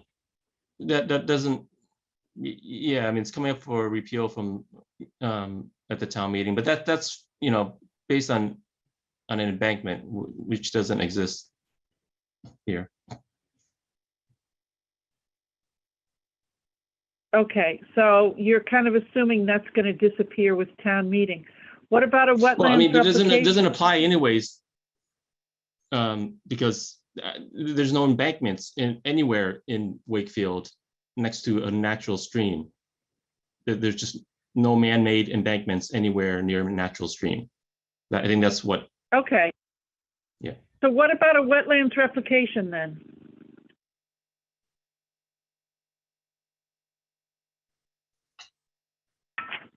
If you Okay, can't move the house away from the wetlands, then you move the wetlands away from the house.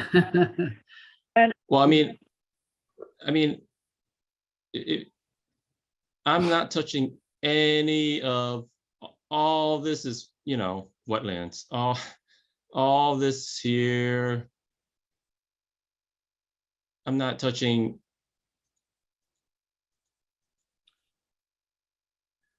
If you think about it, it's I'm a not big lot. touching It's any. taking very part of it. I'm not But what touching about a any wetlands of the any replication? here. Yep. What about a wetlands replication? Okay. I don't know exactly what that means. Like, you want me to make wetlands? Yeah. Okay. What? Are you still working with LEC? No. Do you have any So, I mean- wetlands consultants? You're putting Okay. 24 trees, okay? You're putting 24 trees in Yep. this wetland. You're doing all that work over there in the wetlands and on the edge of the wetlands.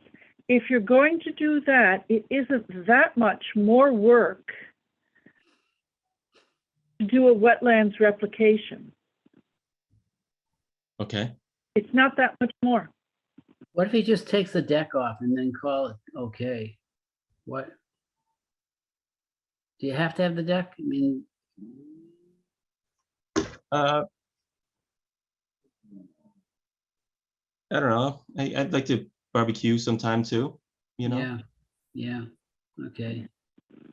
Well, What I mean, about making the you deck a could little replicate- smaller and moving it behind the garage? Okay, so make the deck smaller and move it behind the garage, you're saying, yeah? That would move you out of the wetland. Yep. Yeah, but I mean, you need to consider, I don't know what your home layout is and stuff like that, how that works with, you know, with the way the insides are or anything.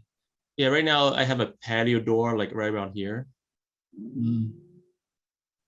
So it it's would be just like a ground- little walkway.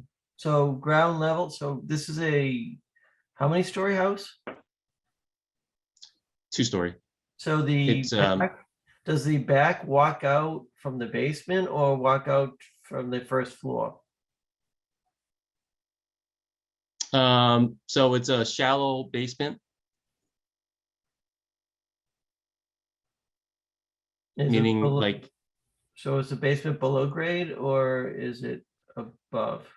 it's like 4 feet below and then a few feet above. Okay. So from yeah, I mean, so the garage is at grade, but yeah. So yeah, I mean, I can remove the deck and Or shorten it and put a slide small it over. one Then is behind. Is this really a minor modification, do we think? I mean, it's a whole redesign, really. Right, I don't know how it's a minor modification. Yeah, I'd like to, that's, that's, again, that's where we were, yeah. It just seems to me that we're just not in the business of approving, structures within the 25-foot notice serve zone. That's just not something we've been doing. Or we've entertained, a little piece here or there, but Right. this is really just a, so I think you make a good point, Teresa. It's not a minor modification at all. There's nothing minor about well, you know what? I don't remember what the old plan was. So, but I'd be shocked if this is anything other than something, very material modification. Can I suggest that because it's 11:25, that we, again, I think that perhaps the applicant could spend some time with Elaine. And Elaine, it'd be great if you could determine whether or not we get a whole new filing for this, because I don't know how it's a minor modification. But this is not working, and we're not really getting anywhere right now, except. Yeah, we can't design it tonight for Right. you. We're not going to. Okay. Okay. So yeah, maybe set some time up with Elaine and see if you guys can. So- work so- Yeah, I think So, if you moved a few things around, Lou, you could get yourself out of that 25-foot setback zone. And you could make your deck, a little bit smaller. And then instead of having it a rectangle, you could have it like a square with a triangle on the edge and just follow that 25-foot setback line. And you'd still have something nice. So Elaine, you're in the office tomorrow, right? Yeah. So maybe you guys maybe you could get together and just kind of look at some options. yeah, And I can do that. I'll work with Lynn. Yep. And I think before this is presented, I'd like to see if this is going to be presented as a minor modification, then I'd like to see Prior. it's a modification of. Yeah. Okay. All right. Yeah, I'll definitely make some changes. Yep. All right. Thank you so much for your time. help with it. Okay, sounds good, Elaine. I'll schedule time with you. Thank you. Thank you. Thank you. Thanks. Bye. Right. We also have 2 Clyde Court. Discuss conditions and vote, and an update on 100 Hemlock. Thank you, Mr. Chair. Everyone's looking a little bit tired right now. You think? Including me. So I'm going to be really quick. I'm here on behalf of John Cullen, 107 Prospect Street, 2 Clyde Court. And I had an opportunity to sit down with Elaine today. Thank you, Elaine, for your time. The commission had expressed a desire / requirement on the 2 Clyde Court to have a restrictive covenant in place.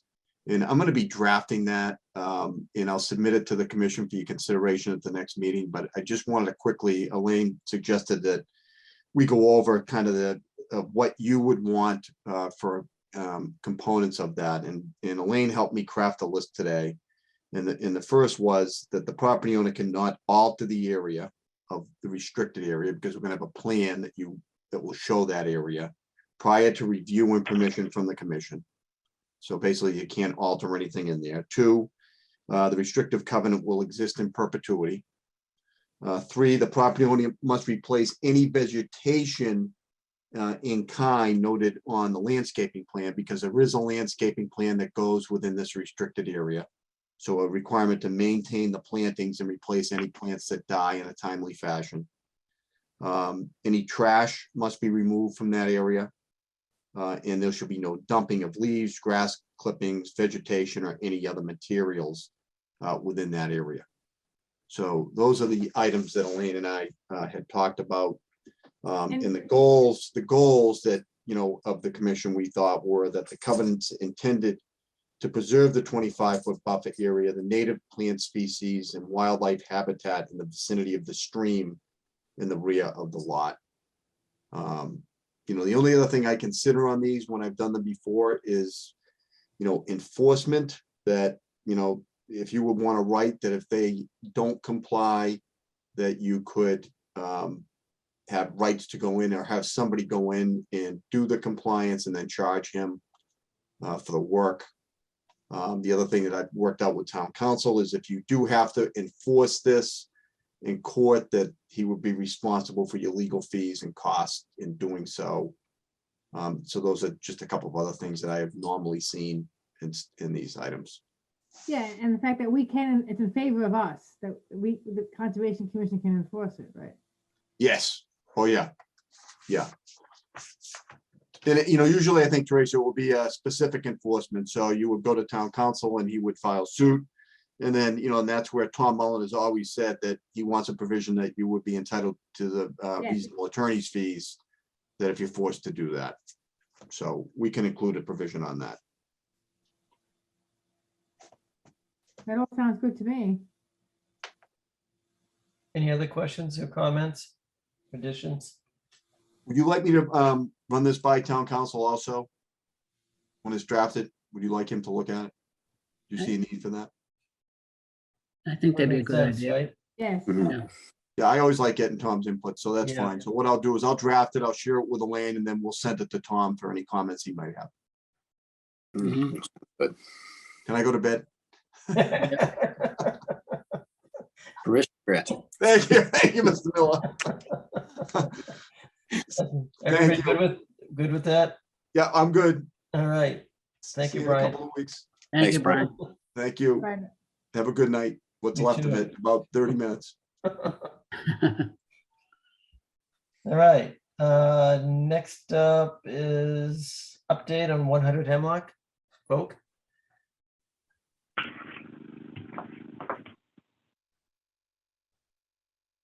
Oh, the Jimmy, vote. that would be you. Yeah, that would be me. I guess they were having their, I guess all the commissioners, or what are they, Elaine? I'm not even sure. The committee members? I think there's like school committee members Right. or whatever, Of course, they're or some moving, subdivision. they're moving right along with the plans for this school, and it's a huge school. And all I did was tell them that, of course, that they should be filing with us, and they should be filing with us soon. And that they should not be doing any activities in the resource areas or the buffers to the resource areas until they come and file and go through a hearing process. Who did you tell this to? The group at the Voc, the committee, school committee or school rebuilding committee for the Voc. Well, I mean, they're whatever, construction company or they obviously would know they need to file with us. They already did the Yeah, but they determination of haven't. applicability. They haven't, and there's nothing wrong with letting them know that we're waiting before Has they there start. been any- You've been up there, seeing the trees that are coming down? So I mean, there's work- they're doing their due diligence, doing all the borings and stuff like that, but they're knocking down quite a few trees. And I think, Elaine, what was that woman's name? That the bird watcher? Linda Iyer, Yeah, who's Linda was doing saying. more work. Go Right, ahead, and Jen, sorry. Linda thought that they were gonna start, she saw a date somewhere where they said they were gonna start construction or ground clearing. And she was afraid that they were gonna start taking down all the trees, because they've actually filed with the state to try to get them to look at the project before it goes forward any further. So I just want to make it clear that they just can't go out there and start cutting down trees, even if they're, they can't take down a slew of trees just because they're trying to take a test pit either. I mean. Well, if it's in a non-jurisdictional area. Well, I'm saying if it's in a buffer zone, they can't. Right. If it's in, Yeah. obviously if it's in the resource, they can't, but if it's in the buffer, they don't have permission either. Right. And didn't we, specify that those, the resource areas were done sort of on the edges of the the edges of the property and we didn't fully do the interior? Do you remember that? Well, we didn't do- They did the building. I mean, what we did, yeah, what we did was the BBW delineation. right. What did we say that we specifically did not do on the interior area? We did not do any other resource areas. We didn't do bordering land subject to flooding. Okay, so your point about doing something, not cutting in the resource areas, is that Oh, they- presumes that all the resource areas have been Well, that's- identified. Yeah, that's the obvious part, but more important is that they don't do anything in the buffer zone. Okay. Right. So I just left it with them, but her lawyer was there and he told them they're actually doing a lawsuit, I guess, or something to get these people to slow down and reconsider where they're putting the school, because you know, it's going to take out like the whole hill up there. It's going to be just gone. So and he was very good. He went through the whole process and told them where they were exceeded, you know, they exceeded the limits of what they could do. And where they've crossed the boundary, like there's limits on things that you can do through the state to. Limits on what? Yeah, under what? I don't know if it was MIPA. She has filed a letter she sent a letter to MIPA and asked for MIPA to review the project and gave a series of reasons why. Because they said no, MIPA. What? There's state money in it, yes, there is. Yes. I see. And okay. what they have said Yeah, is there that is a state MIPA review is not required. Right. So she has written to MIPA, and when I left the office last week, it was about to be published in the Environmental Monitor. So I haven't had a chance to check and see if it's gone in the Monitor or not. If it goes in the Monitor, I think that we have like 20 days to respond. I didn't have a chance. I just didn't have a chance to get to it today. But if we want to comment on there's a time period for comments if we want to send in So comment on what, Elaine? How is what? Comments on what? We don't have a file in front of us. No. No. Well, What does MIPA having? What are we commenting on? MIPA. Whether or not it needs MIPA review. What is it? The project. The project. Whether the Whole project needs MIPA review. You mean the building? The whole Yeah, project. and the not building just and the building. parking lot, everything, whole project, because it also includes a lot of impervious surface, and that's one of the triggers for MIPA review. So I guess maybe somebody should be designated to take a look at, if we want to comment, I can put something together on behalf of the commission. I'm not sure when the closing day for comments is, but I can get to that tomorrow. And if that's the case, the question is whether or not you want to make comments and submit them to MIPA and on behalf of the Conservation Commission as to whether or not we believe it requires MIPA review. Well, we're trying to determine what the requirements are of a MIPA review. So Don't we have but is there a project? I mean, isn't that the point, is that they haven't submitted a filing, right? Or no, but it's not a project before us. This would be something different, Peter. This would be just whether the project in general, forget about whether the Wetlands Protection Act, just in general, whether it's subject to MIPA. That's what, Elaine, that's what you're asking, is that if we want to comment on that. But isn't there a qualitative aspect that any project that they could do, what they could build 100-story skyscraper and not, and There they could. are thresholds for MIPA. No, there are thresholds to meet, right? Meeting whether or not it's subject to MIPA. So there are thresholds. So we'd have to do the analysis of whether or not we think it does. Yeah, and one of the standards is if you are in endangered species. That's a trigger. Right. And they are in an endangered species area. So that was another trigger. The lawyer was very good. He cleared up quite a bit. They do have quite a bit to do with conservation issues and wetlands and Sure. wildlife, Yeah, yeah. all of that stuff. They have something to say about it.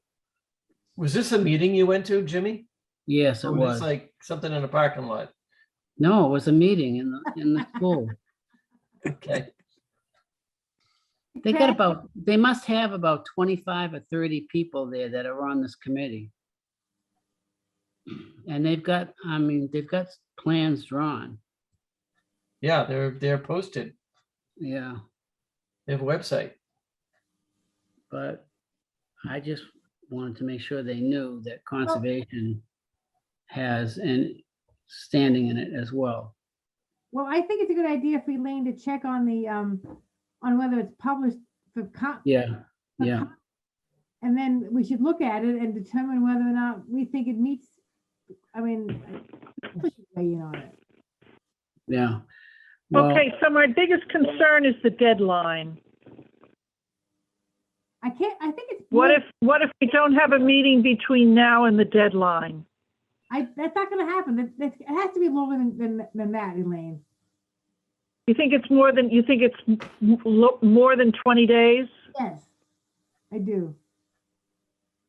Well, then I'll be okay. But you could do that too, Elaine. I what? You can determine that time period, right? Yeah, it's in the MEPA, it's in the environmental monitor. I thought she said it was 20 days. I'm not that familiar with MEPA. I mean, I have a vague idea, but I don't know how long the comment period is.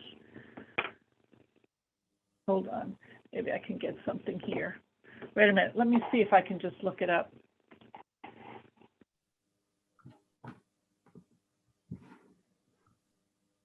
Hey, Judy, did you have anything else? MEPA. Nope. And do we know whether or not was Paul appointed by the town council? He was. His term will start May 1st. Hey, But he has to be sworn in before he can vote. Well, you still gonna go through with it now that we've, now that it's 11:30 or 11:44? I was wondering how often you do this. No, this is Been a never- while. Yeah. Been a Of course, while since we had one of these. we would tell you that under any circumstances at this point. Yeah, Frank has one more meeting, I believe. That's right. And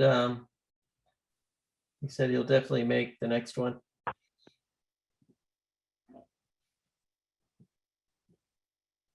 Okay, here it says here, a 37-day review period follows. During the first 30 days of which agencies, person, the MEPA office, and the secretary review and/or comment. Oh, that's for an EIR. So we're looking for an ENF. All right, hold on. No, that's the comment if an ENF is published, Elaine. That's why, that's a comment on an ENF. You're suggesting that it's going to be published as to whether or not it needs environmental review, right? That's something different. Well, you have a certain amount of time to submit comments. And that is the time period I'm looking up now. See if I can find it quickly.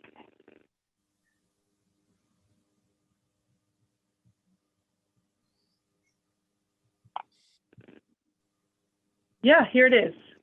Typical review period for an ENF is 30 days from the date of publication in the environmental. It includes a 20-day, there it is. It includes a 20-day public comment period. So if it was published last Thursday, hold on.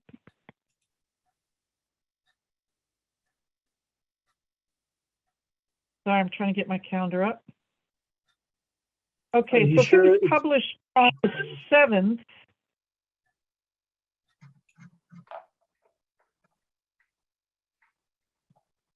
we would have to have, the 20 days is over on the 27th, right? And we don't meet again until the 28th. Are we definite that it's been published? Are we what? Do we know that it's Are been we, published? no, I found out from there's a woman there who has contacted me, who said she expected it to go out last Thursday. So if she is right, then the deadline for comments would be the 27th. But again, Elaine, I'm not trying to berate you. What are we commenting on? We're not commenting on. Oh, whether Okay, she has asked for the secretary to determine whether or not an ENF is required, And the because city the manager- applicant has said it's not. So we would be weighing in, saying, we, the Conservation Commission, Environmental. believe that an ENF would be required for the following reasons. Here are the standards for NEPA review, and here are the parts of the proposed project that meet those standards. There's state money involved, there's X number of square feet of disturbance, et cetera. Yes. So we, as a Conservation Commission, would request that the secretary recommend that the applicant file an environmental notification form. That would basically be the letter. Oh, So I found it listed, and it's listed under requests for advisory opinions. And the comments are Okay. due for 4/28. 4/28, okay, It was published 4/8. okay. So I think it's important enough that we should put together a letter, before the meeting, before we meet again. Right. So do you want to authorize me to send a letter, and I, without violating the open meeting law, I can send it to one designated person to review the letter and then send it out? You can't really vote on the letter because you violate open meeting, but if you designate one conservation commissioner to review my letter, then I could send it out. And Elaine, obviously you would determine what triggers the filing of an ENF review, of an ENF, and put that in your letter, obviously. Yes. Yeah, and I would, yeah. I should be able to get that information. It's pretty standard stuff. X number of feet of impervious surface, state funding, whatever else they are. I would note that there are vernal pools on the property, that sort of thing. Mm-hmm. I vote that we authorize one member to work with Elaine to do that letter. Second. All in favor? Ken? Jimmy? Okay, who? I Couldn't finish voting. I'll say this, Teresa, you are a real estate lawyer. I mean, is this something that this seems like? I'm happy to look at it. Yeah. Yeah, it's just, and I'm Okay, not, Trista, I'll draft something up and send it to you. Great. That's great, Elaine. Thank you for, this is good that we're able to weigh in on it. So thank you, Jimmy, for bringing it to our attention. Well, it wasn't me. It was really Elaine. Oh, Elaine, I'm sorry. Well, thank you, Elaine. You're welcome. I will tell you this is this woman that Elaine's been talking to. I went on a walk with her through Braycott, and she is a wealth of information. She's a bird watcher. She doesn't live in Wakefield, but she lives in the adjacent town. And she's got a group of 10 people that they all bird watch, and they've been watching this very closely because they believe that that's a valuable forest that should not be lost to a school. So she wanted to, at any if any one of us want to go on a walk with her, she'll explain to you what things are what plants are what different wildlife are doing. You can see, for instance, woodpeckers. There's different woodpeckers, peck in different patterns, basically. So you can identify the birds and stuff like that. But she's an interesting person to talk to. And if you ever want to go, I can get you an address and a phone number. You can, maybe we all want to go on together on a shoot. It only takes a half an hour. If anyone's interested. Doing that site walk was quite the site walk when we went out there. Yeah, I know it's basically the same site walk, but she's gonna point things out. No, I to you. know, I know. No, it's interesting. Yeah. Yeah. And where we're all kind of environmental people, I would think that quite a few people would want to go look at it. Plus, it's good exercise. Huh? It's good exercise. Yeah, it's good exercise, especially after breakfast.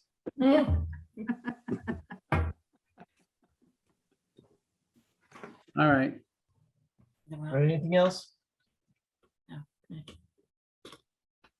If not, somebody'd like to make a motion to adjourn? Motion made to adjourn. Is there a second? Second. All in favor? Ken, Yes. Jimmy, Yes. Teresa, Yes. Peter, Yes. Silvana, Yes. and I also vote to adjourn.